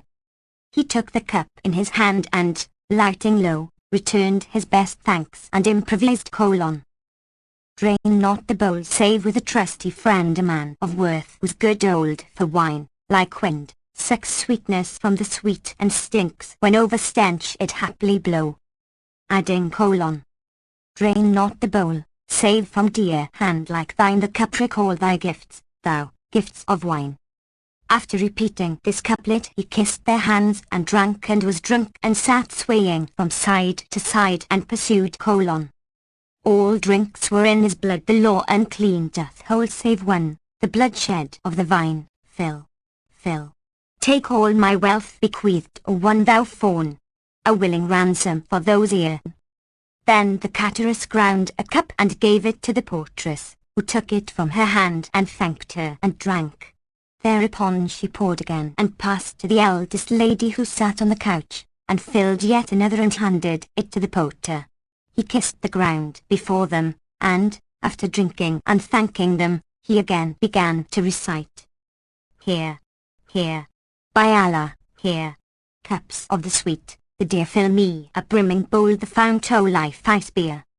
Then the porter stood up before the mistress of the house and said: O lady, I am thy slave, thy Mameluke, thy white thrall, thy very bondsman. And he began reciting: a slave of slaves that standeth at thy door lauding thy generous boons and gifts galore beauty.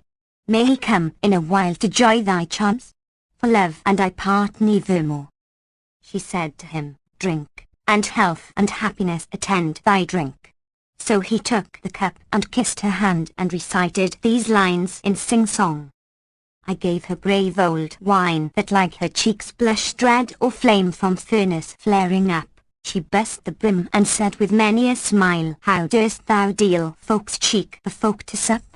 Drink, said I, these are tears of mine whose dinctus heart-blood sighs have boiled in the cup. She answered him and the following couplet : And tears of blood for me, friend, thou hast shed, suffer me sup them, by thy head and eyes. Then the laddie took the cup, and drank it off to his sister's health, and they ceased not drinking, the porter being in the midst of them, and dancing and laughing and reciting verses and singing ballads and ritornellos. All this time the porter was carrying on with them, kissing, toying, biting, handling, groping, fingering, whilst one thrust a dainty morsel in his mouth, and another slapped him, and this cuffed his cheeks, and that threw sweet flowers at him, and he was in the very paradise of pleasure, as though he was sitting in the 7th sphere among the Houris FN number 157 of heaven. They ceased not doing after this fashion until the wine played tricks in their heads and worsted their wits, and, when the drink got the better of them, the portress stood up and doffed her clothes till she was mother naked. However, she let down her hair about her body by way of shift, and throwing herself into the basin disported herself and dived like a duck and swam up and down, and took water in her mouth, and spurted it all over the porter, and washed her limbs, and between her breasts, and inside her thighs, and all round her navel. Then she came up out of the cistern, and throwing herself on the porter's lap said, O my lord, O my love, what callest thou this article? Pointing to his slit, his solution of the continuity. I call that thy cleft, quoth the porter, and she rejoined, Wah, art thou not ashamed to use such a word? And she caught him by the collar and soundly cuffed him. Said he again, Thy womb, thy vulva, and she struck him a second slap crying, oh fie, this is another ugly word, is here no shame in thee? Quoth he, thy cointy, and she cried, O thou art wholly destitute of modesty, and thumped and bashed him. Then cried the porter, thy clitoris, FN number 158, whereat the eldest lady came down upon him with a yet sorer beating, and said, No, and he said, 'Tis so, and the porter went on calling the same commodity by sundry other names, but whatever he said they beat him more and more till his neck ached and swelled with the blows he had gotten, and on this wise they made him a butt and a laughing stock. At last he turned upon them asking, And what do you women call this article? Whereto the damsel made answer, The basil of the bridges. FN number 159, cried the porter, Thank Allah for my safety, aid me and be thou propitious, O basil of the bridges. They passed round the cup and tossed off the bowl again, when the second lady stood up, and, stripping off all her clothes, cast herself into the cistern and did as the first had done. Then she came out of the water and throwing her naked form on the porter's lap pointed to her machine and said, O light of mine eyes, do tell me what is the name of this concern. He replied as before, Thy slit, and she rejoined, Hath such term no shame for thee? And cuffed him and buffeted him till the saloon rang with the blows. Then quoth she, O fie! How canst thou say this without blushing? He suggested, the basil of the bridges, but she would not have it, and she said, No, and stuck him and slapped him on the back of the neck. Then he began calling out all the names he knew, thy slit, thy womb, thy cointy, thy clitoris, and the girls kept on saying, No. So he said, I stick to the basil of the bridges, and all the three laughed till they fell on their backs and laid slaps on his neck and said, No, that's not its proper name. Thereupon he cried, O my sisters, what is its name? And they replied, What sayest thou to the husked sesame seed? Then the cateress donned her clothes, and they fell again to carousing, but the porter kept moaning, Oh! and Oh! for his neck and shoulders, and the cup passed merrily round and round again for a full hour. After that time the eldest and handsomest lady stood up and stripped off her garments, whereupon the porter took his neck in hand, and rubbed and shampooed it, saying, My neck and shoulders are on the way of Allah. FN number 160. Then she threw herself into the basin, and swam and dived, sported and washed, and the porter looked at her naked figure as though she had been a slice of the moon. FN number 161, and at her face with a sheen of lunar when at full, or like the dawn when it brighteneth, and he noted her noble stature and shape, and those glorious forms that quivered as she went, for she was naked as the Lord made her. Then he cried, Alack! Alack! and began to address her, versifying in these couplets: If I liken thy shape to the bough when green my likeness is, and I sore mistake it, for the bough is fairest when clad the most, and thou art fairest when mother naked. When the lady heard his verses, she came up out of the basin and, seating herself upon his lap and knees, pointed to her genitory and said, O my lordling, what be the name of this? Quoth he, The basil of the bridges, but she said, Bah, bah. Quoth he, The husked sesame. Quoth she, Pooh, pooh. Then said he, Thy womb, and she cried, Fie, fie. Art thou not ashamed of thyself? And cuffed him on the nape of the neck. And whatever name he gave, declaring 'tis so, she beat him and cried no, no. Till at last he said, O my sisters, and what is its name? She replied, It is entitled the Khan. FN number 162, of Abu Mansur, whereupon the porter replied, Ha! Ha! O Allah be praised for safe deliverance. O Khan of Abu Mansur. Then she came forth and dressed, and the cup went round a full hour. At last the porter rose up, and stripping off all his clothes, jumped into the tank and swam about and washed under his bearded chin and armpits, even as they had done. Then he came out and threw himself into the first lady's lap and rested his arms upon the lap of the portress, and reposed his legs in the lap of the cateress, and pointed to his prickle. FN number 163, and said, O my mistresses, what is the name of this article? All laughed at his words till they fell on their backs, and one said, Thy pintle. But he replied, No, and gave each one of them a bite by way of forfeit. Then said they, Thy peel. But he cried no, and gave each of them a hug, and Shahrazad perceived the dawn of day and ceased saying her permitted say. When it was the 10th night, quoth her sister Dunyazad, Finish for us thy story, and she answered, With joy and goodly greet it hath reached me, O auspicious king, that the damsels stinted not saying to the porter, Thy prickle, thy pintle, thy peel, and he ceased not kissing and biting and hugging until his heart was satisfied, and they laughed until they could no more. At last one said, O a brother, what, then, is it called? Quoth he, Know ye not? Quoth they, No. Its veritable name, said he, is Mule Burst Hall, which browseth on the basil of the bridges, and muncheth the husked sesame, and nighteth in the Khan of Abu Mansur. Then laughed they till they fell on their backs, and returned to the carousel, and ceased not to be after this fashion till night began to fall.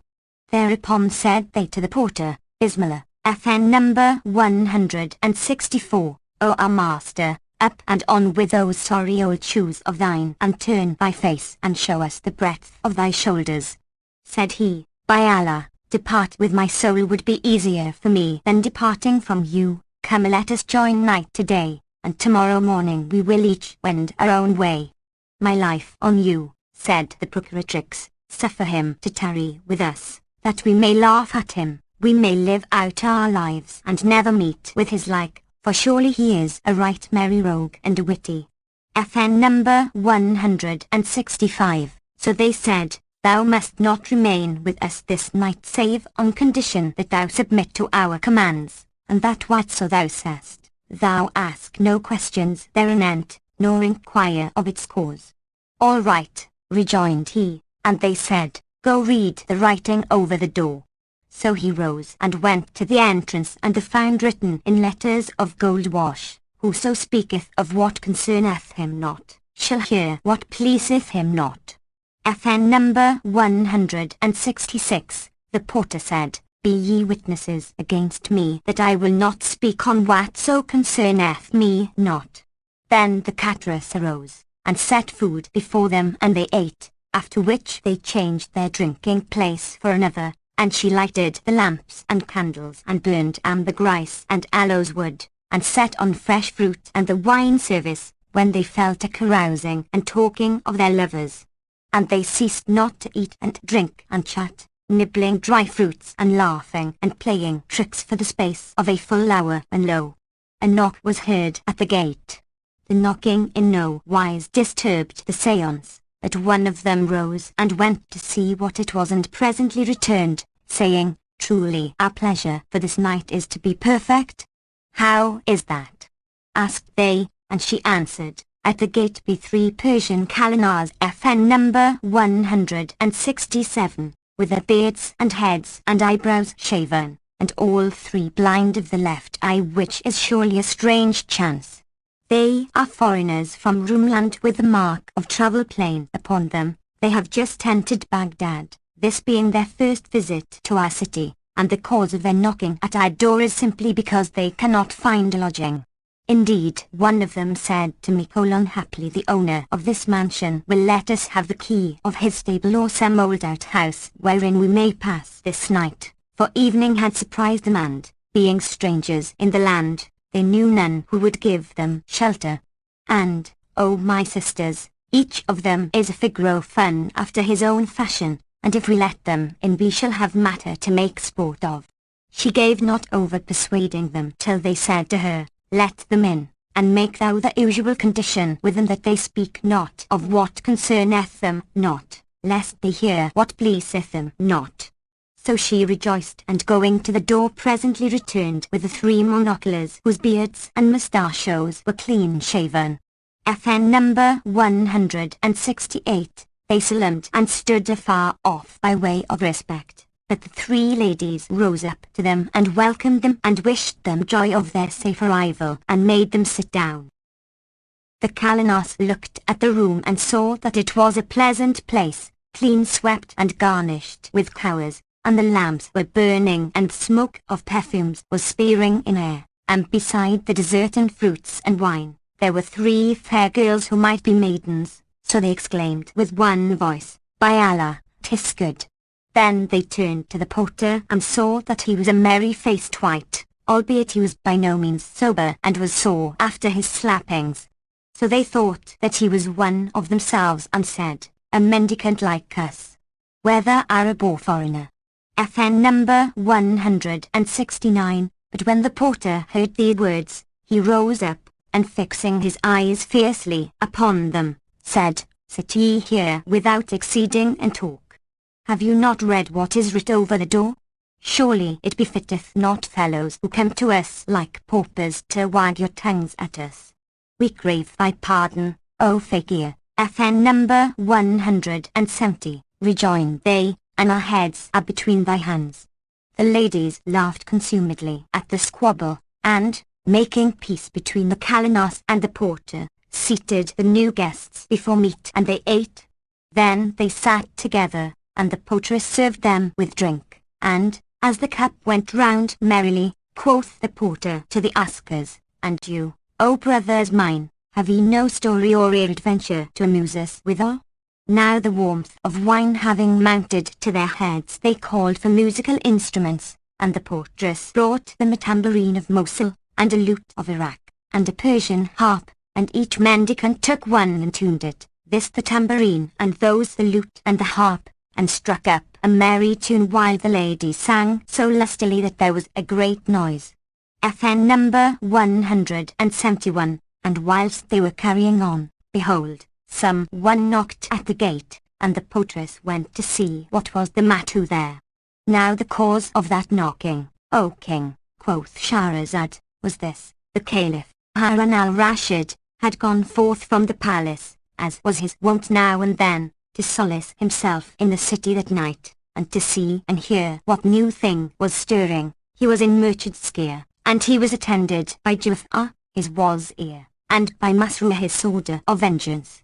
FN number 172. As they walked about the city, their way led them towards the house of the three ladies, where they heard the loud noise of musical instruments and singing and merriment. So quoth the Caliph to Ja'afar, I long to enter this house and hear those songs and see who sing them.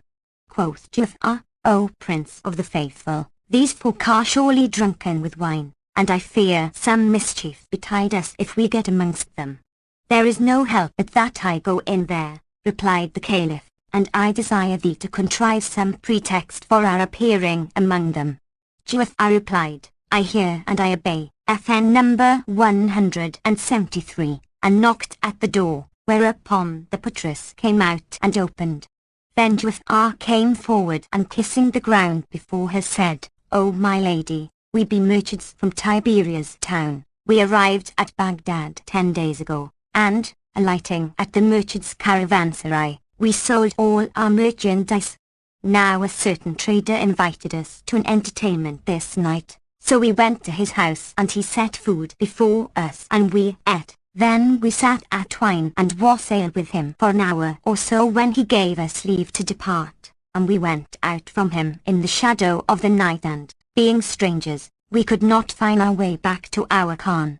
So haply of your kindness and courtesy you will suffer us to tarry with you this night, and heaven will reward you. FN number 174. The portress looked upon them and seeing them dressed like merchants and men of grave looks and solid, she returned to her sisters and repeated to them Ja'afar's story, and they took compassion upon the strangers and said to her, Let them enter. She opened the door to them, when said they to her, Have we thy leave to come in? Come in, quoth she, and the Caliph entered followed by Ja'afar and Masrur, and when the girls saw them they stood up to them in respect and made them sit down and looked to their wants, saying, Welcome, and welcome and good cheer to the guests, but with one condition. What is that? Asked they, and one of the ladies answered, Speak not of what concerneth you not, lest ye hear what pleaseth you not. Even so, said they, and sat down to their wine and drank deep. Presently the Caliph looked on the three Kalinars and, seeing them each and every blind of the left eye, wondered at the sight. Then he gazed upon the girls and he was startled and he marvelled with exceeding marvel at their beauty and loveliness. They continued to carouse and to converse and said to the Caliph, Drink. But he replied, I am vowed to pilgrimage, FN number 175, and drew back from the wine. Thereupon the portress rose and spreading before him a tablecloth worked with gold, set thereon a porcelain bowl into which she poured willow flower water with a lump of snow and a spoonful of sugar candy. The Caliph thanked her and said in himself, By Allah, I will recompense her tomorrow for the kind deed she hath done. The others again addressed themselves to conversing and carousing, and, when the wine gat the better of them, the eldest lady who ruled the house rose and making obeisance to them took the cateress by the hand, and said, Rise, O my sister, and let us do what is our devoir. Both answered even so. Then the portress stood up and proceeded to remove the table service and the remnants of the banquet, and renewed the paste tiles and cleared the middle of the saloon. Then she made the Kalinars sit upon the sofa at the side of the estrade, and seated the Caliph and Ja'afar and Masrur on the other side of the saloon, after which she called the porter, and said, How scanty is thy courtesy! Now thou art no stranger, nay, thou art one of the household. So he stood up and, tightening his waistcloth, asked, What would ye I do? And she answered, Stand in thy place. Then the procuratrix rose and sat in the midst of the saloon a low chair and, opening a closet, cried to the porter, Come help me. So he went to help her and saw two black bitches with chains round their necks, and she said to him, "Take hold of them," and he took them and led them into the middle of the saloon. Then the lady of the house arose and tucked up her sleeves above her wrists and, seizing a scourge, said to the porter, "Bring forward one of the bitches." He brought her forward, dragging her by the chain, while the bitch wept, and shook her head at the lady who, however, came down upon her with blows on the sconce, and the bitch howled and the lady ceased not beating her till her forearm failed her. Then, casting the scourge from her hand, she pressed the bitch to her bosom and, wiping away the tears with her hands, kissed her head. Then she said to the porter, "Take her away and bring the second," and, when he brought her, she did with her as she had done with the first. Now the heart of the caliph was touched at these cruel doings, his chest straightened and he lost all patience in his desire to know why the two bitches were so beaten. He threw a wink at Jafar wishing him to ask, but the minister turning towards him said by signs, "Be silent." Then quoth the portress to the mistress of the house, "O my lady, arise and go to thy place that I in turn may do my jivoya." FN number 176, she answered, "Even so," and, taking her seat upon the couch of juniper wood, targeted with gold and silver, said to the portress and cateress, "Now do ye what ye have to do." Thereupon the portress sat upon a low seat by the couch side, but the procuratrix, entering a closet, brought out of it a bag of satin with green fringes and 2 tassels of gold. She stood up before the lady of the house and shaking the bag drew out from it a lute which she tuned by tightening its pegs, and when it was in perfect order, she began to sing these quatrains: Ye are the wish, the aim of me, and when, O love, thy sight I see. FN number 177, the heavenly mansion openeth. FN number 178, but hell I see when lost thy sight. From thee comes madness, nor the less comes highest joy, comes ecstasy, nor in my love for thee I fear or shame and blame, or hate and spite.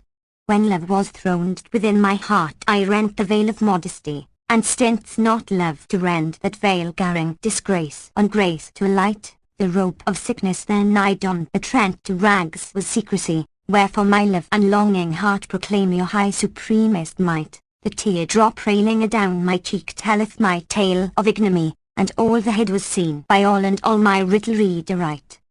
Heal then my malady, for thou art malady and remedy.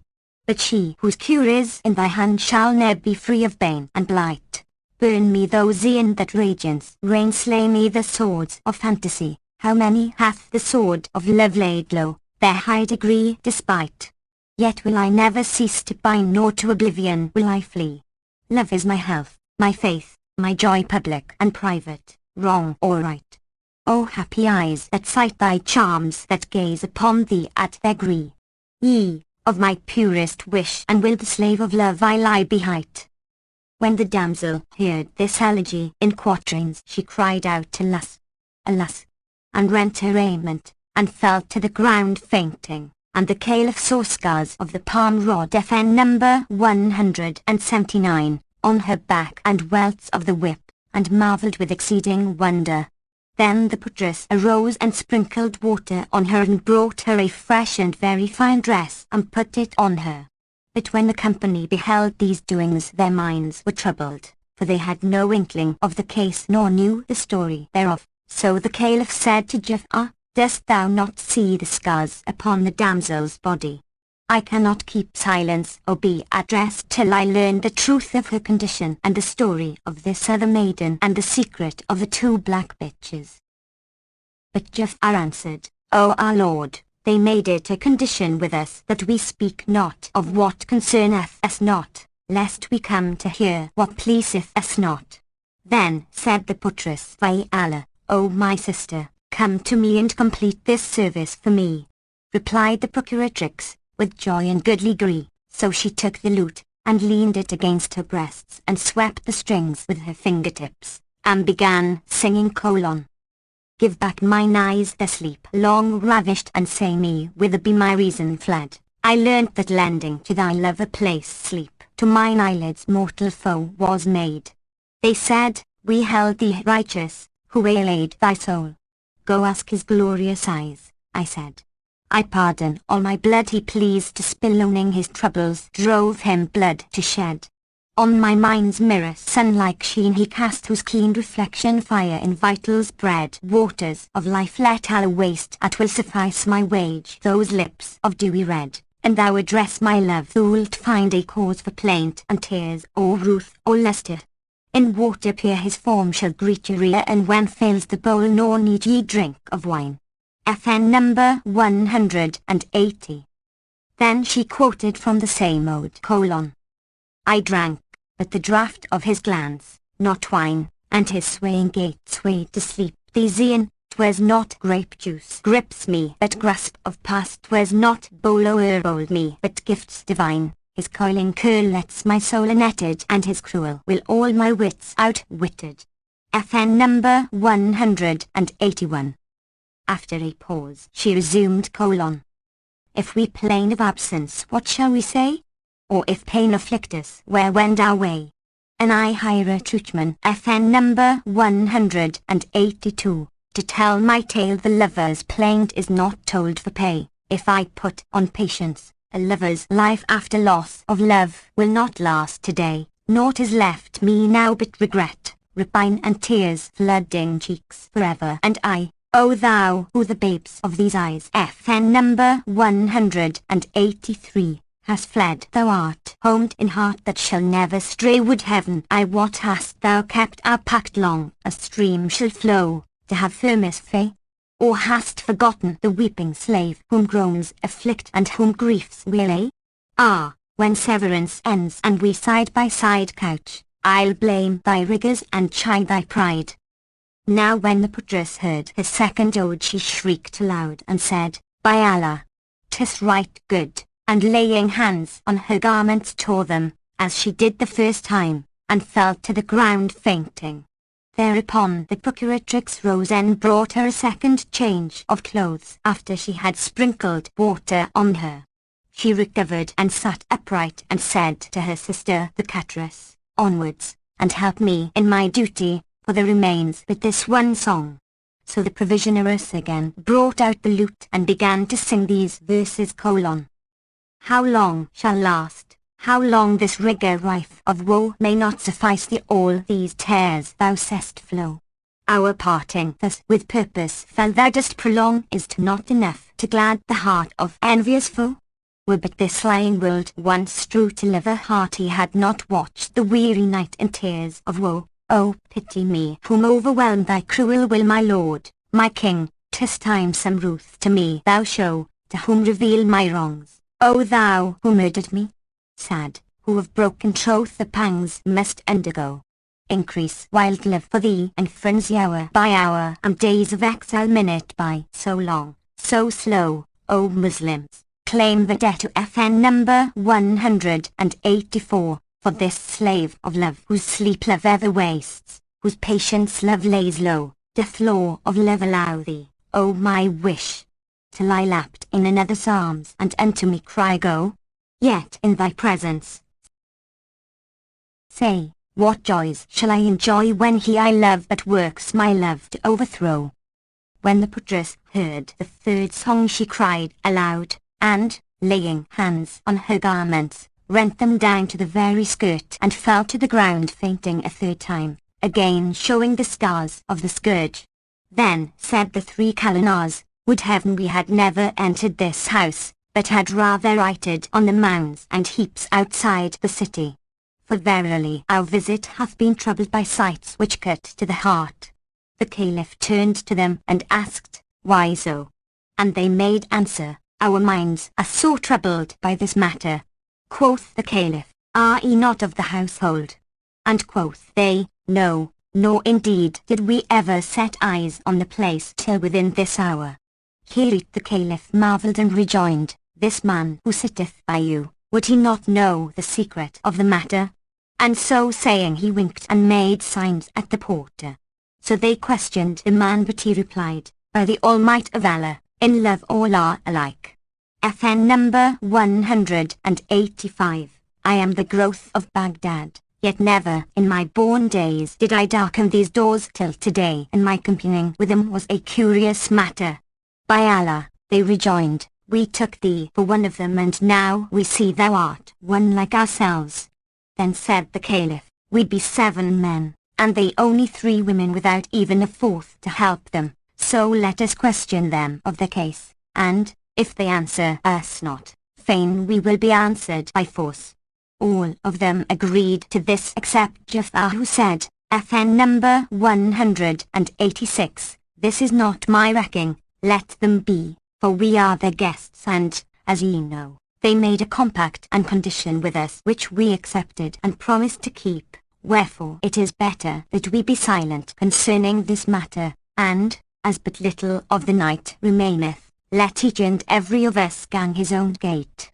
Then he winked at the Caliph and whispered to him, there is but 1 hour of darkness left, and I can bring them before thee tomorrow, when thou canst freely question them all concerning their story. But the Caliph raised his head haughtily and cried out at him in wrath, saying, I have no patience left for my longing to hear of them, let the Kalanos question them forthright. Quoth Jafar, this is not my rede. Then words ran high and talk answered talk, and they disputed as to who should first put the question, but at last all fixed upon the porter. And as the jingle increased, the house mistress could not but notice it, and asked them, O ye folk, on what matter are ye talking so loudly? Then the porter stood up respectfully before her and said, O my lady, this company earnestly desire that thou acquaint them with the story of the 2 bitches, and what maketh thee punish them so cruelly, and then thou fallest to weeping over them and kissing them, and lastly they want to hear the tale of thy sister, and why she hath been bastardadoed with palm sticks like a man. These are the questions they charge me to put, and peace be with thee. FN number 187. Thereupon quoth she who was the lady of the house to the guests, is this true that he saith on your part? And all replied, yes. Save Jafar, who kept silence. When she heard these words she cried, by Allah, ye have wronged us, O our guests, with grievous wronging. For when you came before us we made compact and condition with you, that whoso should speak of what concerneth him not should hear what pleaseth him not. So iseth ye not that we took you into our house and fed you with our best food? But the fault is not so much yours as hers who let you in. Then she tucked up her sleeves from her wrists and struck the floor thrice with her hand, crying, come me quickly, and lo! A closet door opened, and out of it came 7 negro slaves with drawn swords in hand, to whom she said, pinion me those praetors' elbows and bind them each to each. They did her bidding and asked her, O veiled and virtuous, is it thy high command that we strike off their heads? But she answered, leave them a while that I question them of their condition, before their necks feel the sword. By Allah, O my lady, cried the porter, slay me not for others' sin. All these men offended and deserve the penalty of crime save myself. Now by Allah, our night had been charming had we escaped the mortification of those monocular Kalanos whose entrance into a populous city would convert it into a howling wilderness. Then he repeated these verses. How fair is Ruth the strong man deigns not smother, and fairest fair when shown to weakest brother. By love's own holy tie between us twain, let one not suffer for the sin of other. When the porter ended his verse the lady laughed, and Shahrazad perceived the dawn of day and ceased to say her permitted say. When it was the 11th night, she said, it hath reached me, O auspicious king, that the lady, after laughing at the porter despite her wrath, came up to the party and spake thus, tell me who ye be, for ye have but an hour of life. And were ye not men of rank and, perhaps, notables of your tribes, you had not been so froward, and I had hastened your doom. Then said the Caliph, woe to thee, O Jafar, tell her who we are lest we be slain by mistake, and speak her fair before some horror befall us. 'Tis part of thy deserts, replied he, whereupon the Caliph cried out at him saying, There is a time for witty words and there is a time for serious work. Then the lady accosted the 3 Calinos and asked them, Are ye brothers? When they answered, No, by Allah, we be naught but fakirs and foreigners. Then quoth she to one among them, Wast thou born blind of one eye? And quoth he, No, by Allah, 'twas a marvellous matter and a wondrous mischance which caused my eye to be torn out, and mine is a tale which, if it were written upon the eye corners with needle gravers, were a warner to whoso would be warned. FN number 188. She questioned the 2nd and 3rd Kalina, but all replied like the first, By Allah, O our mistress, each one of us cometh from a different country, and we are all 3 the sons of kings, sovereign princes ruling over suzerains and capital cities. Thereupon she turned towards them and said, Let each and every of you tell me his tale in due order and explain the cause of his coming to our place, and if his story please us let him stroke his head. FN number 189, and went his way. The first to come forward was the Hamel, the porter, who said, O my lady, I am a man and a porter.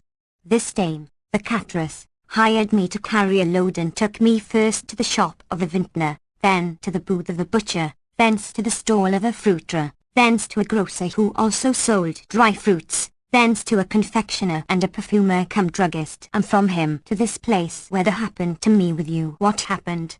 Such is my story, and peace be on us all.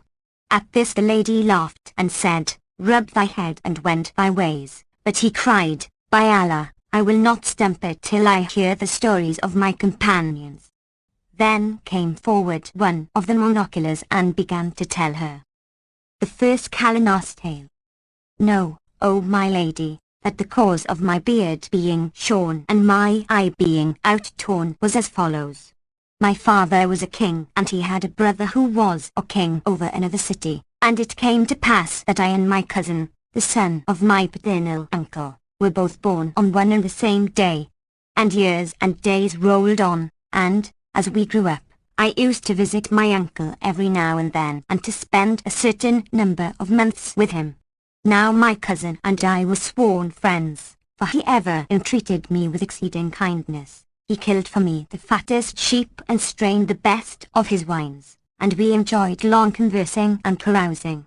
One day when the wine had gotten the better of us, the son of my uncle said to me, O my cousin, I have a great service to ask of thee, and I desire that thou stay me not in whatso I desire to do.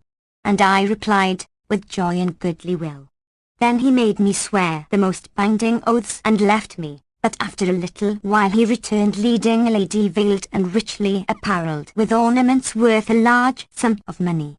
Presently he turned to me, the woman being still behind him, and said, Take this lady with thee and go before me to such a burial ground, describing it, so that I knew the place, and enter with her into such a sepulchre. FN number 190, and there await my coming. The oaths I swore to him made me keep silence and suffered me not to oppose him, so I led the woman to the cemetery, and both I and she took our seats in the sepulchre, and hardly had we sat down when in came my uncle's son, with a bowl of water, a bag of mortar and an adze somewhat like a hoe. He went straight to the tomb in the midst of the sepulchre and, breaking it open with the adze, set the stones on one side. Then he fell to digging into the earth of the tomb till he came upon a large iron plate, the size of a wicket door, and on raising it there appeared below it a staircase vaulted and winding. Then he turned to the lady and said to her, Come now and take thy final choice. She at once went down by the staircase and disappeared. Then quoth he to me, O son of my uncle, by way of completing thy kindness, when I shall have descended into this place, restore the trapdoor to where it was, and heap back the earth upon it as it lay before, and then of thy goodness mix this enslaked lime which is in the bag with this water which is in the bowl, and, after building up the stones, plaster the outside so that none looking upon it shall say, This is a new opening in an old tomb. For a whole year have I worked at this place whereof none knoweth but Allah, and this is the need I have of thee, presently adding, May Allah never bereave thy friends of thee nor make them desolate by thine absence, O son of my uncle, O my dear cousin. And he went down the stairs and disappeared forever.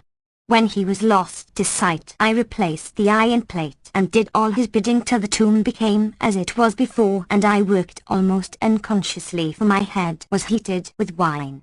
Returning to the palace of my uncle, I was told that he had gone forth sporting and hunting, so I slept that night without seeing him, and, when the morning dawned, I remembered the scenes of the past evening and what happened between me and my cousin. I repented of having obeyed him when penitence was of no avail. I still thought, however, that it was a dream. So I fell to asking for the son of my uncle, but there was none to answer me concerning him, and I went out to the graveyard and sepulchres, and sought for the tomb under which he was, but could not find it, and I ceased not wandering about from sepulchre to sepulchre, and tomb to tomb, all without success, till night set in. So I returned to the city, yet I could neither eat nor drink, my thoughts being engrossed with my cousin, for that I knew not what was become of him, and I grieved with exceeding grief and passed another sorrowful night, watching until the morning. Then went I a second time to the cemetery, pondering over what the son of mine uncle had done, and, sorely repenting my hearkening to him, went round among all the tombs, but could not find the tomb I sought. I mourned over the past, and remained in my mourning 7 days, seeking the place and ever missing the path.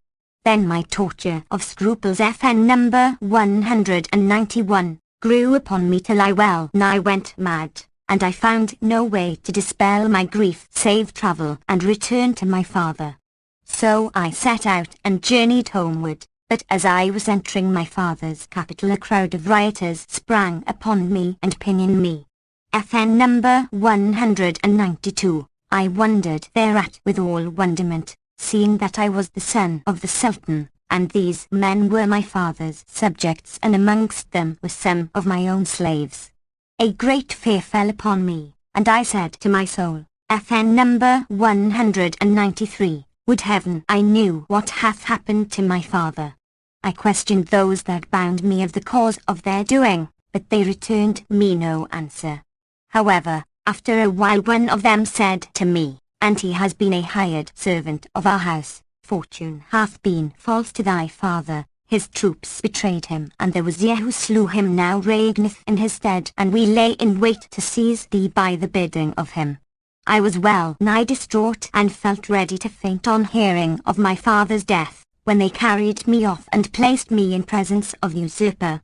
Now between me and him there was an olden grudge, the cause of which was this. I was fond of shooting with a stone bow, FN number 194, and it befell one day as I was standing on the terrace roof of the palace, that a bird lighted on the top of the wazir's house when he happened to be there. I shot at the bird and missed the mark, but I hit the wazir's eye and knocked it out as fate and fortune decreed. Even so saith the poet : we tread the path where fate hath led, the path fate to it we fain must tread, and man in one land doomed to die death nowhere else shall do him dead. And on likewise saith another : let fortune have her wanton way, take heart and all her words obey, nor joy nor mourn at anything, for all things pass and no things stay. Now when I knocked out the wazir's eye he could not say a single word, for that my father was king of the city, but he hated me ever after, and dire was the grudge thus caused between us twain. So when I was set before him hand-bound and pinioned, he straightway gave orders for me to be beheaded. I asked, for what crime wilt thou put me to death? Whereupon he answered, what crime is greater than this? Pointing the while to the place where his eye had been, quoth I, this I did by accident, not of malice prepense. And quoth he, if thou didst it by accident, I will do the like by thee with intention. FN number 195. Then cried he, bring him forward, and they brought me up to him, when he thrust his finger into my left eye and gouged it out, whereupon I became one-eyed as ye see me. Then he bade bind me hand and foot, and put me into a chest, and said to the sworder, Take charge of this fellow, and go off with him to the wastelands about the city. Then draw thy scimitar and slay him, and leave him to feed the beasts and birds. So the headsman fared forth with me, and when he was in the midst of the desert, he took me out of the chest, and I with both hands pinioned and both feet fettered, and was about to bandage my eyes before striking off my head. But I wept with exceeding weeping until I made him weep with me, and, looking at him, I began to recite these couplets: I deemed you koto mail that should withstand the thman's shafts, and you proved thman's brand. I hoped your aidance in mine every chance, though fail my left to aid my dexter hand. Aloof you stand and hear the railers jibe, while rain their shafts on me the jibe band. But you will not guard me from my foes. Stand clear, and succor neither these nor those. And I also quoted: I deemed my brethren mail of strongest steel, and so they were from foes I to fend my dart. I deemed their arrows surest of their aim, and so they were when aiming at my heart. When the headsman heard my lines, he had been sworder to my sire, and he owed me a debt of gratitude. He cried, O my lord, what can I do, being but a slave under orders? Presently adding, Fly for thy life, and never more return to this land, or they will slay thee and slay me with thee, even as the poet said: Take thy life and fly when as evil's threat. Let the ruined house tell its owner's fate. New land for the old thou shalt seek and find, but to find new life thou must not await. Strange that men should sit in the stead of shame, when Allah's world is so wide and great. And trust not ever, in matters grave. Life itself must act for a life beset. Ne'er would prowl the lion with maned neck, did he reckon on aid or of others' wreck. Hardly believing in my escape, I kissed his hand and thought the loss of my eye a light matter in consideration of my escaping from being slain. I arrived at my uncle's capital, and, going in to him, told him of what had befallen my father and myself, whereat he wept with sore weeping, and said, Verily thou addest grief to my grief, and woe to my woe, for thy cousin hath been missing these many days. I wot not what hath happened to him, and none can give me news of him. And he wept till he fainted.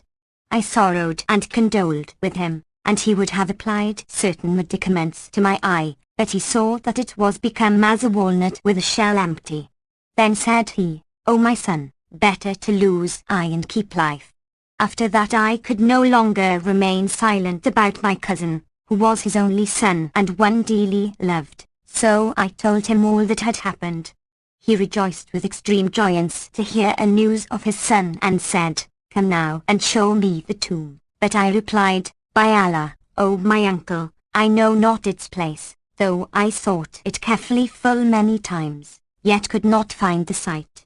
However, I and my uncle went to the graveyard and looked right and left, till at last I recognized the tomb, and we both rejoiced with exceeding joy. We entered the sepulchre and loosened the earth about the grave, then, upraising the trapdoor, descended some 50 steps till we came to the foot of the staircase, when lo! We were stopped by a blinding smoke. Thereupon said my uncle that saying whose sayer shall never come to shame, There is no majesty and there is no might, save in Allah, the glorious, the great. And we advanced till we suddenly came upon the saloon, whose floor was strewed with flour and grain and provisions and all manner necessaries, and in the midst of it stood a canopy sheltering a couch. Thereupon my uncle went up to the couch, and inspecting it found his son and the lady who had gone down with him into the tomb, lying in each other's embrace, but the twain had become black as charred wood. It was as if they had been cast into a pit of fire. When my uncle saw this spectacle, he spat in his son's face and said, Thou hast thy deserts, O thou hog. FN number 196. This is thy judgment in the transitory world, and yet remaineth the judgment in the world to come, a durer and a more enduring. And Shahrazad perceived the dawn of day and ceased saying her permitted say. When it was the 12th night, she continued, It hath reached me, O auspicious king, that the Caliph thus went on with his story before the laddie and the Caliph. An apostrophe of far: my uncle struck his son with his slipper FN number 197, as he lay there a black heap of coal. I marvelled at his hardness of heart, and grieving for my cousin and the lady, said, By Allah, O my uncle, calm thy wrath. Dost thou not see that all my thoughts are occupied with this misfortune, and how sorrowful I am for what hath befallen thy son, and how horrible it is that naught of him remaineth but a black heap of charcoal? And is not that enough, but thou must smite him with thy slipper? Answered he, O son of my brother, this youth from his boyhood was madly in love with his own sister, FN number 198. And often I forbade him from her, saying to myself, they are but little ones. However, when they grew up, sin befell between them, and, although I could hardly believe it, I confined him and chided him and threatened him with the severest threats, and the eunuchs and servants said to him, Beware of so foul a thing which none before thee ever did, and which none after thee will ever do, and have a care lest thou be dishonoured and disgraced among the kings of the day, even to the end of time. And I added, Such a report as this will be spread abroad by caravans, and take heed not to give them cause to talk, or I will assuredly curse thee and do thee to death. After that I lodged them apart and shut her up, but the accursed girl loved him with passionate love, for Satan had got the mastery of her as well as of him, and made their foul sense seem fair in their sight.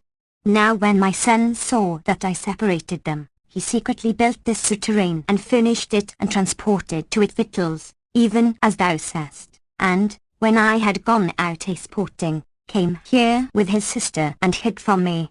Then his righteous judgment fell upon that twain and consumed them with fire from heaven. And verily the last judgment will deal them durer pains and more enduring.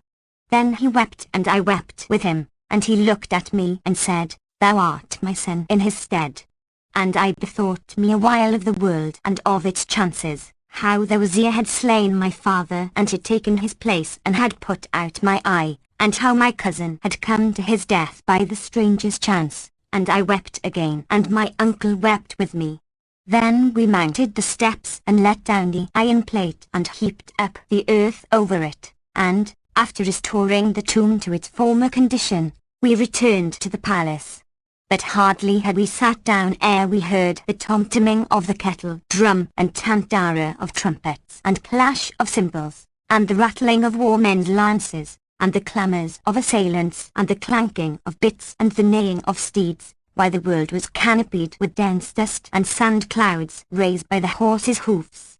FN number 199, we were amazed at sight and sound, knowing not what could be the matter, so we asked and were told us that the wazir who usurped my father's kingdom had marched his men, and that after levying his soldiery and taking a host of white Arabs FN number 200 into service, he had come down upon us with armies like the sands of the sea, their number none could tell, and against them none could prevail.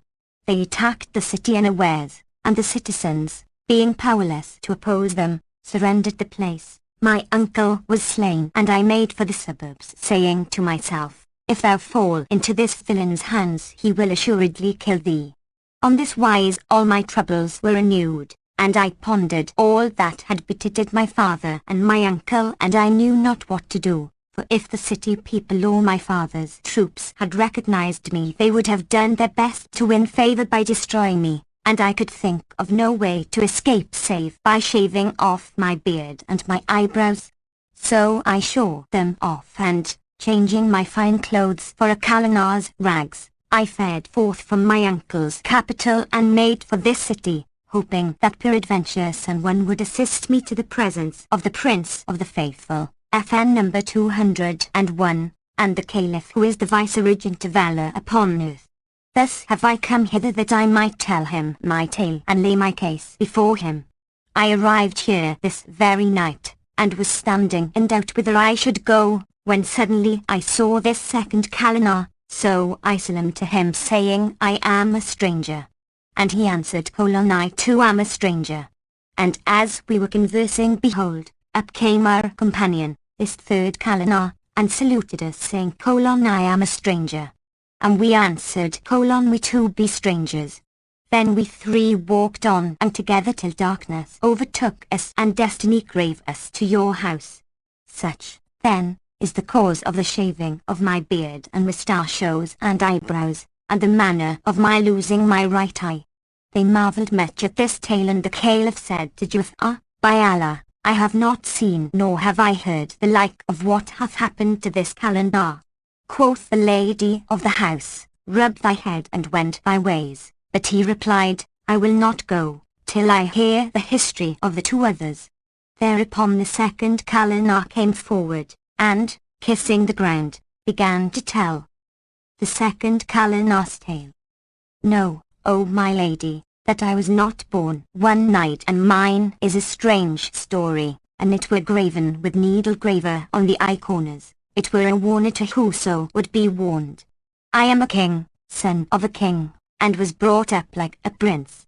I learned intoning the Quran according the 7 schools, FN number 202, and I read all manner books, and held disputations on their contents with the doctors and men of science. Moreover, I studied star law and the fair sayings of poets, and I exercised myself in all branches of learning until I surpassed the people of my time. My skill in calligraphy exceeded that of all the scribes, and my fame was bruited abroad over all climes and cities, and all the kings learned to know my name. Amongst others the king of Hind heard of me and sent to my father to invite me to his court, with offerings and presents and rarities such as befit royalties. So my father fitted out 6 ships for me and my people, and we put to sea and sailed for the space of a full month till we made the land. Then we brought out the horses that were with us in the ships, and, after loading the camels with our presents for the prince, we set forth inland. But we had marched only a little way, when behold, a dust cloud flew, and grew until it walled FN number 203, the horizon from view. After an hour or so the veil lifted and discovered beneath it 50 horsemen, ravening lions to the sight, in steel armour dight. We observed them straightly and low. They were cutters off of the highway, wild as wild Arabs. When they saw that we were only 4 and had with us but the 10 camels carrying the presents, they dashed down upon us with lances at rest. We signed to them, with our fingers, as it were saying, we be messengers of the great king of Hind, so harm us not. But they answered on like wise, we are not in his dominions to obey, nor are we subject to his way. Then they set upon us and slew some of my slaves and put the lave to flight, and I also fled after I had gotten a wound, a grievous hurt, whilst the Arabs were taken up with the money and the presents which were with us. I went forth unknowing whither I went, having become mean as I was mighty, and I fared on until I came to the crest of a mountain where I took shelter for the night in a cave. When day arose I set out again, nor ceased after this fashion till I arrived at a fair city and a well-filled. Now it was the season when winter was turning away with his rime, and to greet the world with his flowers came prime, and the young blooms were springing, and the streams flowed ringing, and the birds were sweetly singing, as saith the poet concerning a certain city when describing it: a place secure from every thought of fear, safety and peace for ever lauded here, its beauties seem to beautify its sons, and as in heaven its happy folk appear. I was glad of my arrival, for I was wearied with the way, and yellow of face for weakness and want, but my plight was pitiable, and I knew not whither to betake me. So I accosted a tailor sitting in his little shop and saluted him. He returned my salam, and bade me kindly welcome, and wished me well, and entreated me gently, and asked me of the cause of my strangerhood. I told him all my past from first to last, and he was concerned on my account, and said, O youth, disclose not thy secret to any. The king of this city is the greatest enemy thy father hath, and there is blood with FN number 204 between them, and thou hast cause to fear for thy life. Then he set meat and drink before me, and I ate and drank, and he with me, and we conversed freely till nightfall, when he cleared me a place in a corner of his shop and brought me a carpet and a coverlet. I tarried with him 3 days, at the end of which time he said to me, Knowest thou no calling whereby to win thy living, O my son? I am learned in the law, I replied, and a doctor of doctrine, an adept in art and science, a mathematician and a notable penman. He rejoined, Thy calling is of no account in our city, where not a soul understandeth science or even writing or aught save money-making. Then said I, By Allah, I know nothing but what I have mentioned, and he answered, Gird thy middle and take thee a hatchet and a cord, and go and hew wood in the wood for thy daily bread, till Allah send thee relief, and tell none who thou art lest they slay thee. Then he bought me an axe and a rope and gave me in charge to certain woodcutters, and with these guardians I went forth into the forest, where I cut fuel wood the whole of my day and came back in the evening bearing my bundle on my head. I sold it for half a dinar, with part of which I bought provision and laid by the rest. In such work I spent a whole year, and when this was ended I went out one day, as was my wont, into the wilderness, and, wandering away from my companions, I chanced on a thickly grown lowland FN number 205, in which there was an abundance of wood. So I entered, and I found the gnarled stump of a great tree and loosened the ground about it and shovelled away the earth. Presently my hatchet rang upon a copper ring, so I cleared away the soil, and behold, the ring was attached to a wooden trap-door. This I raised, and there appeared beneath it a staircase. I descended the steps to the bottom and came to a door, which I opened and found myself in a noble hall strong of structure and beautifully built, where was a damsel like a pearl of great price, whose favour banished from my heart all grief and cark and care, and whose soft speech healed the soul in despair and captivated the wise and ware. Her figure measured 5 feet in height, her breasts were firm and upright, her cheek a very garden of delight, her colour lively bright, her face gleamed like dawn through curly tresses which gloomed like night, and above the snows of her bosom glittered teeth of a pearly white. FN number 206, as the poet said of one like her colon. Slim-waisted, levelling jetty hair encrowned a wand of willow on a sandy mound. And as saith another dot, 4 things that meet not, save they here unite to shed my heart blood and to rape my sprite. Brilliantest forehead, dresses jetty bright, cheeks rosy red and stature beauty dight. When I looked upon her I prostrated myself before him who had created her, for the beauty and loveliness he had shaped in her, and she looked at me and said, Art thou man or jinni? I am a man, answered I, and she, Now who brought thee to this place where I have abided 25 years without even yet seeing man in it? Quoth I. And indeed I found her words wonder sweet, and my heart was melted to the core by them. O my lady, my good fortune led me hither for the dispelling of my cark and care. Then I related to her all my mishap from first to last, and my case appeared to her exceeding grievous, so she wept and said, I will tell thee my story in my turn.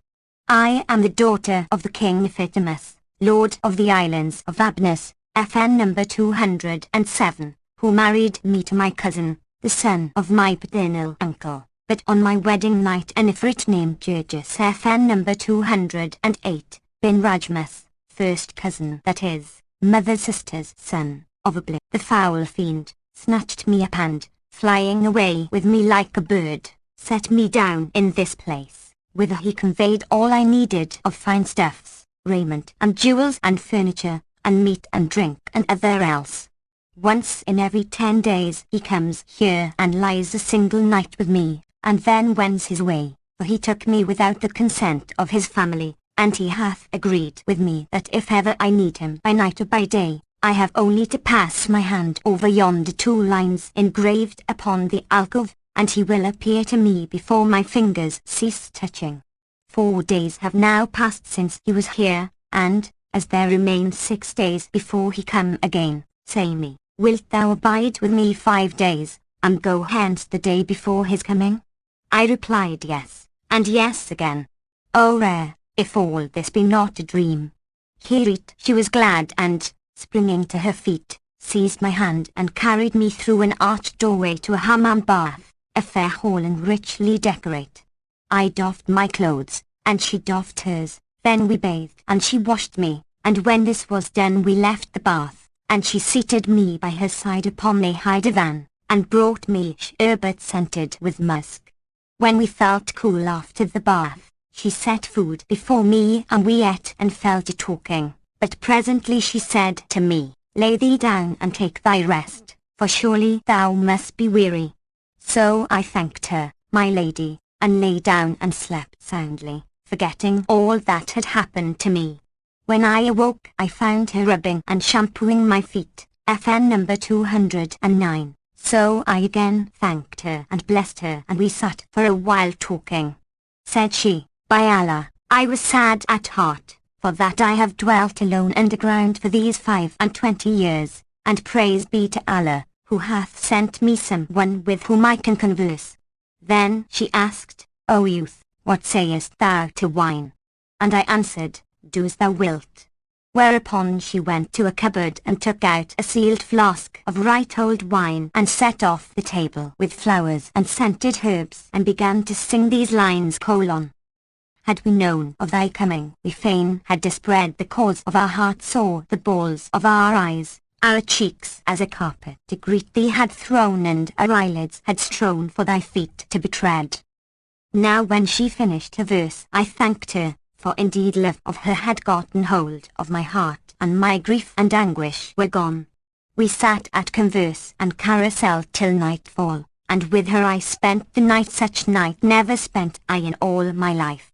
On the morrow delight followed delight till midday, by which time I had drunken wine so freely that I had lost my wits, and stood up, staggering to the right and to the left, and said, "Come, O my charmer, and I will carry thee up from this underground vault and deliver thee from the spell of thy jinni." She laughed and replied, "Content thee and hold thy peace, of every 10 days one is for the Ifrit and the other 9 are thine." Quoth I, "And in good sooth drink had got the better of me. This very instant will I break down the alcove whereon is graven the talisman and summon the Ifrit that I may slay him, for it is a practice of mine to slay Ifrits." When she heard my words her colour waxed wan, and she said, "By Allah, do not." And she began repeating: "This is a thing wherein destruction lies. I read thee shun it and thy wits be wise." And these also: "O thou who seekest severance, draw the rein of thy swift steed, nor seek o'er much to advance, stay. For treachery is the rule of life, and sweets of meeting end in severance." I heard her verse but paid no heed to her words. Nay, I raised my foot and administered to the alcove a mighty kick. And Shahrazad perceived the dawn of day and ceased to say her permitted say. When it was the 13th night, she said, "It hath reached me, O auspicious king, that the second Kalina thus continued his tale to the lady: But when, O my mistress, I kicked that alcove with a mighty kick, behold, the air darkened and thundered and lightened, the earth trembled and quaked, and the world became invisible. At once the fumes of wine left my head. I cried to her, 'What is the matter?' And she replied, 'The Ifrit is upon us. Did I not warn thee of this? By Allah, thou hast brought ruin upon me, but fly for thy life and go up by the way thou camest down.' So I fled up the staircase, but, in the excess of my fear, I forgot sandals and hatchet. And when I had mounted 2 steps I turned to look for them, and lo! I saw the earth cleave asunder, and there rose from it an Ifrit, a monster of hideousness, who said to the damsel, 'What trouble and posh be this wherewith thou disturbest me? What mishap hath betided thee?' 'No mishap hath befallen me,' she answered, 'save that my breast was straitened, FN number 210, and my heart heavy with sadness. So I drank a little wine to broaden it and to hearten myself. Then I rose to obey a call of nature, but the wine had gotten into my head and I fell against the alcove. 'Thou list, like the whore thou art,' shrieked the Ifrit, and he looked around the hall right and left till he caught sight of my axe and sandals, and said to her, What be these but the belongings of some mortal who hath been in thy society? She answered, I never set eyes upon them till this moment. They must have been brought by thee hither cleaving to thy garments. Quoth the Ifrit, These words are absurd, thou harlot, thou strumpet.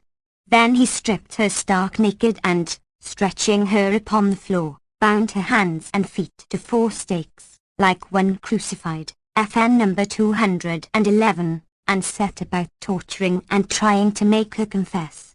I could not bear to stand listening to her cries and groans, so I climbed the stair on the quake with fear, and when I reached the top I replaced the trapdoor and covered it with earth. Then repented I of what I had done with penitence exceeding, and thought of the laddie and her beauty and loveliness, and the tortures she was suffering at the hands of the accursed Ifrit, after her quiet life of 25 years, and how all that had happened to her as for the cause of me. I bethought me of my father and his kingly estate, and how I had become a woodcutter, and how, after my time had been a while serene, the world had again waxed turbid and troubled to me. So I wept bitterly and repeated this couplet: What time fate's tyranny shall most oppress thee, Burton, one day shall joy thee, one distress thee. Then I walked till I reached the home of my friend, the tailor, whom I found most anxiously expecting me. Indeed he was, as the saying goes, on coals of fire for my account. And when he saw me he said, All night long my heart hath been heavy, fearing for thee from wild beasts or other mischances. Now praise be to Allah for thy safety. I thanked him for his friendly solicitude and, retiring to my corner, sat pondering and musing on what had befallen me, and I blamed and chided myself for my meddlesome folly and my frowardness in kicking the alcove. I was calling myself to account when behold, my friend, the tailor, came to me and said, O youth, in the shop there is an old man, a Persian, FN number 212, who seeketh thee. He hath thy hatchet and thy sandals which he had taken to the woodcutters, FN number 213, saying, I was going out at what time the muezzin began the call to dawn prayer, when I chanced upon these things and know not whose they are, so direct me to their owner. The woodcutters recognized thy hatchet and directed him to thee. He is sitting in my shop, so fare forth to him and thank him and take thine axe and sandals. When I heard these words I turned yellow with fear and felt stunned as by a blow, and, before I could recover myself, lo! The floor of my private room clove asunder, and out of it rose the Persian who was the Ifrit.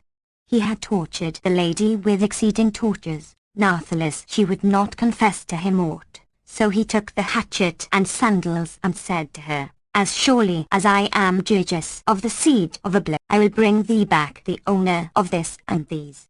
FN number 214. Then he went to the woodcutters with the presents aforesaid and, being directed to me, after waiting a while in the shop till the fact was confirmed, he suddenly snatched me up as a hawk snatcheth the mouse and do high in air, but presently descended and plunged with me under the earth, I being as wounded the while, and lastly set me down in the subterranean palace wherein I had passed that blissful night.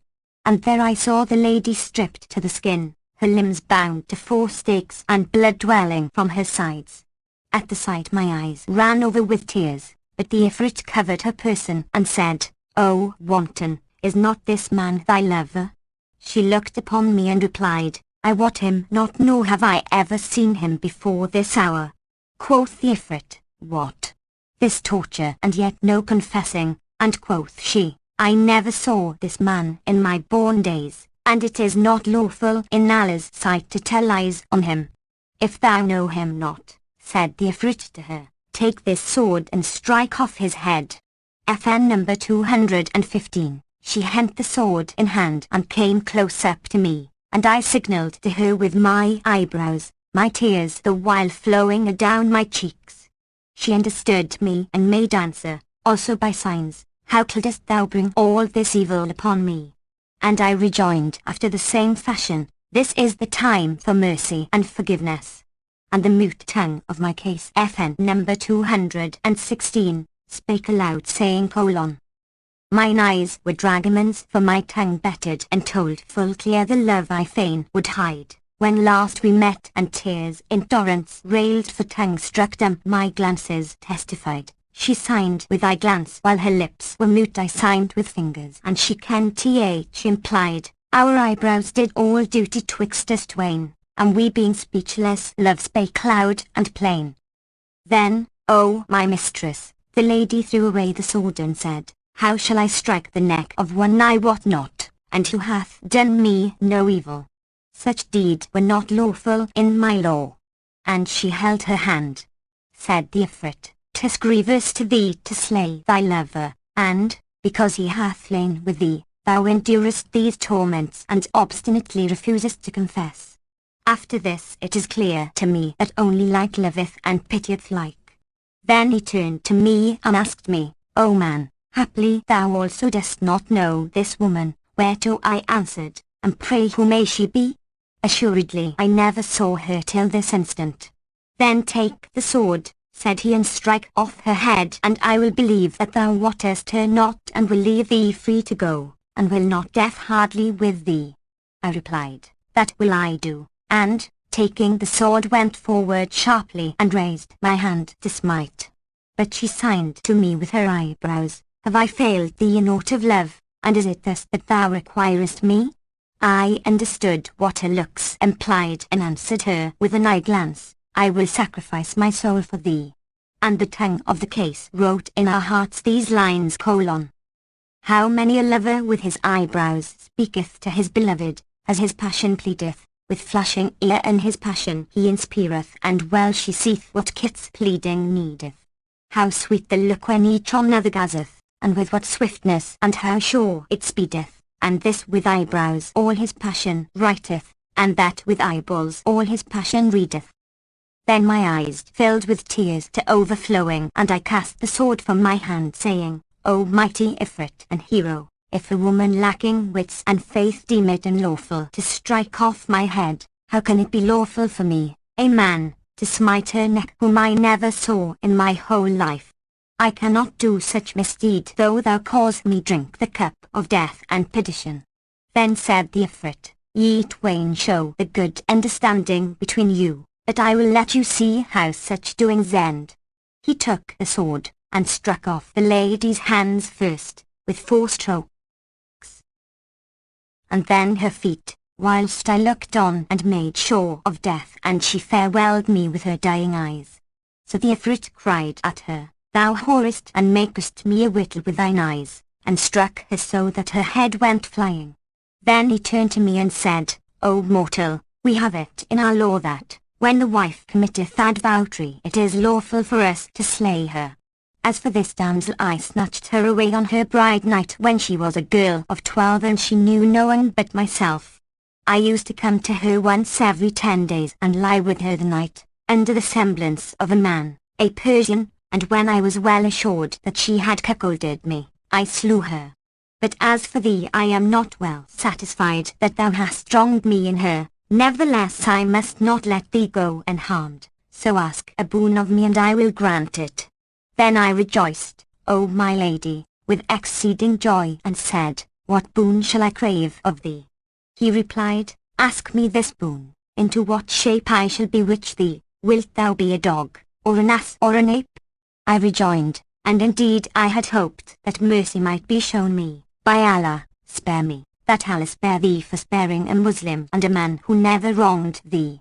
And I humbled myself before him with exceeding humility, and remained standing in his presence, saying, I am so oppressed by circumstance. He replied, Talk me no long talk, it is in my power to slay thee, but I give thee instead thy choice. Quoth I, O thou Ifrit, it would besit thee to pardon me even as the envied pardoned the envier. Quoth he, And how was that?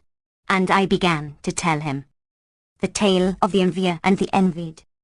They relate, O Ifrit, that in a certain city were 2 men who dwelt in adjoining houses, having a common party wall, and one of them envied the other and looked on him with an evil eye, FN number 217, and did his utmost endeavour to injure him, and, albeit at all times he was jealous of his neighbour, his malice at last grew on him till he could hardly eat or enjoy the sweet pleasures of sleep. But the envied did nothing save prosper, and the more the other strove to injure him, the more he got and gained and throve. At last the malice of his neighbour and the man's constant endeavour to work him a harm came to his knowledge, so he said, "By Allah, God's earth is wide enough for its people," and, leaving the neighbourhood, he repaired to another city where he bought himself a piece of land in which was a dried-up draw well, FN number 218, old and in ruinous condition. Here he built him an oratory and, furnishing it with a few necessaries, shook up his abode therein, and devoted himself to prayer and worshipping Allah Almighty, and fakirs and holy mendicants flocked to him from all quarters, and his fame went abroad through the city and that countryside. Presently the news reached his envious neighbour, of what good fortune had befallen him and how the city notables had become his disciples, so he travelled to the place and presented himself at the holy man's hermitage, and was met by the envied with welcome and greeting and all honour. Then quoth the envier, "I have a word to say to thee, and this is the cause of my faring hither, and I wish to give thee a piece of good news, so come with me to thy cell." Thereupon the envied arose and took the envier by the hand, and they went into the inmost part of the hermitage, but the envier said, "Bid thy fakirs retire to their cells, for I will not tell thee what I have to say, save in secret where none may hear us." Accordingly the envied said to his fakirs, "Retire to your private cells," and, when all had done as he bade them, he set out with his visitor and walked a little way until the twain reached the ruinous old well. And as they stood upon the brink the envier gave the envied a push which tumbled him headlong into it, unseen of any, whereupon he fared forth, and went his ways, thinking to have had slain him. Now this well happened to be haunted by the Jann who, seeing the case, bore him up and let him down little by little, till he reached the bottom, when they seated him upon a large stone. Then one of them asked his fellows, "Wot ye who be this man?" And they answered, "Nay." "This man," continued the speaker, "is the envied hight who, flying from the envier, came to dwell in our city, and here founded this holy house, and he hath edified us by his litanies FN number 219, and his lections of the Quran." But the envier set out and journeyed till he rejoined him, and cunningly contrived to deceive him and cast him into the well where we now are.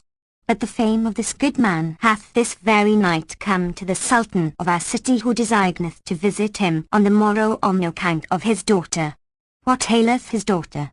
asked one, and another answered, "She is possessed of a spirit, for Maymun, son of Damdam, is madly in love with her, but, if this pious man knew the remedy, her cure would be as easy as could be." Hereupon one of them inquired, "And what is the medicine?" And he replied, "The black tomcat which is with him in the oratory hath, on the end of his tail, a white spot, the size of a dirham. Let him pluck 7 white hairs from the spot, then let him fumigate her therewith, and the married will flee from her and not return, so she shall be sane for the rest of her life." All this took place, O Ifrit, within earshot of the envied, who listened readily. When dawn broke and moon arose and sheen and shone, the fakirs went to seek the sheikh and found him climbing up the wall of the well, whereby he was magnified in their eyes. FN number 220, then, knowing that naught save the black tomcat could supply him with the remedy required, he plucked the 7 tail hairs from the white spot and laid them by him, and hardly had the sun risen ere the Sultan entered the hermitage, with the great lords of his estate, bidding the rest of his retinue to remain standing outside. The envied gave him a hearty welcome, and seating him by his side asked him, "Shall I tell thee the cause of thy coming?" The king answered, "Yes." He continued, "Thou hast come upon pretext of a visitation, FN number 221, but it is in thy heart to question me of thy daughter." Replied the king, 'Tis even so, O thou holy sheikh. And the envied continued, send and fetch her, and I trust to heal her forthright, and such it be the will of Allah. The king in great joy sent for his daughter, and they brought her pinioned and fettered. The envied made her sit down behind a curtain, and taking out the hairs fumigated her therewith, whereupon that which was in her head cried out and departed from her. The girl was at once restored to her right mind, and veiling her face, said, What hath happened, and who brought me hither? The Sultan rejoiced with a joy that nothing could exceed, and kissed his daughter's eyes, FN number 222, and the holy man's hand. Then, turning to his great lords, he asked, How say ye? What fee deserveth he who hath made my daughter whole? And all answered, He deserveth her to wife. And the king said, Ye speak sooth. So he married him to her, and the envied thus became son-in-law to the king. And after a little the wazir died, and the king said, Whom can I make minister in his stead? Thy son-in-law, replied the courtiers. So the envied became a wazir, and after a while the sultan also died, and the lieges said, Whom shall we make king? And all cried, The wazir. So the wazir was forthright made sultan, and he became king regnant, a true ruler of men. One day as he had mounted his horse, and, in the eminence of his kinglihood, was riding amidst his emirs and wazirs and the grandees of his realm, his eye fell upon his old neighbor, the envier, who stood afoot on his path. So he turned to one of his ministers, and said, Bring hither that man and cause him no affright. The wazir brought him, and the king said, Give him 1,000 miskals FN number 223, of gold from the treasury, and load him 10 camels with goods for trade, and send him under escort to his own town. Then he bade his enemy farewell and sent him away, and forbore to punish him for the many and great evils he had done. See, O Ifrit, the mercy of the envied to the envier, who had hated him from the beginning and had borne him such bitter malice and never met him without causing him trouble, and had driven him from house and home, and then had journeyed for the sole purpose of taking his life by throwing him into the well. Yet he did not requite his injurious dealing, but forgave him and was bountiful to him. FN number 224. Then I wept before him, O my lady, with sore weeping, never was the sorer, and I recited : Pardon my fault, for 'tis the wise man's wont all faults to pardon and revenge forego. In sooth all manner faults in me contain, then deign of goodness mercy grace to show. Whoso imploreth pardon from on high should hold his hand from sinners here below. Said the Ifrit, Lengthen not thy words. As to my slaying thee fear it not, and as to my pardoning thee hope it not, but for my bewitching thee there is no escape. Then he tore me from the ground which closed under my feet, and he with me into the firmament till I saw the earth as a large white cloud or a saucer. FN number 225, in the midst of the waters. Presently he set me down on a mountain, and taking a little dust, over which he muttered some magical words, sprinkled me therewith, saying, Quit that shape, and take thou the shape of an ape. And on the instant I became an ape, a tailless baboon, the son of a century. FN number 226. Now when he had left me and I saw myself in this ugly and hateful shape, I wept for myself, but resigned my soul to the tyranny of time and circumstance, well weeting that fortune is fair and constant to no man. I descended the mountain and found at the foot a desert plain, long and broad, over which I travelled for the space of a month till my course brought me to the brink of the briny sea. FN number 227. After standing there a while, I was ware of a ship in the offing which ran before a fair wind making for the shore. I hid myself behind a rock on the beach and waited till the ship drew near, when I leapt on board. I found her full of merchants and passengers, and one of them cried, O Captain, this Solomon brute will bring us ill luck. And another said, Turn this Solomon beast out from among us. The captain said, Let us kill it. Another said, Slay it with a sword. A third, Drown it. And a fourth, Shoot it with an arrow. but I sprang up and laid hold of the Reyes's FN number 228 skirt, and shed tears which poured down my chops. The captain took pity on me, and said, "O merchants, this ape hath appealed to me for protection, and I will protect him. Henceforth he is under my charge, so let none do him aught hurt or harm, otherwise there will be bad blood between us." Then he entreated me kindly, and whatsoever he said I understood, and ministered to his every want, and served him as a servant, albeit my tongue would not obey my wishes, so that he came to love me. The vessel sailed on, the wind being fair, for the space of 50 days, at the end of which we cast anchor under the walls of a great city wherein was a world of people, especially learned men. None could tell their number save valor. No sooner had we arrived than we were visited by certain Mameluke officials from the king of that city, who, after boarding us, greeted the merchants, and giving them joy of safe arrival, said, "Our king welcometh you, and sendeth you this roll of paper, whereupon each and every of you must write a line. For ye shall know that the king's minister, a calligrapher of renown, is dead, and the king hath sworn a solemn oath that he will make none wazir in his stead who cannot write as well as he could." He then gave us the scroll, which measured 10 cubits long by a breadth of 1, and each of the merchants who knew how to write wrote a line thereon, even to the last of them, after which I stood up, still in the shape of an ape, and snatched the roll out of their hands. They feared lest I should tear it or throw it overboard, so they tried to stay me and scare me.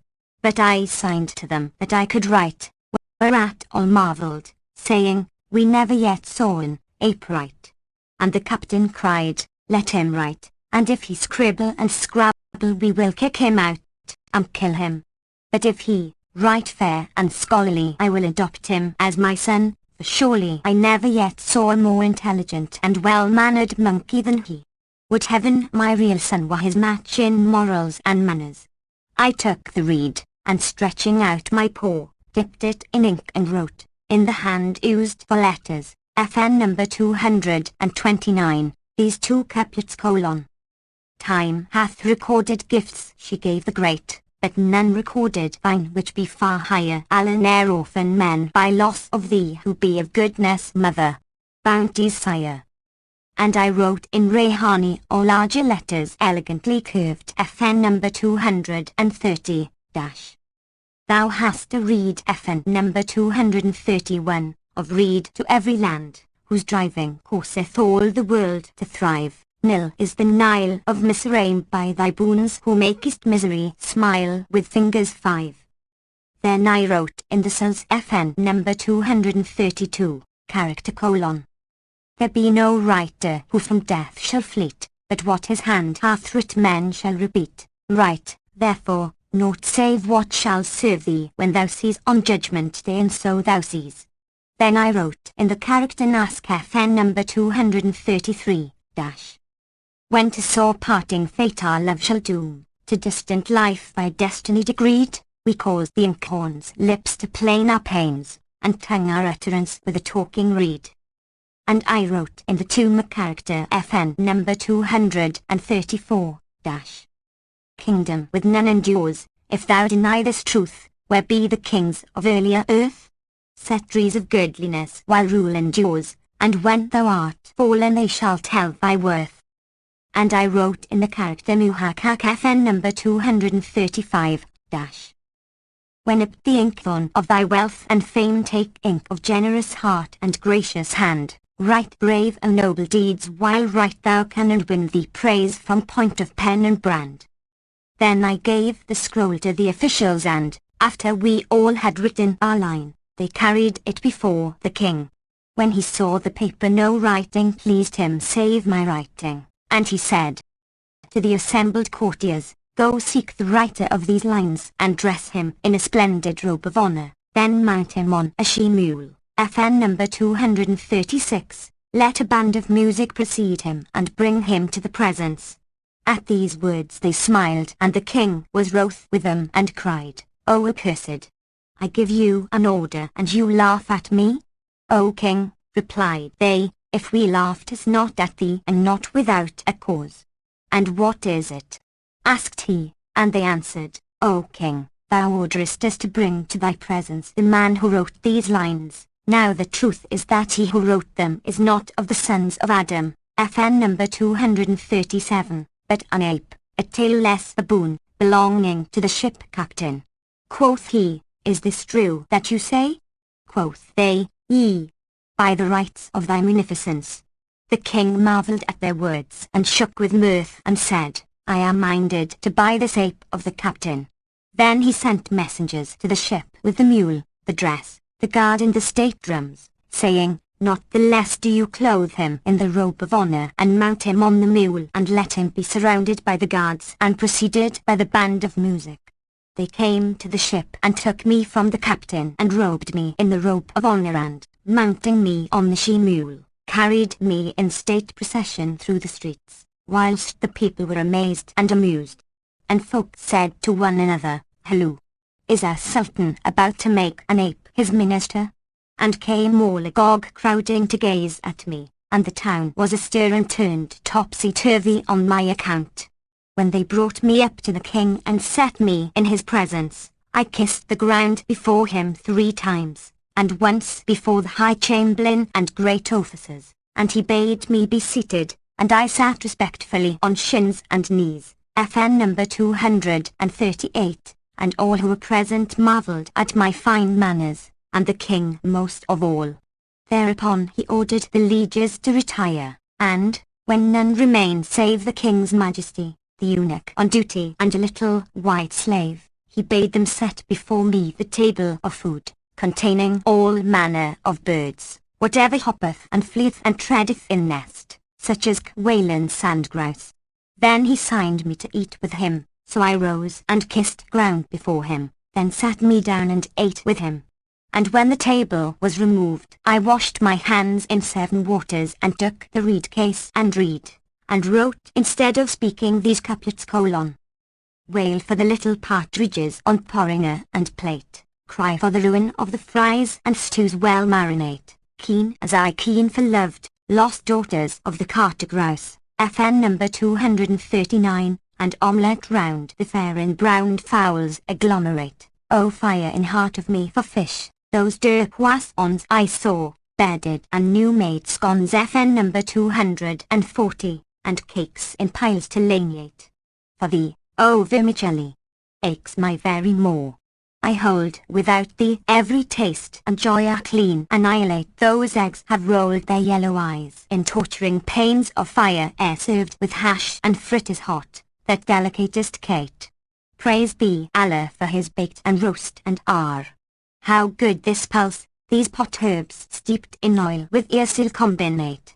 When hunger sated was, I elbow-propped fell back upon meat pudding FN number 241, wherein gleamed the bangles that my wits summit.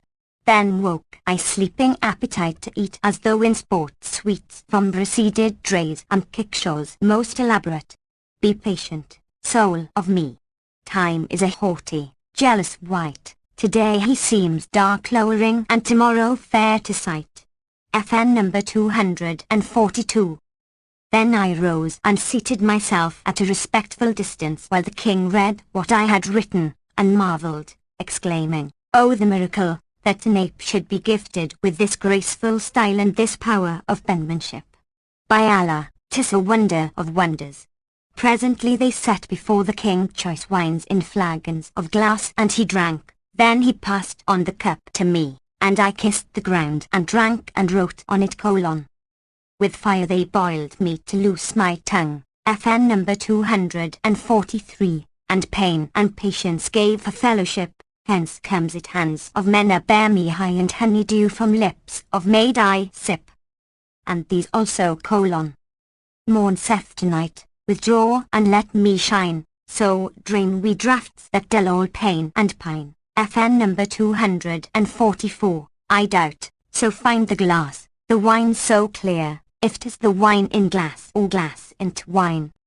The king read my verse and said with a sigh, were these gifts FN number 245, in a man, he would excel all the folk of his time and age.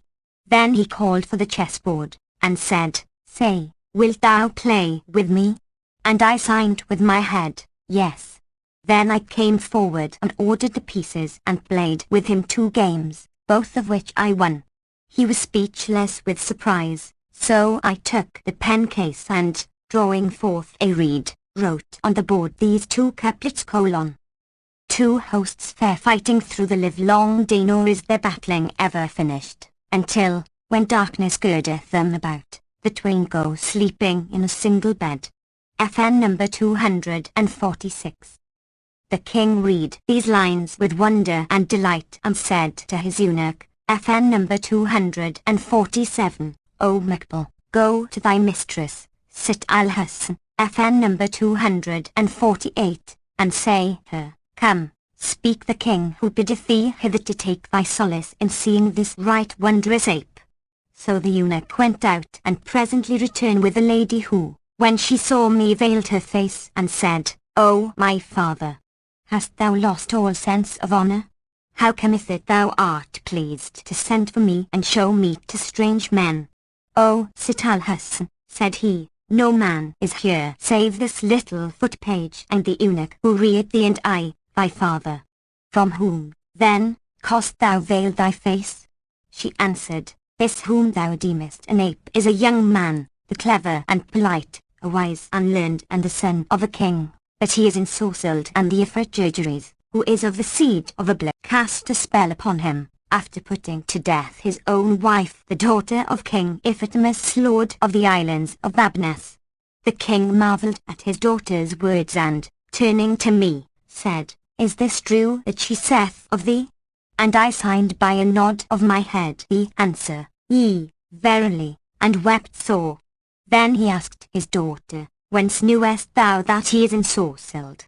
And she answered, O my dear papa, there was with me in my childhood an old woman, a wily one and a wise and a witch to boot, and she taught me the theory of magic and its practice, and I took notes in writing and therein waxed perfect, and have committed to memory 170 chapters of egrammatic formulas, by the least of which I could transport the stones of thy city behind the mountain Kaf and the circumambient main, FN number 249, or make it sight the abyss of the sea and its people fishes swimming in the midst of it. O my daughter, said her father, I conjure thee, by my life, disenchant this young man, that I may make him my wazir and marry thee to him, for indeed he is an ingenious youth and a deeply learned.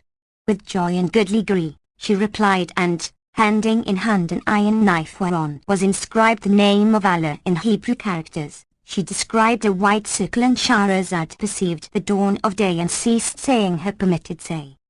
When it was the 14th night, she said, it hath reached me, O auspicious king, that the Kalanar continued his tale thus: O my lady, the king's daughter hent in hand a knife whereon were inscribed Hebrew characters, and described a wide circle in the midst of the palace hall, and therein wrote in Cufic letters mysterious names and talismans, and she uttered words and muttered charms, some of which we understood and others we understood not. Presently the world waxed dark before our sight till we thought that the sky was falling upon our heads, and lo! The Ifrit presented himself in his own shape and aspect. His hands were like many-pronged pitchforks, his legs like the masts of great ships, and his eyes like cressets of gleaming fire. We were in terrible fear of him, but the king's daughter cried at him, no welcome to thee and no greeting, O dog! Whereupon he changed to the form of a lion and said, O traitress, how is it thou hast broken the oath we sware that neither should contrary other? O accursed one, answered she, how could there be a compact between me and the like of thee? Then said he, take what thou hast brought on thyself, and the lion opened his jaws and rushed upon her, but she was too quick for him, and, plucking a hair from her head, waved it in the air, muttering over it the while, and the hair straightway became a trenchant sword blade, wherewith she smote the lion and cut him in twain.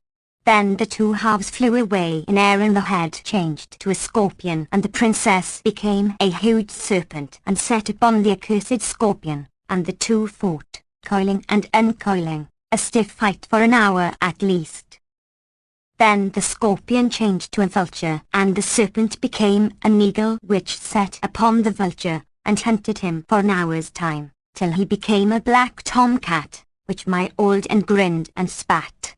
Thereupon the eagle changed into a piebald wolf, and these two battled in the palace for a long time, when the cat, seeing himself overcome, changed into a worm and crept into a huge red pomegranate, FN number 250, which lay beside the jetting fountain in the midst of the palace hall. Whereupon the pomegranate swelled to the size of a watermelon in air, and, falling upon the marble pavement of the palace, broke to pieces, and all the grains fell out and were scattered about till they covered the whole floor. Then the wolf shook himself and became a snow-white cock, which fell to picking up the grains, purposing not to leave one, but by doom of destiny one seed rolled to the fountain edge and there lay hid. The cock fell to crowing and clapping his wings and signing to us with his beak as if to ask, "Are any grains left?" But we understood not what he meant, and he cried to us with so loud a cry that we thought the palace would fall upon us. Then he ran over all the floor till he saw the grain which had rolled to the fountain edge, and rushed eagerly to pick it up, when behold, it sprang into the midst of the water and became a fish and dived to the bottom of the basin. Thereupon the cock changed to a big fish, and plunged in after the other, and the two disappeared for a while, and lo! We heard loud shrieks and cries of pain which made us tremble. After this the Ifrit rose out of the water, and he was as a burning flame, casting fire and smoke from his mouth and eyes and nostrils. And immediately the princess likewise came forth from the basin, and she was one live coal of flaming low, and these two, she and he, battled for the space of an hour, until their fires entirely compassed them about, and their thick smoke filled the palace. As for us, we panted for breath, being well nigh suffocated, and we longed to plunge into the water, fearing lest we be burnt up and utterly destroyed. And the king said, "There is no majesty and there is no might save in Allah the glorious, the great. Verily we are Allah's, and unto him are we returning. Would heaven I had not urged my daughter to attempt the disenchantment of the sape fellow, whereby I have imposed upon her the terrible task of fighting yon accursed Ifrit, against whom all the Ifrits in the world could not prevail. And would heaven we had never seen the sape, Allah never assain nor bless the day of his coming. We thought to do a good deed by him before the face of Allah, FN number 251, and to release him from enchantment, and now we have brought this trouble and travail upon our heart. But I, O my lady, was tongue-tied and powerless to say a word to him. Suddenly, ere we were aware of aught, the Ifrit yelled out from under the flames, and, coming up to us as we stood on the estrade, blew fire in our faces.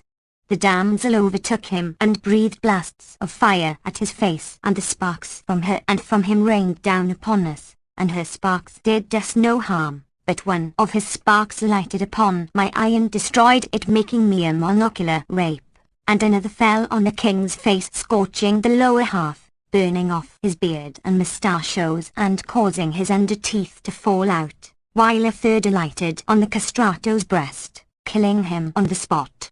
So we despaired of life and made sure of death, when lo! a voice repeated the saying, "Allah is most highest. Allah is most highest." Aidance and victory to all who the truth believe, and disappointment and disgrace to all who the religion of Muhammad, the moon of faith, unbelieve. The speaker was the princess who had burnt the Ifrit, and he was become a heap of ashes. Then she came up to us and said, "Reach me a cup of water."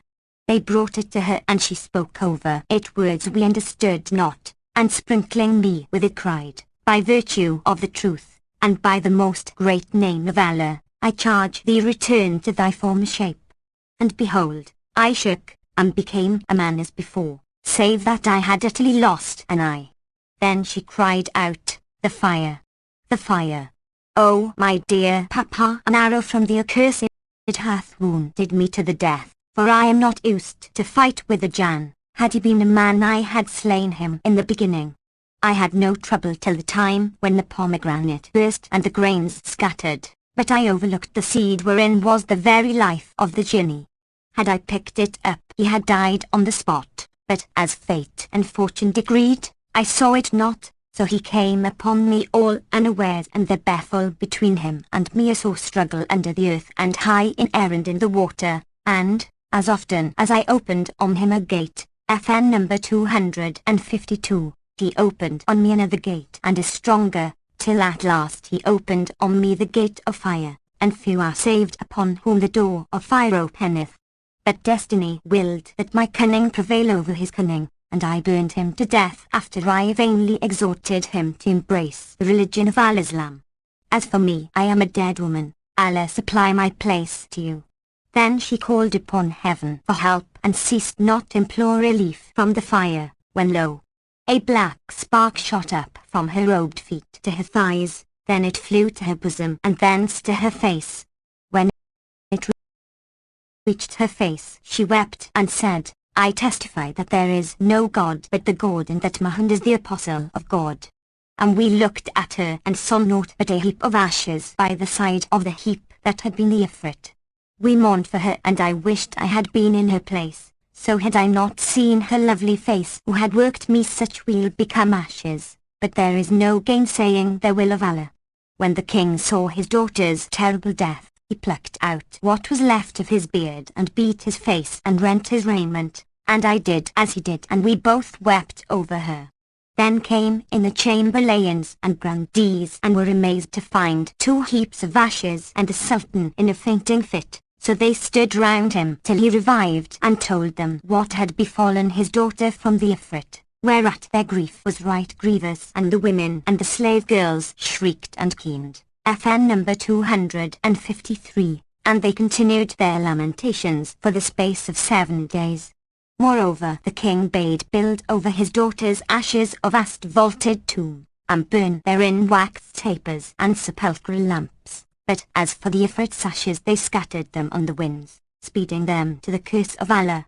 Then the Sultan fell sick of a sickness that well nigh brought him to his death for a month's space, and, when health returned to him and his beard grew again and he had been converted by the mercy of Allah to Al-Islam, he sent for me and said, "O youth, fate had decreed for us the happiest of lives, safe from all the chances and changes of time, till thou camest to us, when troubles fell upon us. Would to heaven we had never seen thee and the foul face of thee. For we took pity on thee, and thereby we have you lost our all. I have, on thy account, first lost my daughter, who to me was well worth 100 men. Secondly, I have suffered that which befell me by reason of the fire and the loss of my teeth, and my eunuch also was slain. I blame thee not, for it was out of thy power to prevent this. The doom of Allah was on thee as well as on us, and thanks be to the Almighty for that my daughter delivered thee, albeit thereby she lost her own life. Go forth now, O my son, from this my city, and suffice thee what hath befallen us through thee, even although 'twas decreed for us. Go forth in peace, and if I ever see thee again I will surely slay thee." And he cried out at me. So I went forth from his presence, O my lady, weeping bitterly and hardly believing in my escape and knowing not whither I should wend. And I recalled all that had befallen me, my meeting the tailor, my love for the damsel in the palace beneath the earth, and my narrow escape from the Ifrit, even after he had determined to do me die, and how I had entered the city as an ape and was now leaving it a man once more. Then I gave thanks to Allah and said, "My eye and not my life." And before leaving the place I entered the bath and shaved my Poland beard and mustachios and eyebrows, and cast ashes on my head and donned the coarse black woolen robe of a calendar. Then I fared forth, O my lady, and every day I pondered all the calamities which had betided me, and I wept and repeated these couplets: I am distraught, Yet verily his ruth abides with me. Around me gather hosts of ills, whence come I cannot see. Patient I'll be till patience self with me impatient wax. Patient forever till the Lord fulfill my destiny. Patient I'll bide without complaint, a wronged and vanquished man. Patient as sun parked white that spans the desert's sandy sea. Patient I'll be till Aloes FN number 254. Self unwittingly allow I'm patient under bitterer things than bitterest aloe. No bitterer things than aloes or than patience for mankind. Yet bitterer than that went to me were patience treachery. My seer and seamed and seared brow would drag him in my sore. If soul could search my sprite and the unsecret secrecy, were hills to bear the load I bear they'd grumble neath the weight. T'ud still the roaring wind, t'ud quench the flame tongue's flagrancy, and whoso saith the world is sweet certes a day he'll see with more than aloes bitterness and aloes pungency. Then I journeyed through many regions and saw many a city intending for Baghdad, that I might seek audience in the house of peace, FN number 255, with the commander of the faithful and tell him all that had befallen me. I arrived here this very night and found my brother in Allah, this first calendar, standing about as one perplexed. So I saluted him with peace be upon thee, and entered into discourse with him. Presently up came our brother, this third calendar, and said to us, Peace be with you. I am a stranger, whereto we replied, and we too be strangers, who have come hither this blessed night. So we all three walked on together, none of us knowing the other's history, till destiny drave us to this door and we came into you. Such then is my story and my reason for shaving my beard and mustachios, and this is what caused the loss of my eye. Said the house mistress, Thy tale is indeed rare, so rub thy head and wend thy ways. But he replied, I will not budge till I hear my companions' stories. Then came forward the third calender, and said, O illustrious lady, my history is not like that of these my comrades, but more wondrous and far more marvellous. In their case fate and fortune came down on them unawares, but I drew down destiny upon my own head and brought sorrow on mine own soul, and shaved my own beard and lost my own eye. Hear then the third calendar's tale. Know, O my lady, that I also am a king and the son of a king, and my name is Ajib son of Qazib. When my father died I succeeded him, and I ruled and did justice and dealt fairly by all my lieges. I delighted in sea trips, for my capital stood on the shore, before which the ocean stretched far and wide, and near hand were many great islands with sconces and garrisons in the midst of the main. My fleet numbered 50 merchantmen, and as many yachts for pleasance, and 150 sail ready fitted for holy war with the unbelievers. It fortuned that I had a mind to enjoy myself on the islands aforesaid, so I took ship with my people in 10 keel, and, carrying with me a month's victual, I set out on a 20 days' voyage. At one night a headwind struck us, and the sea rose against us with huge waves. The billows sorely buffeted us, and a dense darkness settled round us. We gave ourselves up for lost, and I said, Whoso endangereth his days, e'en he scape deserveth no praise. Then we prayed to Allah and besought him, but the storm blast ceased not to blow against us, nor the surges to strike us till morning broke. When the gale fell, the seas sank temporary stillness, and the sun shone upon us kindly clear. Presently we made an island where we landed and cooked somewhat of food, and ate heartily and took our rest for a couple of days. Then we set out again and sailed other 20 days, the seas broadening and the land shrinking. Presently the current ran counter to us, and we found ourselves in strange waters, where the captain had lost his reckoning, and was wholly bewildered in this sea. So said he to the lookout man, FN number 256. Get thee to the masthead and keep thine eyes open. He swarmed up the mast and looked out and cried aloud, O rays, I espy to starboard something dark, very like a fish floating on the face of the sea, and to larboard there is a loom in the midst of the main, now black and now bright. When the captain heard the lookout's words, he dashed his turban on the deck and plucked out his beard and beat his face, saying, "Good news indeed. We be all dead men, not one of us can be saved." And he fell to weeping, and all of us wept for his weeping and also for our lives. And I said, "O captain, tell us what it is the lookout saw." "Oh, my prince," answered he, "know that we lost our course on the night of the storm, which was followed on the morrow by a 2 days calm, during which we made no way, and we have gone astray 11 days reckoning from that night, with ne'er a wind to bring us back to our true course. Tomorrow by the end of the day we shall come to a mountain of black stone, high as the Magnet Mountain, FN number 257, for thither the currents carry us willy-nilly.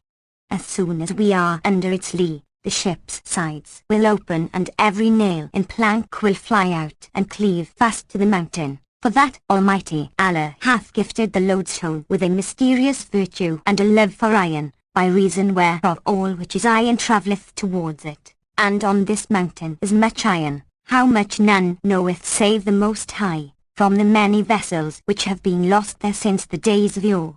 The bright spot upon its summit is a dome of yellow latten from Andalusia, vaulted upon 10 columns, and on its crown is a horseman who rideth a horse of brass and holdeth in hand a lance of latten, and there hangeth on his bosom a tablet of lead graven with names and talismans.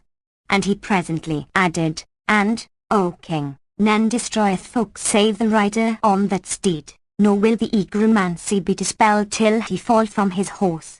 FN number 258. Then, O my lady, the captain wept with exceeding weeping, and we all made sure of death doom, and each and every one of us farewelled his friend and charged him with his last will and testament in case he might be saved.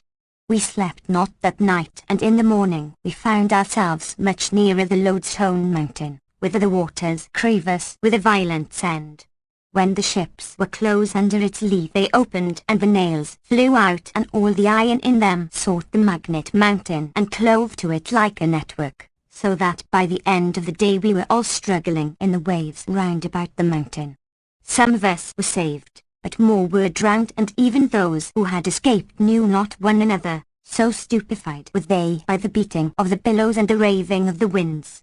As for me, O my lady, Allah, be his name exalted, preserved my life that I might suffer whatso he willed to me of hardship, misfortune and calamity, for I scrambled upon the plank from one of the ships, and the wind and waters threw it at the feet of the mountain.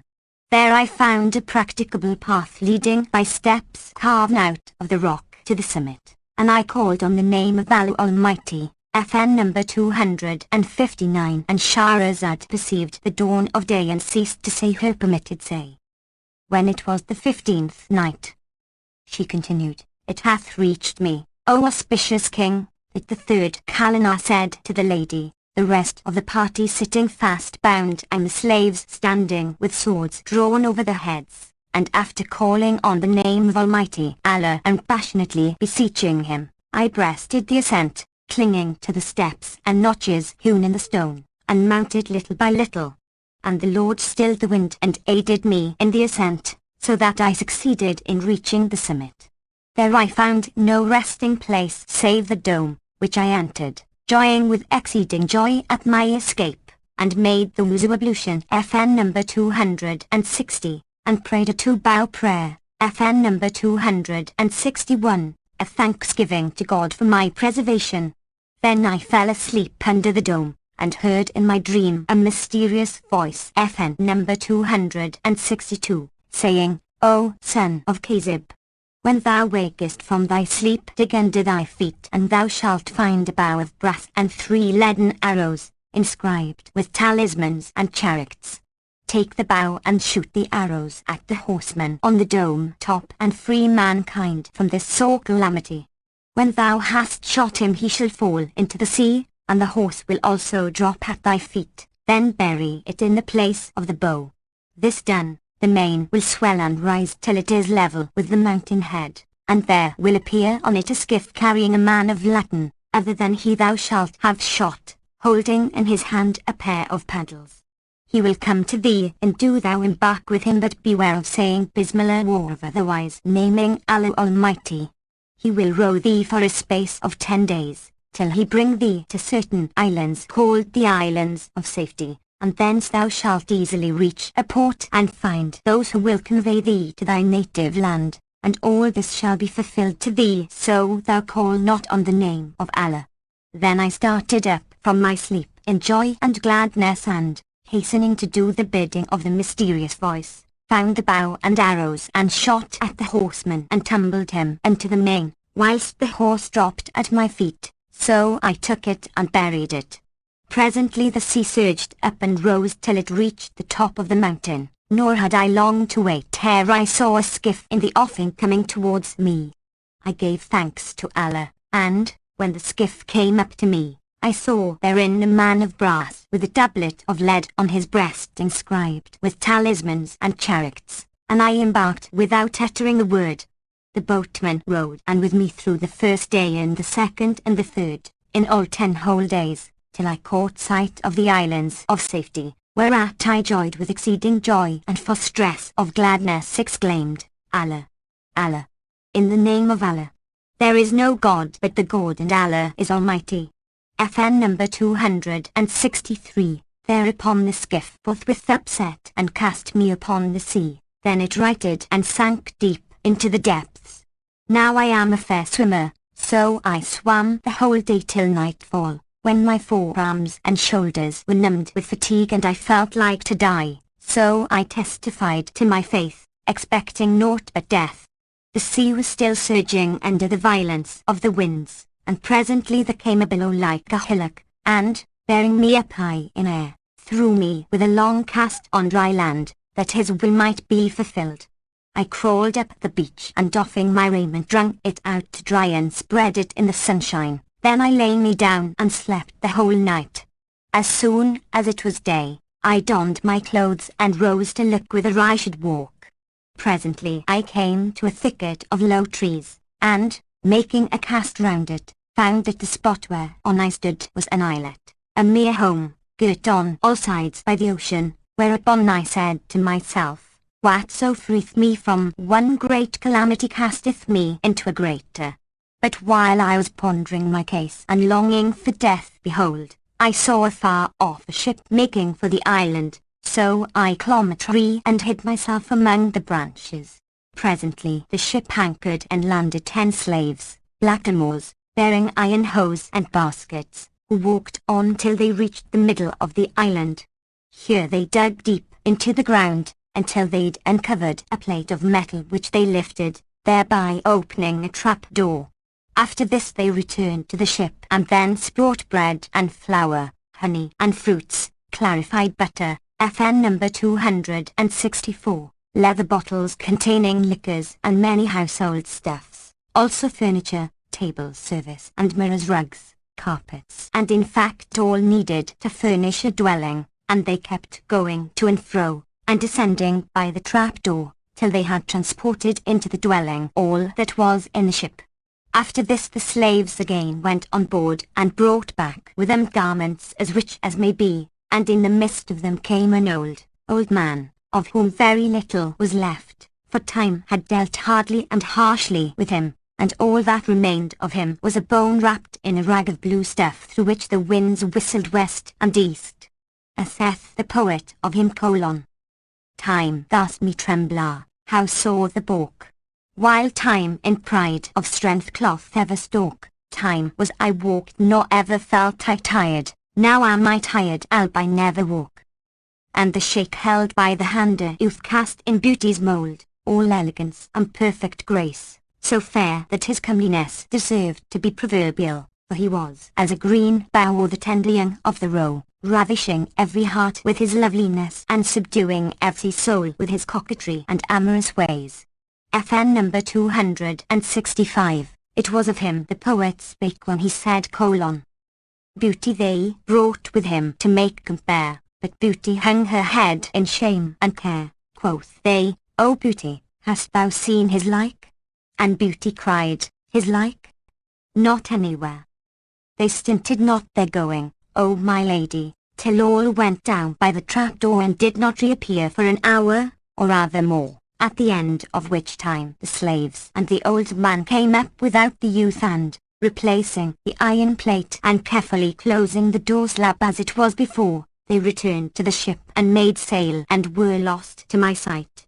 When they turned away to depart, I came down from the tree and, going to the place I had seen them fill up, scraped off and removed the earth, and in patience possessed my soul till I had cleared the whole of it away.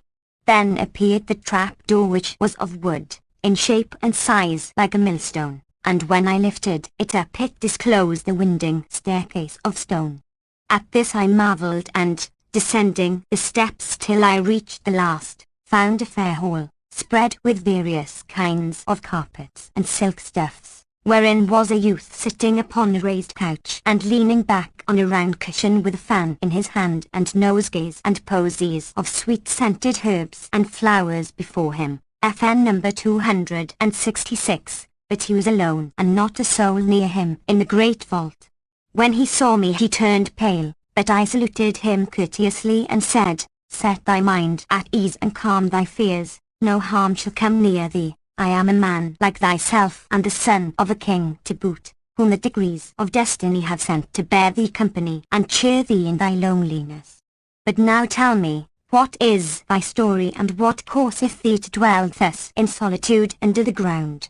When he was assured that I was of his kind and no jinni, he rejoiced and his fine colour returned, and, making me draw near to him, he said, "O my brother, my story is a strange story, and 'tis this.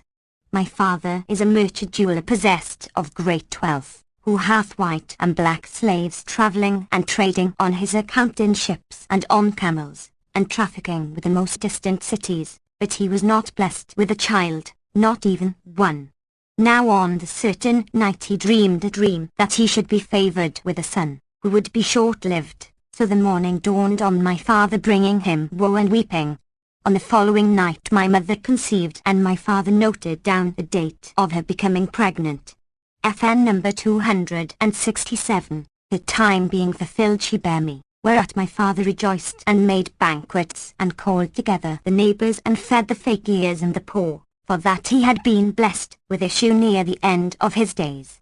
Then he assembled the astrologers and astronomers who knew the places of the planets, and the wizards and wise ones of the time, and men learned in horoscopes and nativities, FN number 268, and they drew out my birth scheme and said to my father, "Thy son shall live to 15 years, but in his 15th there is a sinister aspect, and he safely tied it over he shall attain a great age. And the cause that threateneth him with death is this. In the sea of peril standeth the mountain magnet height, on whose summit is a horseman of yellow laton seated on a horse also of brass and bearing on his breast a tablet of lead. 50 days after this rider shall fall from his steed thy son will die and his slayer will be he who shoots down the horseman, a prince named Ajib son of King Kazib." My father grieved with exceeding grief to hear these words, but reared me in tenderest fashion and educated me excellently well until my 15th year was told. 10 days ago news came to him that the horseman had fallen into the sea and he who shot him down was named Ajib son of King Kazib. My father thereupon wept bitter tears at the need of parting with me and became like one possessed of a jinni. However, being in mortal fear for me, he built me this place under the earth, and, stocking it with all required for the few days still remaining, he brought me hither in a ship and left me here. 10 are already past, and, when the 40 shall have gone by without danger to me, he will come and take me away, for he hath done all this solely in fear of Prince Ajib. Such, then, is my story and the cause of my loneliness. When I heard his history I marvelled and said in my mind, "I am the Prince Ajib who hath done all this, but as Allah is with me I will surely not slay him." So said I to him, "O my lord, far from thee be this hurt and harm, and then, please Allah, thou shalt not suffer cark nor care nor aught disquietude, for I will tarry with thee and serve thee as a servant," and then went my ways. And after having borne thee company during the 40 days, I will go with thee to thy home, where thou shalt give me an escort of some of thy Mamelukes, with whom I may journey back to my own city, and the Almighty shall requite thee for me." He was glad to hear these words, when I rose and lighted a large wax candle and trimmed the rumps and the 3 lanterns, and I set on meat and drink and sweetmeats. We ate and drank and sat talking over various matters till the greater part of the night was gone, when he lay down to rest, and I covered him up and went to sleep myself. Next morning I rose and warmed a little water, then lifted him gently so as to awake him, and brought him the warm water wherewith he washed his face, FN number 269, and said to me, "Heaven requite thee for me with every blessing, O youth.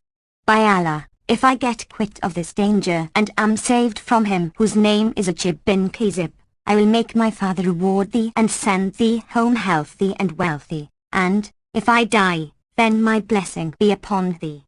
I answered, "May the day never dawn on which evil shall betide thee, and may Allah make my last day before thy last day."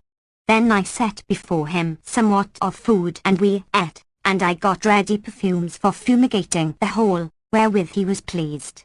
Moreover, I made him a mankala cloth, FN number 270, and we played and ate sweetmeats, and we played again and took our pleasure till nightfall, when I rose and lighted the lamps, and set before him somewhat to eat, and sat telling him stories till the hours of darkness were far spent.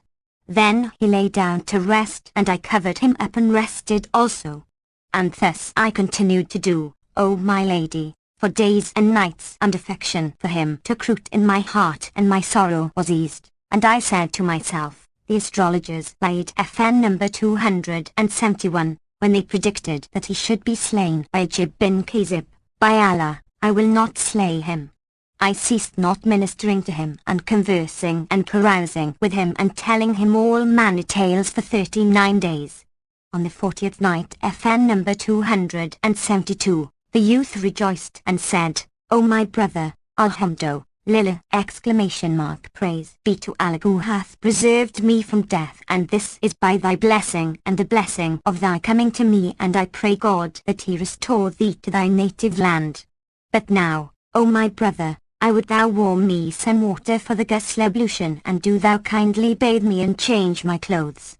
I replied, "With love and gladness," and I heated water in plenty, and carrying it into him washed his body all over the washing of health, FN number 273, with meal of lupins, FN number 274, and rubbed him well and changed his clothes and spread him a high bed whereon he lay down to rest, being drowsy after bathing. Then said he, "O my brother, cut me up a watermelon, and sweeten it with a little sugar candy." FN number 275. So I went to the storeroom, and bringing out a fine watermelon I found there, set it on a platter and laid it before him, saying, "O my master, hast thou not a knife?" "Here it is," answered he, "over my head upon the high shelf." So I got up in haste, and taking the knife drew it from its sheath, but my foot slipped in stepping down, and I fell heavily upon a youth holding in my hand the knife which hastened to fulfill what had been written on the day that decided the destinies of man, and buried itself, as if planted, in the youth's heart. He died on the instant. When I saw that he was slain, and knew that I had slain him, maugre myself, I cried out with an exceeding loud and bitter cry, and beat my face and rent my raiment, and said, "Verily we be Allah's, and unto him we be returning, O Muslims, O folk fain of Allah." There remained for this youth but one day of the 40 dangerous days which the astrologers and the learned had foretold for him, and the predestined death of this beautiful one was to be at my hand. Would heaven I had not tried to cut the watermelon! What dire misfortune is this I must bear fee for oath! What a disaster! What an affliction! O Allah mine, I implore thy pardon, and declare to thee my innocence of his death. But what God willeth, let that come to pass. FN number 276. And Shahrazad perceived the dawn of day, and ceased to say her permitted say. When it was the 16th night, she said, It hath reached me, O auspicious king, that Ajib thus continued his tale to the lady: When I was certified that I had slain him, I arose and descending the stairs replaced the trapdoor and covered it with earth as before. Then I looked out seawards and saw the ship cleaving the waters and making for the island, wherefore I was afeard and said, the moment they come and see the youth done to death, they will know 'twas I who slew him and will slay me without respite. So I climbed up into a high tree and concealed myself among its leaves, and hardly had I done so when the ship anchored and the slaves landed with the ancient man, the youth's father, and made direct for the place, and when they removed the earth they were surprised to see it soft.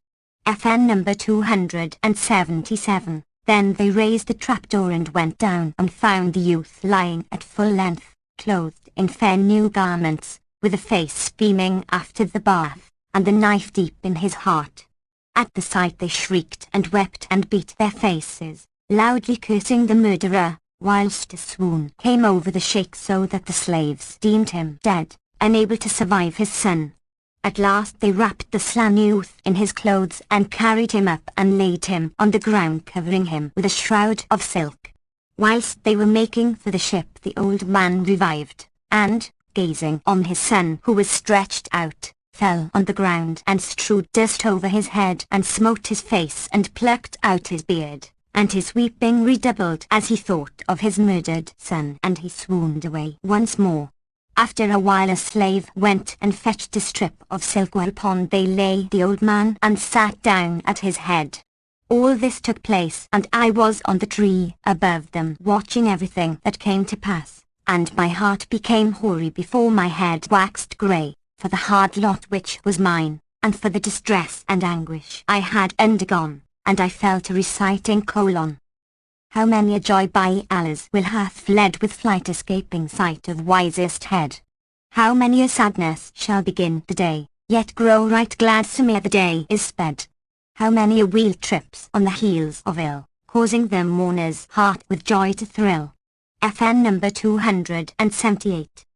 But the old man, O my lady, ceased not from his swoon till near sunset, when he came to himself and, looking upon his dead son, he recalled what had happened, and how what he had dreaded had come to pass, and he beat his face and head and recited these couplets: Racked is my heart by parting fro my friends, and two rills ever fro my eyelids flow, with them FN number 279, went forth my hopes, well away. What shift remaineth me to say or do? Would I had never looked upon their sight, what shift, fair sirs, when paths here strainer grow? What charm shall calm my pangs when this wise burn longings of love which in my vitals glow? Would I had trod with them the road of death, ne'er had befell us twain this parting blow. Allah, I pray the truthful show me wrath and mix our lives nor part them evermore. How blessed were we as death one roof we dwelt conjoined in joys nor recking aught of woe, till fortune shot us pith the severance shaft. Who shall patient bear such parting throe? And that of death struck down amid the tribe the ages pearl that morn saw brightest show. I cried the while his case took speech and said: Would heaven, my son, death mote his doomfalls low, which be the readiest road with thee to meet my son, for whom I would my soul bestow. If sun I call him no, the sun cloth set, if moon I call him, wane the moons, no. O sad mischance o' thee, O doom of days, thy place none other love shall ever know. Thy sire distracted sees thee, but despairs by wit or wisdom fate to overthrow. Some evil eye this day hath cast its spell, and foul befell him as it foul befell. Then he sobbed a single sob, and his soul fled his flesh. The slaves shrieked aloud, Alas, our Lord! And showered dust on their heads, and redoubled their weeping and wailing.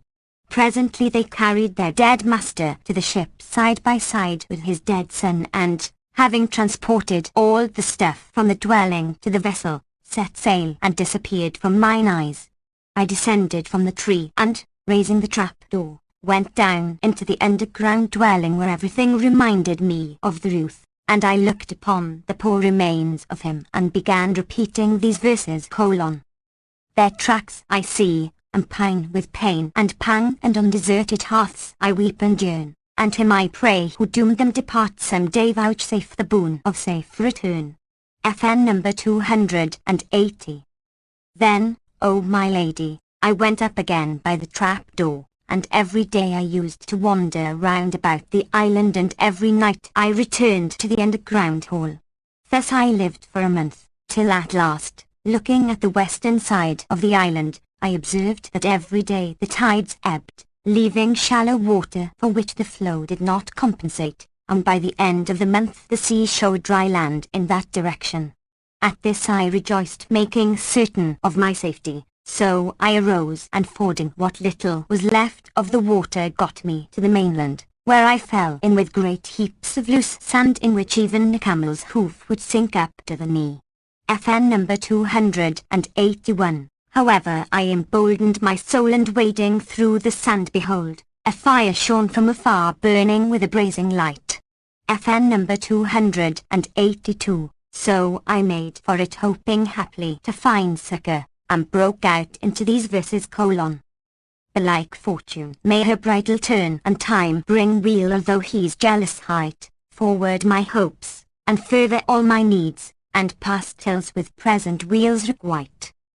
And when I drew near the fire aforesaid, lo, it was a palace with gates of copper burnished red, which, when the rising sun shone thereon, gleamed and glistened from afar, showing what had seemed to me a fire.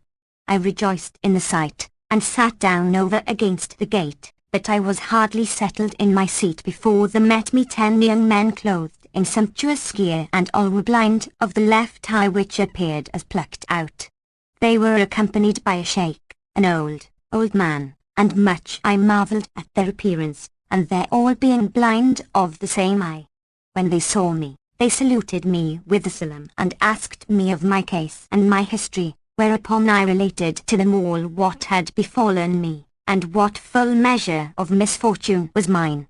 Marvelling at my tale, they took me to the mansion, where I saw ranged round the hall 10 couches, each with its blue bedding and coverlet of blue stuff. FN number 283, and amiddlemost stood a smaller couch furnished like them with blue and nothing else. As we entered, each of the youths took his seat on his own couch, and the old man seated himself upon the smaller one in the middle, saying to me, O youth, sit thee down on the floor, and ask not of our case nor of the loss of our eyes. Presently he rose up and set before each young man some meat in a charger and drink in a large mazer, treating me in like manner, and after that they sat questioning me concerning my adventures and what had betided me, and I kept telling them my tale till the night was fast spent. Then said the young men, O our sheikh, wilt not thou set before us our ordinary? The time is come. He replied, with love and gladness, and rose, and entering the closet disappeared, but presently returned bearing on his head 10 trays, each covered with a strip of blue stuff. He set a tray before each youth, and, lighting 10 wax candles, he stuck one upon each tray, and drew off the covers, and lo! Under them was naught but ashes and powdered charcoal and kettle soot. Then all the young men tucked up their sleeves to the elbows and fell a-weeping and wailing, and they blackened their faces and smeared their clothes and buffeted their brows and beat their breasts, continually exclaiming, We were sitting at our ease, but our frowardness brought us unease. They ceased not to do this till dawn drew nigh, when the old man rose and heated water for them, and they washed their faces, and donned other and clean clothes. Now when I saw this, O my lady, for very wonderment my senses left me, and my wits went wild, and heart and head were full of thought, till I forgot what had betided me, and I could not keep silence, feeling I fain must speak out and question them of these strangenesses. So I said to them, How come we to do this after we have been so open-hearted and frolicsome? Thanks be to Allah, ye be all sound and sane, yet actions such as these befit none but mad men or those possessed of an evil spirit. I conjure you by all that is dearest to you, why stint ye to tell me your history, and the cause of your losing your eyes and your blackening your faces with ashes and soot? Hereupon they turned to me and said, O young man, hearken not to thy youthtide's suggestions and question us no questions. Then they slept and I with them, and when they awoke the old man brought us somewhat of food, and, after we had eaten and the plates and goblets had been removed, they sat conversing till nightfall, when the old man rose and lit the wax candles and lamps and set meat and drink before us. After we had eaten and drunken we sat conversing and carousing in companionage till the noon of night, when they said to the old man, Bring us our ordinary, for the hour of sleep is at hand. So he rose and brought them the trays of soot and ashes, and they did as they had done on the preceding night, nor more, nor less. I abode with them after this fashion for the space of a month, during which time they used to blacken their faces with ashes every night, and to wash and change their raiment when the morn was young, and I but marvelled the more, and my scruples and curiosity increased to such a point that I had to forego even food and drink. At last, I lost command of myself, for my heart was aflame with fire unquenchable and low unconcealable, and I said, O young men, will ye not relieve my trouble and acquaint me with the reason of thus blackening your faces and the meaning of your words? How long we were sitting at our ease, but our frowardness brought us unease. Quoth they, 'twere better to keep these things secret.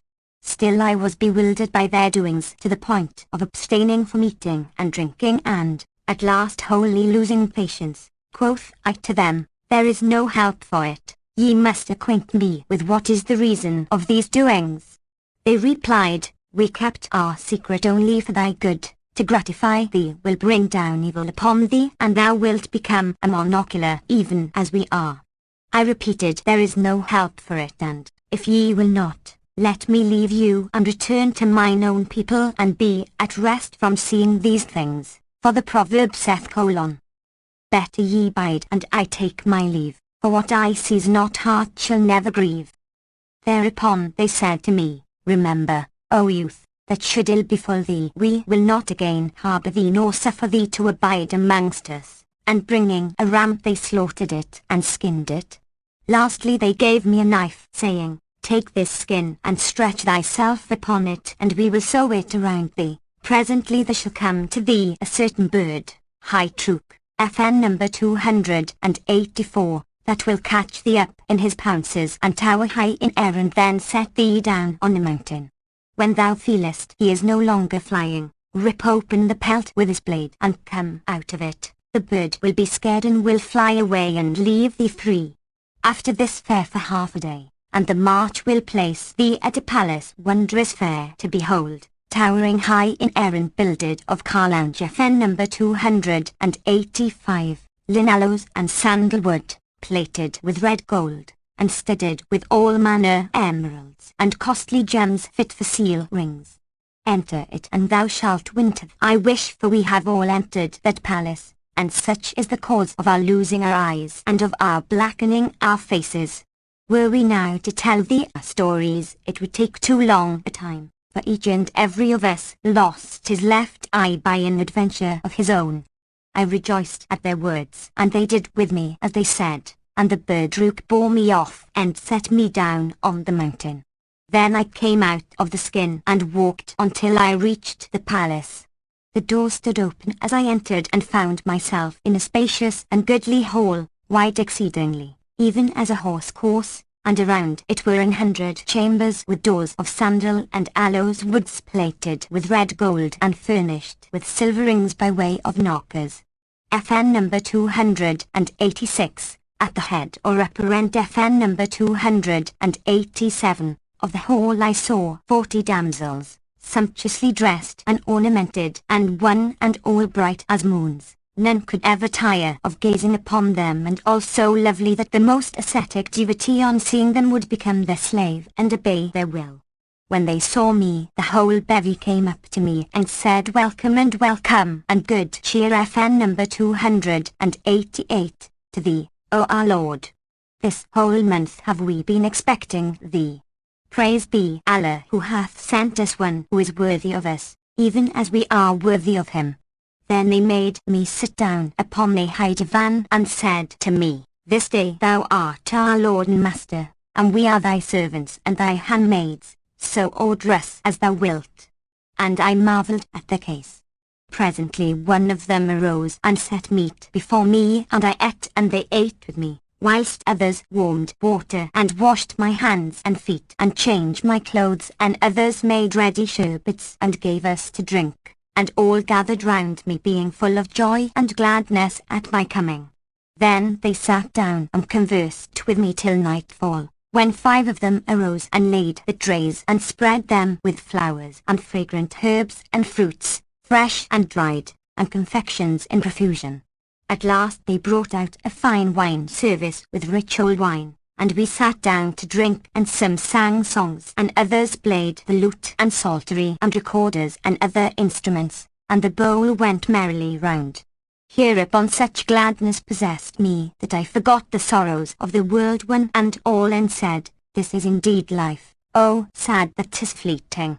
I enjoyed their company till the time came for rest, and our heads were all warm with wine, when they said, O our Lord, choose from amongst us who shall be thy bedfellow this night, and not lie with thee again till 40 days be past. So I chose a girl fair of face and perfect in shape, with eyes coal-edged by nature's hand, FN number 289, hair long and jet black with slightly parted teeth, FN number 290, and joining brows. 'Twas as if she was some limber graceful branchlet or the slender stalk of sweet basil, to amaze and to bewilder man's fancy, even as the poet said of such an one. To even her with greeny bough were vain fool he who finds her beauties in the roe, when hath the roe those lively lovely limbs, or honeydews those lips alone bestow. Those e'en, soul-piercing e'en, which slay with love, which bind the victim by their shafts laid low. My heart to second childhood they beguiled, no wonder, love-sick man again is child. And I repeated to her the Maker's words who said, None other charms but thine shall greet mine eyes, nor other image can my heart surprise, thy love, my lady, captives all my thoughts, and on that love I'll die and I'll arise. So I lay with her that night, none fairer I ever knew, and, when it was morning, the damsels carried me to the hammam bath and bathed me and robed me in fairest apparel. Then they served up food, and we ate and drank, and the cup went round till nightfall, when I chose from among them one fair of form and face, soft-sided and a model of grace, such an one as the poet described when he said, On her fair bosom caskets twain I scanned, sealed fast with musk seals, lovers to withstand, with arrowy glances stand on guard her eyes, whose shafts would shoot who dares put forth a hand. With her I spent a most goodly night, and, to be brief, O my mistress, I remained with them in all solace and delight of life, eating and drinking, conversing and carousing, and every night lying with one or other of them. But at the head of the new year they came to me in tears and bade me farewell, weeping and crying out and clinging about me, whereat I wondered and said, What may be the matter? Verily you break my heart. They exclaimed, Would heaven we had never known thee, for, though we have companies with many, yet never saw we a pleasanter than thou or a more courteous. And they wept again. But tell me more clearly, asked I, what causeth this weeping which maketh my gall-bladder, FN number 291, like to burst? And they answered, O our Lord and Master, it is severance which maketh us weep, and thou only, art the cause of our tears. If thou hearken to us we need never be parted, and if thou hearken not we part forever. But our hearts tell us that thou wilt not listen to our words, and this is the cause of our tears and cries. Tell me how the case standeth. Know, O our Lord, that we are the daughters of kings who have met here and have lived together for years, and once in every year we are perforce absent for 40 days, and afterwards we return and abide here for the rest of the 12-month, eating and drinking and taking our pleasure and enjoying delights. We are about to depart according to our custom, and we fear lest after we be gone thou contrary our charge and disobey our injunctions. Here now we commit to thee the keys of the palace which containeth 40 chambers, and thou mayest open of these 39. But beware, and we conjure thee by Allah and by the lives of us, lest thou open the 40th door, for therein is that which shall separate us forever. FN number 292, quoth I, assuredly I will not open it, if it contain the cause of severance from you. Then one among them came up to me and falling on my neck wept and recited these verses.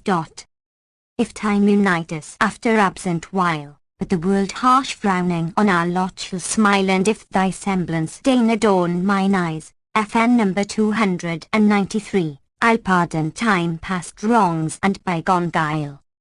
And I recited the following colon.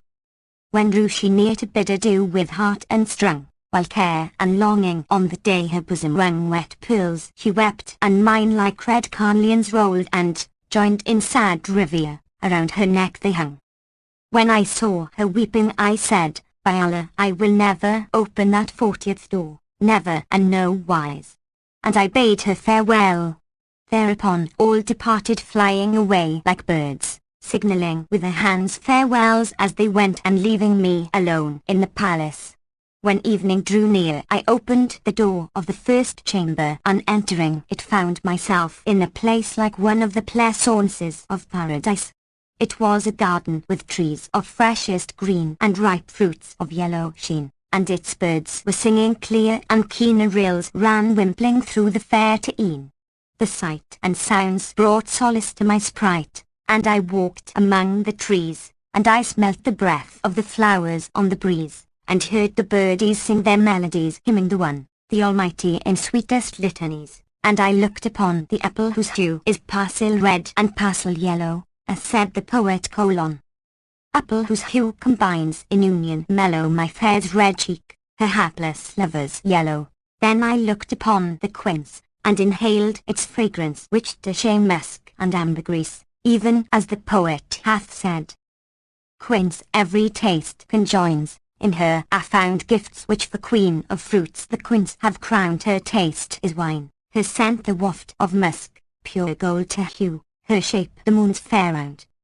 Then I looked upon the pear whose taste surpasseth sherbet and sugar, and the apricot FN number 294, whose beauty stricketh the eye with admiration, as if she were a polished ruby. Then I went out of the place and locked the door as it was before.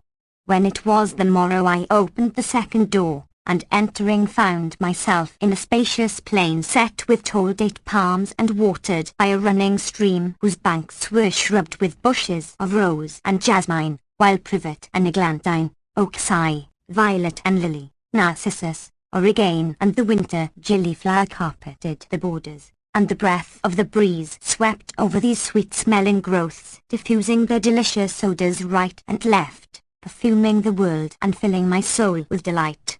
After taking my pleasure there a while I went from it, and, having closed the door as it was before, opened the third door, wherein I saw a high open hall pargeted with parti-coloured marbles and by a treasure of price and other precious stones, and hung with cages of sandalwood and eaglewood, full of birds which made sweet music, such as the thousand-voiced, FN number 295, and the cushat, the merle, the turtle-dove and the Nubian ring-dove. My heart was filled with pleasure thereby, my grief was dispelled, and I slept in the aviary till dawn. Then I unlocked the door of the fourth chamber, and therein found a grand saloon with 40 smaller chambers giving upon it. All their doors stood open, so I entered and found them full of pearls and jacinths and beryls and emeralds and corals and carbuncles, and all manner precious gems and jewels, such as tongue of man may not describe. My thought was stunned at the sight, and I said to myself, these be things methinks united which could not be found save in the treasuries of a king of kings, nor could the monarchs of the world have collected the like of these. And my heart dilated and my sorrows ceased. For, quoth I, now verily am I the monarch of the age, since by Allah's grace this enormous wealth is mine, and I have 40 damsels under my hand, nor is there any to claim them save myself. Then I gave not over, opening place after place until 39 days were past, and in that time I had entered every chamber except that one whose door the princesses had charged me not to open. But my thoughts, O my mistress, ever ran on that forbidden 40th FN number 296, and Satan urged me to open it for my own undoing, nor had I patience to forbear, albeit there wanted of the trysting time but a single day. So I stood before the chamber aforesaid, and, after a moment's hesitation, opened the door, which was plated with red gold, and entered. I was met by a perfume whose like I had never before smelt, and so sharp and subtle was the odour that it made my senses drunken as with strong wine, and I fell to the ground in a fainting fit which lasted a full hour. When I came to myself I strengthened my heart and, entering, found myself in a chamber whose floor was bespread with saffron and blazing with light from branched candelabra of gold and lamps fed with costly oils, which diffused the scent of musk and ambergris. I saw there also 2 great censers, each big as a mazer bowl, FN number 297, flaming with linaloes, nad perfume, FN number 298, ambergris and honeyed scents, and the place was full of their fragrance. Presently, O my lady, I espied a noble steed, black as the murks of night when murkiest, standing, ready saddled and bridled, and his saddle was of red gold, before 2 mangers, one of clear crystal wherein was husked sesame, and the other also of crystal containing water of the rose scented with musk. When I saw this I marvelled and said to myself, doubtless in this animal must be some wondrous mystery, and Satan cozened me, so I led him without the palace and mounted him, but he would not stir from his place. So I hammered his sides with my heels, but he moved not, and then I took the rein whip, FN number 299, and struck him withal. When he felt the blow, he neighed a neigh with a sound like deafening thunder and, opening a pair of wings FN number 300, flew up with me in the firmament of heaven far beyond the eyesight of man. After a full hour of the flight he descended and alighted on the terrace roof, and shaking me off his back lashed me on the face with his tail and gouged out my left eye, causing it to roll along my cheek. Then he flew away. I went down from the terrace and found myself again amongst the 10 one-eyed youths sitting upon their 10 couches with blue covers, and they cried out when they saw me, "No welcome to thee, nor aught of good cheer." We all lived of lives the happiest, and we ate and drank of the best. Upon brocades and cloths of gold we took rest, and we slept with our heads on beauty's breast, that we could not await one day to gain the delights of a year. Quoth I, "Behold, I have become one like unto you, and now I would have you bring me a tray full of blackness, wherewith to blacken my face, and receive me into your society." "No, by Allah," quoth they, "thou shalt not sojourn with us, and now get thee hence." So they drove me away.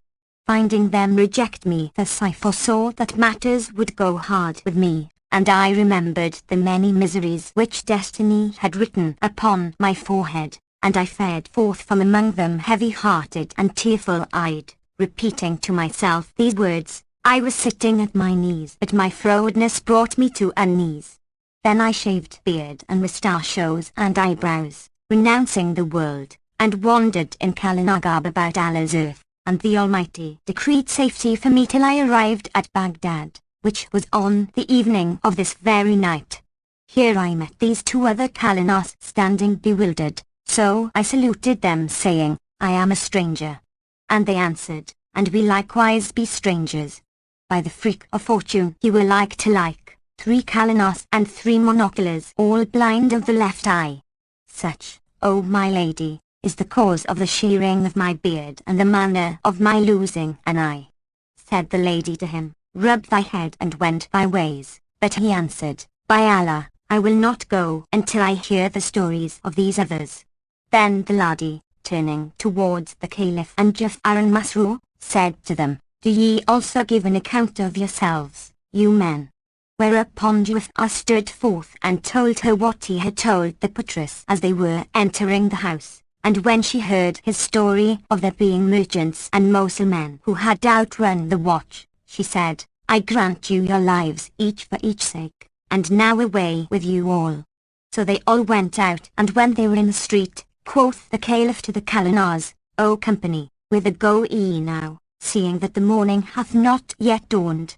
Quoth they, By Allah, O our Lord, we know not where to go. Come and pass the rest of the night with us, said the Caliph, and, turning to Juffa, take them home with thee, and tomorrow bring them to my presence that we may chronicle their adventures. Juffa did as the Caliph bade him, and the commander of the faithful returned to his palace, but sleep gave no sign of visiting him that night, and he lay awake pondering the mishaps of the 3 Kalanar princes, and impatient to know the history of the ladies and the 2 black bitches. No sooner had morning dawned than he went forth and sat upon the throne of his sovereignty, and, turning to Juffa, after all his grandees and officers of state were gathered together, he said, Bring me the 3 ladies and the 2 bitches and the 3 Kalanars. So Juffa fared forth and brought them all before him, and the ladies were veiled. Then the minister turned to them and said in the Caliph's name, We pardon you your maltreatment of us and your want of courtesy, in consideration of the kindness which forewent it, and for that ye knew us not. Now, however, I would have you to know that ye stand in presence of the 5th FN number 301, of the sons of Abbas, Harun al-Rashid, brother of Caliph Musa al-Hadi, son of al-Mansur, son of Muhammad, the brother of al-Safa bin Muhammad, who was first of the royal house. Speak ye therefore before him the truth and the whole truth. When the ladies heard Jaffar's words touching the commander of the faithful, the eldest came forward and said, O Prince of true believers, my story is one which, were it graven with needle gravers upon the eye corners, were a warner for whoso would be warned, and an example for whoso can take profit from example. And Shahrazad perceived the dawn of day and ceased to say her permitted say. When it was the 17th night, she said, It hath reached me, O auspicious King, that she stood forth before the commander of the faithful and began to tell the eldest lady's tale. Verily a strange tale is mine, and 'tis this: yon 2 black bitches are my eldest sisters by one mother and father, and these 2 others, she who beareth upon her the signs of stripes, and the 3rd procuratrix are my sisters by another mother. When my father died, each took her share of the heritage, and, after a while, my mother also deceased, leaving me and my sisters German 3,000 dinars. So each daughter received her portion of 1,000 dinars, and I the same, Alp the youngest. In due course of time my sisters married with the usual festivities, and lived with their husbands, who bought merchandise with their wives' monies and set out on their travels together. Thus they threw me off. My brothers-in-law were absent with their wives 5 years, during which period they spent all the money they had and, becoming bankrupt, deserted my sisters in foreign parts amid stranger folk. After 5 years my eldest sister returned to me in beggar's gear with her clothes in rags and tatters, FN number 302, and a dirty old mantilla, FN number 303, and truly she was in the foulest and sorriest plight.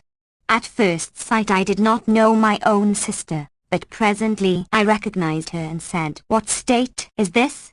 O our sister, she replied, words cannot undo the done, and the reed of destiny hath run through what Allah decreed. Then I sent her to the bath and dressed her in a suit of mine own, and boiled for her a bouillon and brought her some good wine, and said to her, O my sister, thou art the eldest, who still standest to us in the stead of father and mother, and, as for the inheritance which came to me as to you twain, Allah hath blessed it and prospered it to me with increase, and my circumstances are easy, for I have made much money by spinning and cleaning silk, and I and you will share my wealth alike. I entreated her with all kindliness, and she abode with me a whole year, during which our thoughts and fancies were always full of our other sister. Shortly after she too came home in yet fouler and sorrier plight than that of my eldest sister, and I dealt by her still more honourably than I had done by the first, and each of them had a share of my substance.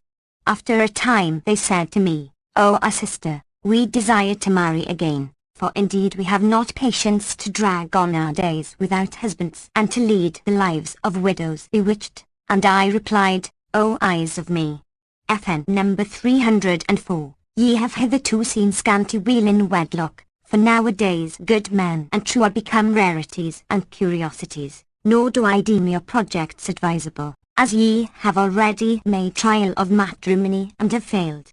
But they would not accept my advice and married without my consent. Nevertheless I gave them outfit and dowries out of my money, and they fared forth with their mates. In a mighty little time their husbands played them false and, taking whatever they could lay hands upon, leavened and left them in the lurch.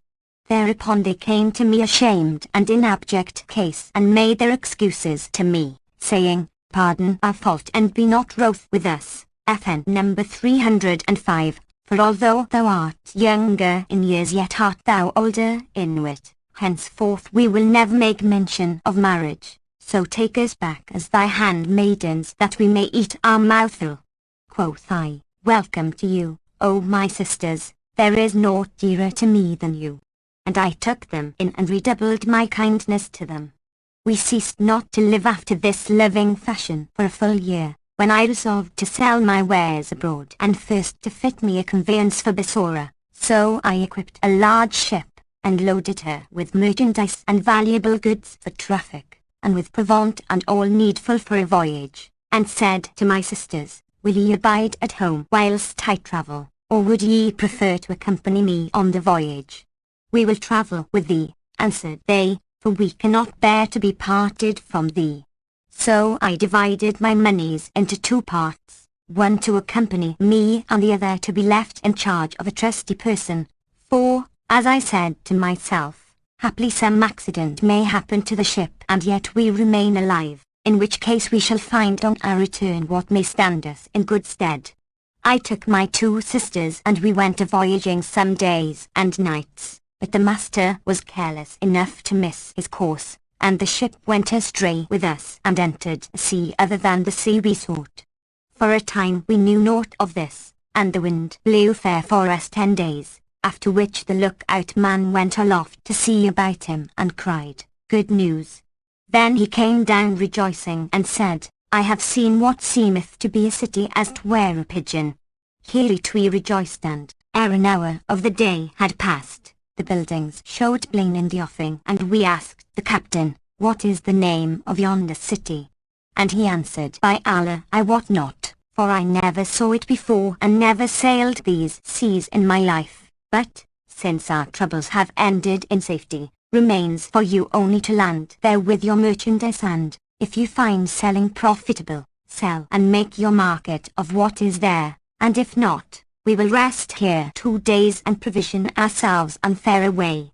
So we entered the port and the captain went uptown and was absent a while, after which he returned to us and said, "Arise, go up into the city and marvel at the works of Allah with his creatures and pray to be preserved from his righteous wrath." So we landed and going up into the city, saw at the gate men hending staves in hand, but when we drew near them, behold, they had been translated FN number 306, by the anger of Allah and had become stones. Then we entered the city and found all who therein wound into black stones instant, not an inhabited house appeared to the espier, nor was there a blower of fire. FN number 307. We were awestruck at the sight and threaded the market streets where we found the goods and gold and silver left lying in their places, and we were glad and said, "Doubtless there is some mystery in all this." Then we dispersed about the thoroughfares and each busied himself with collecting the wealth and money and rich stuffs, taking scanty heed of friend or comrade. As for myself, I went up to the castle which was strongly fortified, and, entering the king's palace by its gate of red gold, found all the vase of gold and silver, and the king himself seated in the midst of his chamberlains and nabobs and emirs and wazirs, all clad in raiment which confounded man's art. I drew nearer and saw him sitting on a throne encrusted and inlaid with pearls and gems, and his robes were of gold cloth adorned with jewels of every kind, each one flashing like a star. Around him stood 50 Mamelukes, white slaves, clothed in silks of divers sorts, holding their drawn swords in their hands, but when I drew near to them, lo, all were black stones. My understanding was confounded at the sight, but I walked on and entered the great hall of the harem, FN number 308, whose walls I found hung with tapestries of gold-striped silk and spread with silken carpets embroidered with golden flowers. Here I saw the queen lying at full length arrayed in robes purfled with fresh young FN number 309, pearls. On her head was a diadem set with many sorts of gems, each fit for a ring FN number 310, and around her neck hung collars and necklaces. All her raiment and her ornaments were in natural estate, but she had been turned into a black stone by Allah's wrath. Presently I espied an open door, for which I made straight and found leading to it a flight of 7 steps.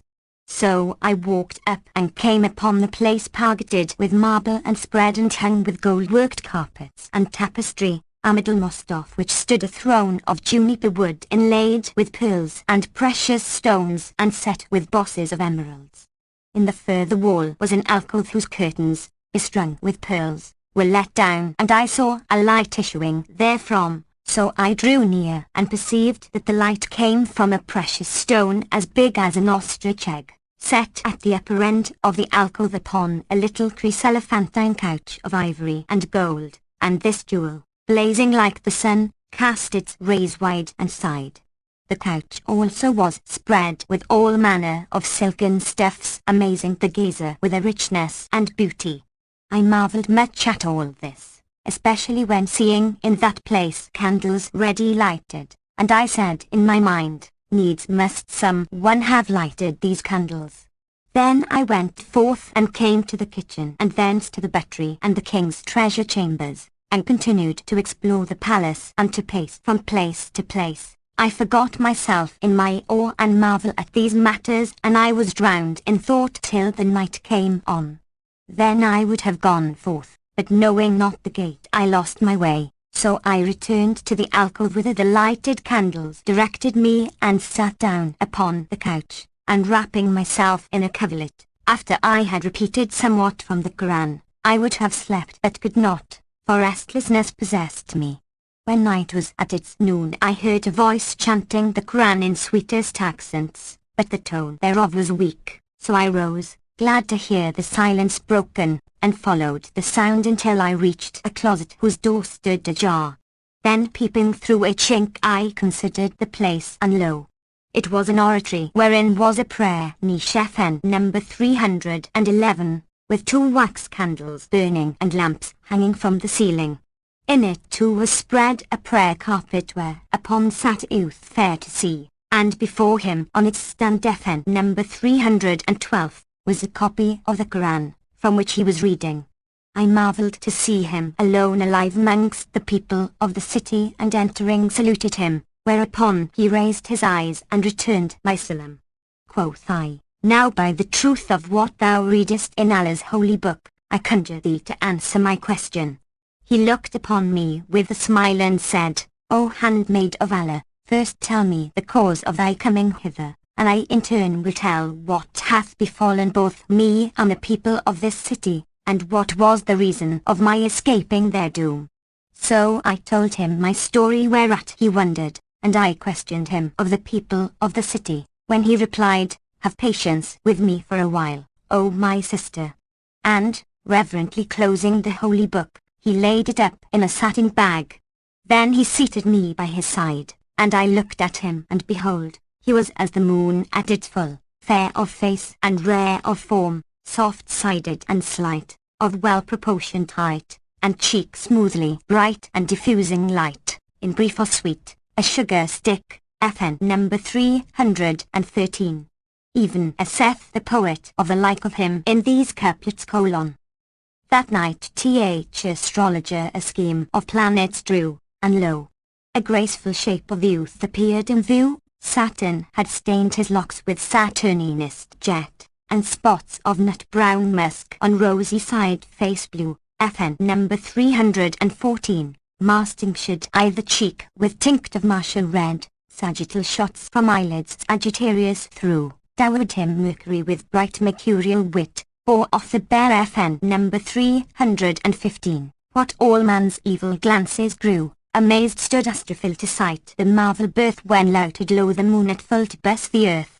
And of a truth Allah the Most High had robed him in the raiment of perfect grace, and had perfect infringed it with the cheek all beauty and loveliness, even as the poet saith of such an one : by his eyelids shedding perfume and his fine slim waist I swear, by the shooting of his shafts barbed with sorcery passing rare, by the softness of his sides, FN number 316, and glances lingering light, and brow of dazzling daytide ray and night within his hair, by his eyebrows which denied who look upon them rest, now bidding now for binding, ever dealing joy and care, by the rose that decks his cheek, and the myrtle of its moss, FN number 317, by jacinths bedded in his lips and pearl his smile lays bare, by his graceful bending neck and the curving of his breast, whose polished surface beareth those granados, lovely bare, by his heavy hips that quiver as he passeth in his pride, or he resteth with that waist which is slim beyond compare,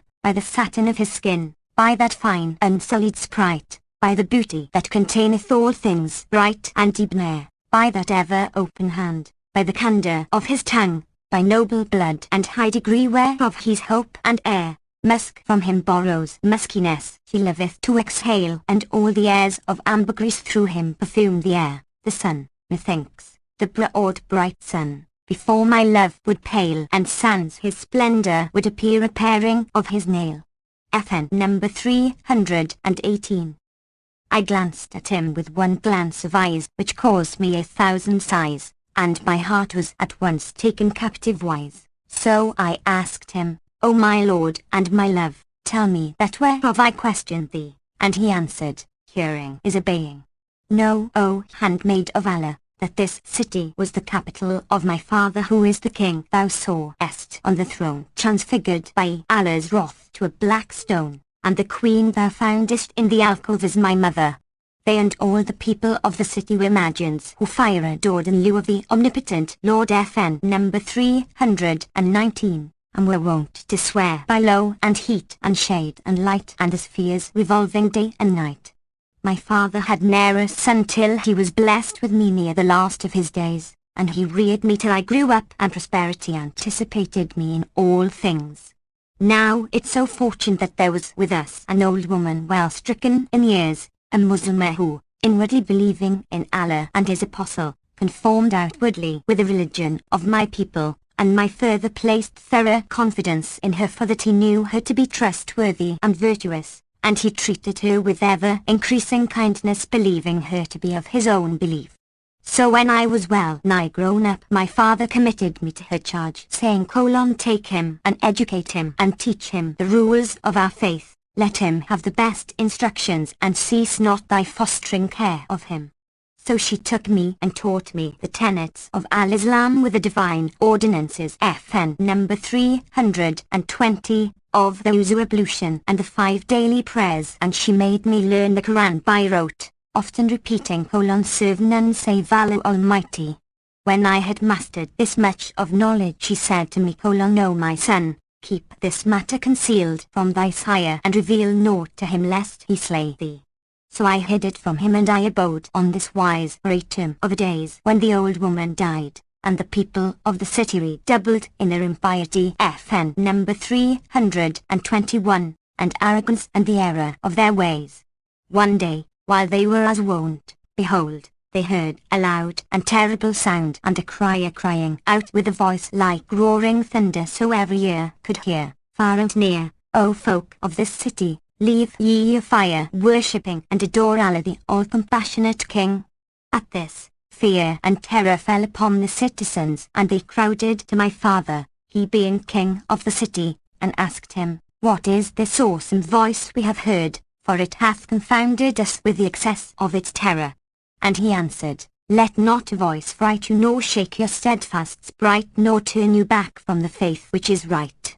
Their hearts inclined to his words, and they ceased not to worship the fire, and they persisted in rebellion for a full year from the time they heard the first voice, and on the anniversary came a second cry, and a third at the head of the third year. Each year once still they persisted in their malpractices, till one day at break of dawn, judgment and the wrath of heaven descended upon them with all suddenness, and by the visitation of Allah all were metamorphosed into black stones. FN number 322. They and the beasts and the cattle, and none was saved save myself, who at the time was engaged in my devotions. From that day to this I am in the case thou sayest, constant in prayer and fasting and reading and reciting the Quran, but I am indeed grown weary by reason of my loneliness, having none to bear me company. Then said I to him, for in very sooth he had won my heart and was the lord of my life and soul, "O youth, wilt thou fare with me to Baghdad city and visit the ulama and men learned in the law and doctors of divinity, and get the increase of wisdom and understanding and theology? And know that she who standeth in thy presence will be thy handmaid, albeit she be head of her family and mistress over men and eunuchs and servants and slaves. Indeed my life was no life before it fell in with thy youth. I have here a ship laden with merchandise, and in very truth destiny drove me to this city that I might come to the knowledge of these matters, for it was fated that we should meet. And I ceased not to persuade him and speak him fair and use every art till he consented. And Shahrazad perceived the dawn of day and ceased to say her permitted say. When it was the 18th night, she continued, it hath reached me, O auspicious king, that the lady ceased not persuading with soft speech the youth to depart with her till he consented and said yes. She slept that night lying at his feet and hardly knowing where she was for excess of joy. As soon as the next morning dawned, she pursued, addressing the caliph, I arose and we entered the treasuries and took thence whatever was light in weight and great in worth. Then we went down side by side from the castle to the city, where we were met by the captain and my sisters and slaves who had been seeking for me. When they saw me they rejoiced and asked what had stayed me, and I told them all I had seen and related to them the story of the young prince and the transformation wherewith the citizens had been justly visited. Here it all marvelled, that when my two sisters, these two bitches, O commander of the faithful, saw me by the side of my young lover they jealoused me on his account and were wroth and plotted mischief against me. We awaited a fair wind and went on board rejoicing and ready to fly for joy by reason of the goods we had gotten, but my own greatest joyance was in the youth, and we waited a while till the wind blew fair for us, and then we set sail and fared forth. Now as we sat talking, my sisters asked me, And what wilt thou do with this handsome young man? And I answered, I purpose to make him my husband. Then I turned to him and said, O my lord, I have that to propose to thee wherein thou must not cross me, and this it is that, when we reach Baghdad, my native city, I offer thee my life as thy handmaiden in holy matrimony, and thou shalt be to me baron and I will be femme to thee. He answered, I hear and I obey. Thou art my lady and my mistress, and whatso thou dost I will not gainsay. Then I turned to my sisters and said, This is my gain, I content me with this youth, and those who have gotten aught of my property let them keep it as their gain with my good will. Thou sayest and dost well, answered the twain, but they imagined mischief against me. We ceased not spooning before a fair wind till we had exchanged the sea of peril for the seas of safety, and in a few days, we made Bassorah city, whose buildings loomed clear before us as evening fell. But after we had retired to rest and were sound asleep, my two sisters arose and took me up, bed and all, and threw me into the sea. They did the same with the young prince who, as he could not swim, sank and was drowned, and Allah enrolled him in the noble army of martyrs. FN number 323. As for me, would heaven I had been drowned with him, but Allah deemed that I should be of the saved. So when I awoke and found myself in the sea and saw the ship making off like a dash of lightning, he threw in my way a piece of timber which I bestrided, and the waves tossed me to and fro till they cast me upon an island coast, a high land and an uninhabited. I landed and walked about the island the rest of the night, and, when morning dawned, I saw a rough track barely fit for child of Adam to tread, leading to what proved a shallow ford connecting island and mainland. As soon as the sun had risen, I spread my garments to dry in its rays, and ate of the fruits of the island and drank of its waters. Then I set out along the foot track and ceased not walking till I reached the mainland. Now when there remained between me and the city but a 2 hours' journey, behold, a great serpent, the bigness of a date palm, came fleeing towards me in all haste, gliding along now to the right then to the left till she was close upon me, whilst her tongue lolled groundwards a span long and swept the dust as she went. She was pursued by a dragon FN number 324, who was not longer than 2 lances, and of slender build about the bulk of a spear, and, although her terror lent her speed, and she kept wriggling from side to side, he overtook her and seized her by the tail, whereat her tears streamed down and her tongue was thrust out in her agony. I took pity on her and, picking up a stone and calling upon Allah for aid, threw it at the dragon's head with such force that he died then and there, and the serpent, opening a pair of wings, flew into the lift and disappeared from before my eyes. I sat down marvelling over that adventure, but I was weary and, drowsiness overcoming me, I slept where I was for a while. When I awoke I found a jet-black damsel sitting at my feet shampooing them, and by her side stood 2 black bitches, my sisters, O Commander of the Faithful. I was ashamed before her FN number 325, and, sitting up, asked her, O my sister, who and what art thou? And she answered, How soon hast thou forgotten me? I am she for whom thou wroughtest a good deed, and sowedest the seed of gratitude, and slewest her foe, for I am the serpent whom by Allah's aid and thou didst just now deliver from the dragon.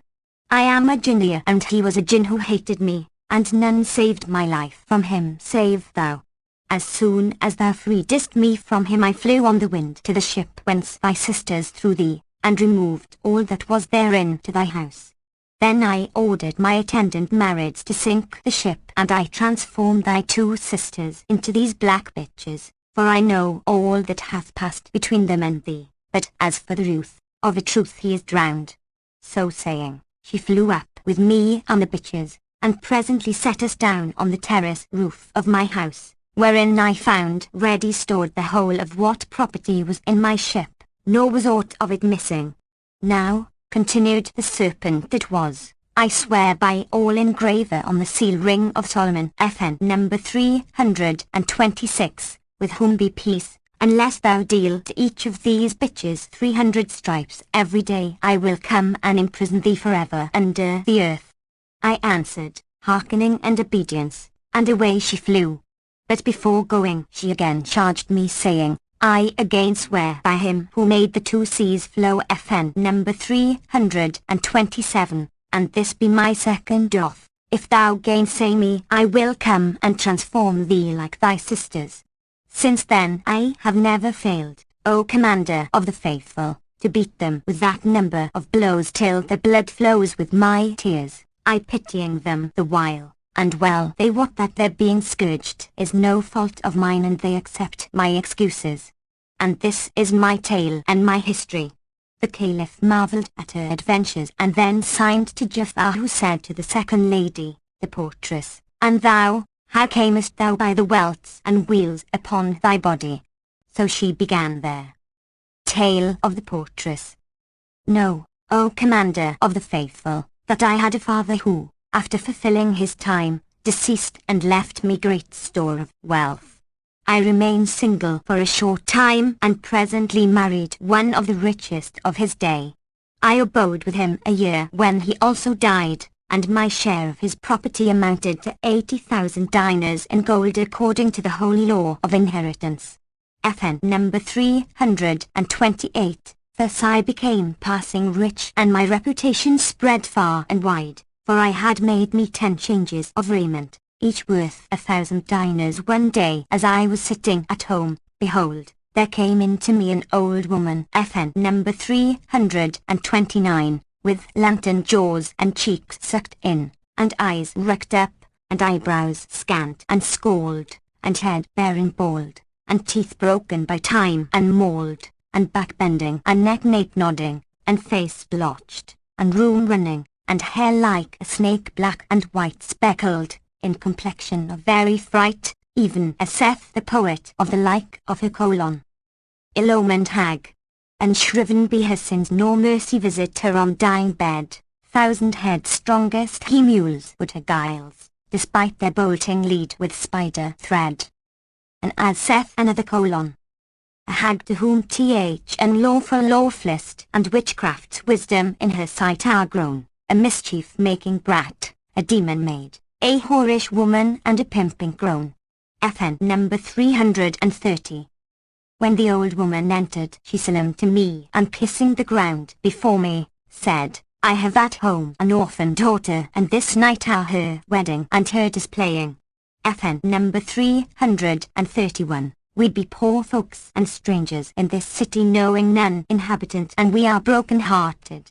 So do thou earn for thyself a recompense and a reward in heaven by being present at her displaying, and, when the ladies of this city shall hear that thou art to make act of presence, they also will present themselves, so shalt thou comfort her affliction, for she is sore bruised in spirit, and she hath none to look to save Allah the Most High. Then she wept and kissed my feet, reciting these couplets colon. Thy presence bringeth us a grace we own before thy winsome face, and wert thou absent ne'er in one could stand instead or take thy place. So pity get hold on me and compassion, and I said, hearing is consenting, and, please Allah, I will do somewhat more for her, nor shall she be shown to her bridegroom save in my raiment and ornaments and jewelry. At this the old woman rejoiced and bowed her head to my feet and kissed them, saying, Allah requite thee weal, and comfort thy heart even as thou hast comforted mine. But, O my lady, do not trouble thyself to do me this service at this hour, be thou ready by supper time. FN number 332, when I will come and fetch thee. So saying she kissed my hand and went her ways. I set about stringing my pearls and donning my brocades and making my toilette, little recking what fortune had in womb for me, when suddenly the old woman stood before me, simpering and smiling till she showed every tooth stump, and quoth she, O my mistress, the city madams have arrived, and when I apprised them that thou promisedst to be present, they were glad, and they are now awaiting thee and looking eagerly for thy coming and for the honor of meeting thee. So I threw on my mantle and, making the old crone walk before me and my handmaidens behind me, I fared till we came to a street well watered and swept neat, where the winnowing breeze blew cool and sweet. Here we were stopped by a gate arched over with a dome of marble stone firmly seated on solidest foundation, and leading to a palace whose walls from earth rose tall and proud, and whose pinnacle was crowned by the clouds. FN number 333, and over the door we were it these couplets colon. I am the one where mirth shall ever smile, the home of joyance through my lasting while, and mid my court a fountain jets and flows, nor tears nor troubles shall that fount defile. The merge with royal newlands. FN number 334, bloom is dight, myrtle, narcissus flower and chamomile,